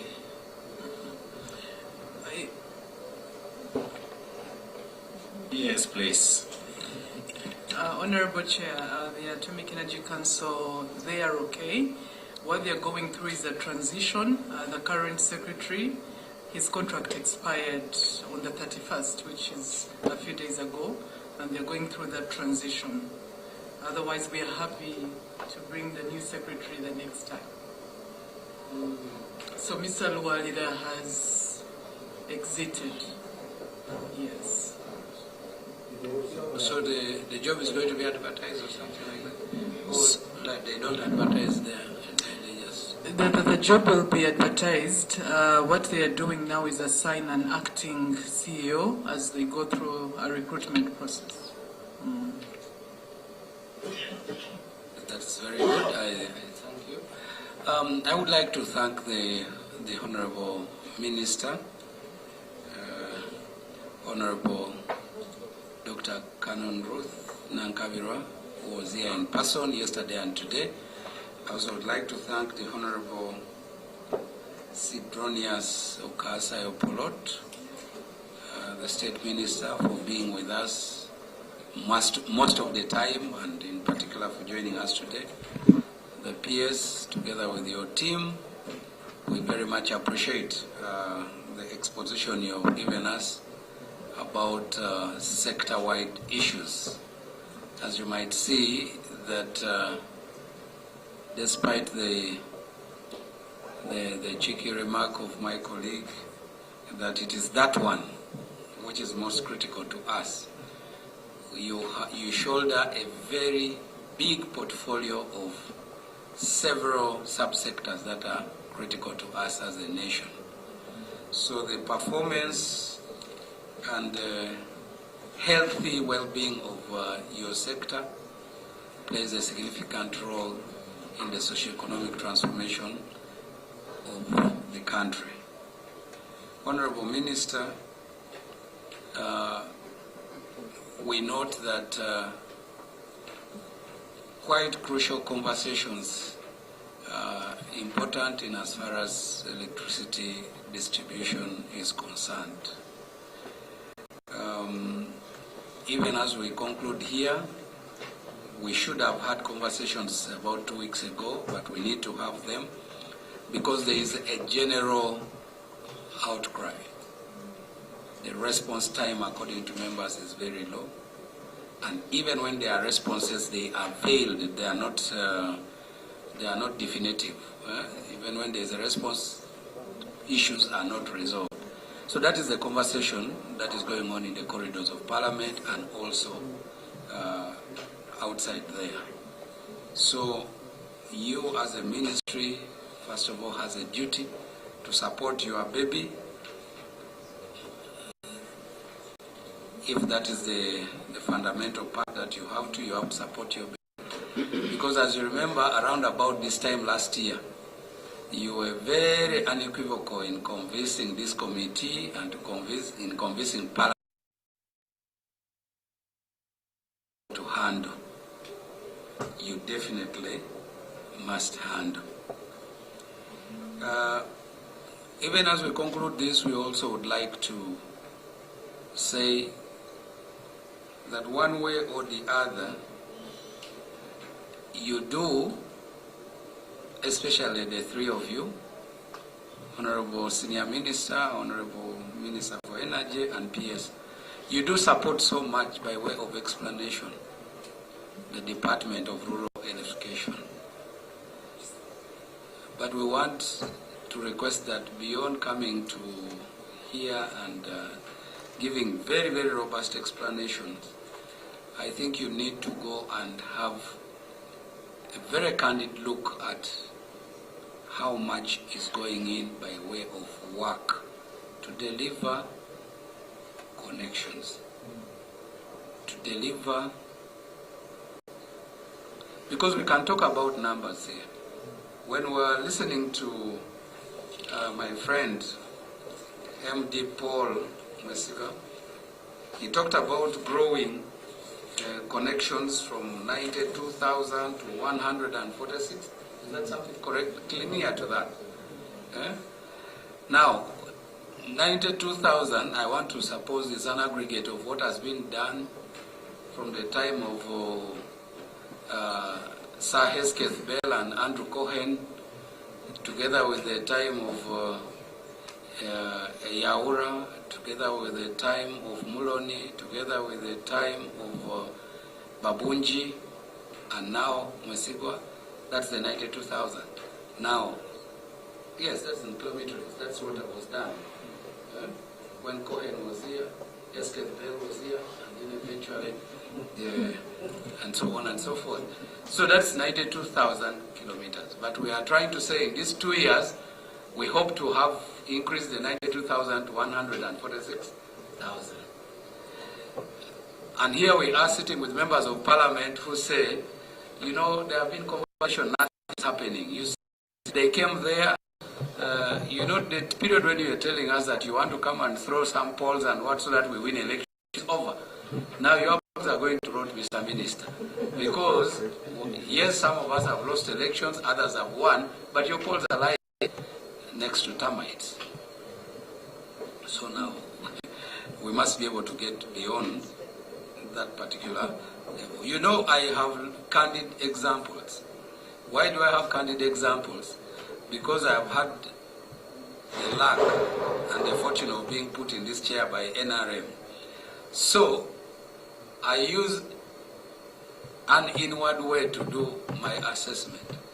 That if you, a chairman of the Committee on Environment and Natural Resources, will receive a technical team from Commissioner Abdul. Yes, they call you, they say we are visiting the site, we are doing this and so on. And then 1 year later, that matter has kept quiet. More quiet than a graveyard, because it says graveyards, people have goats walking over them and what. I don't know about spirits. If that is a chairman of a committee such as this one, who else can get a project assessed and it goes to the level of implementation? Because if it is a chairman with whom we do a conversation like this one in a ministerial policy statement, we don't remain in this room, we go to Minister of Finance, we harass there, Matia Kasaija and Henry Musasizi, we talk to Ashaba, and then at the end of the day they say, okay, let's find you some 150 billion for now for rural electrification. And there is no action, for instance, to say, okay, now for this one, let's do some 1.5 kilometers. Where else do things do? So when members of parliament bring the conversation that we think that we may have decided to retain the placenta and pour away the baby with the water, we might have poured away rare and kept something that is not able. We just need to think candidly first as a ministry before we get into the politics. Honorable Minister, you've been in many meetings where people have told you that Parliament wants to reintroduce a conversation about whether or not we don't find a way to have another or resuscitate an agency to run rural electrification. We must do something about rural electrification. I also don't want to give 100% blame to you. Why? Because probably the development partners with whom we were managing to run the different projects, the Islamic Bank, ADB, the likes, maybe they are not persuaded and inclined to give support, facilitation to direct ministry. So if that is how we can attract partners to support us transform the country by distributing electricity, can we address the governance failures that brought REA down, and we have another agency with a more robust governance framework to which we have people dedicated in writing project proposals, defending project proposals, so that we can be able to electrify the country. Again, I will say today, I also made a little bit of a venture in living an urban area where cry of electricity was not too much, and I went to the rural. I can tell you, even in the most rural places these days in Uganda, people demand electricity. People demand electricity. Mr. Minister, the other village where I took you to, the one just before the one closer to my home, the other one, a trading center has received by then from REA a line which passes on one side of the center. Then there is a road separating. So the other side of the center, which has several other shops and cottages and people trying to do, those ones are now crying. Can you tell your people to just help us cross over with, I don't know how they make poles cross over to the other side, so that they can also connect? Mr. Minister, that is one of the simplest things one could do.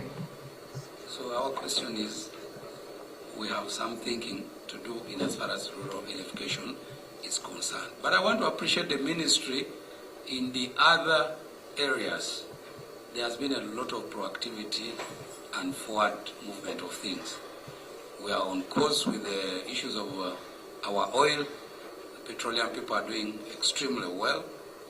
We want to appreciate the ministry. The strides that the mining sector is doing are quite good, because we've been conversing here, but there are things happening outside there to see that we reorganize the mining subsector in the ministry. So we do want to appreciate our friends of UECCC, whereas they are very happy. They are also working hard to help us with clean energy, cooking facilities and the like. So we want to appreciate you. All is not lost. The only thing we need to do is to find a way to deal with the electricity part of our ministry. But I want to thank you again. We appreciate you, Honorable Minister and peers. We are happy to work with you. We believe that in case we need your support before going to Budget Committee, we will notify you. I know it cannot be a meeting as big as this again, but when we have the draft report and we need a bit of clarifications, we will definitely invite you.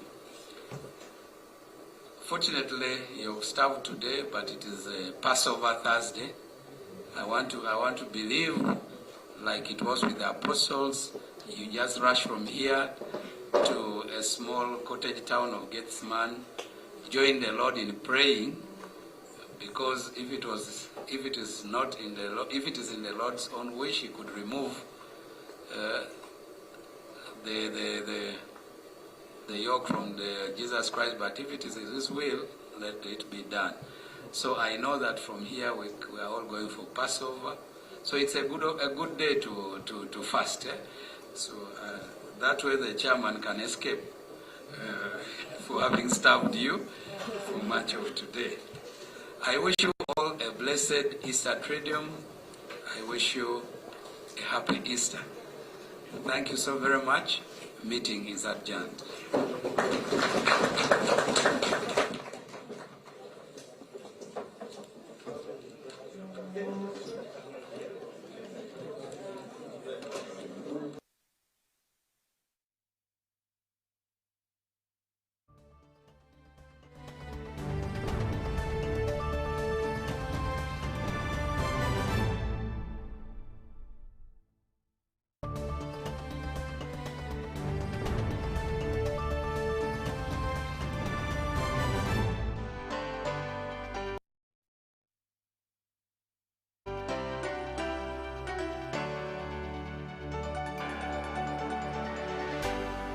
UBC, inspiring Uganda.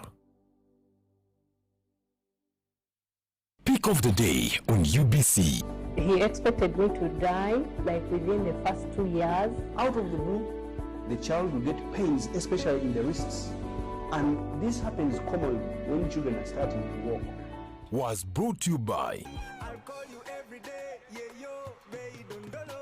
You can now get all the Chibuzi out with MTN voice bundles. Call all networks Kubei Dondoro. Buy a 25-minute voice bundle for only 1,000 or buy any daily voice bundle of your choice. Dial *100 *21 hash and select daily or use the My MTN app. When we talk together, we are unstoppable.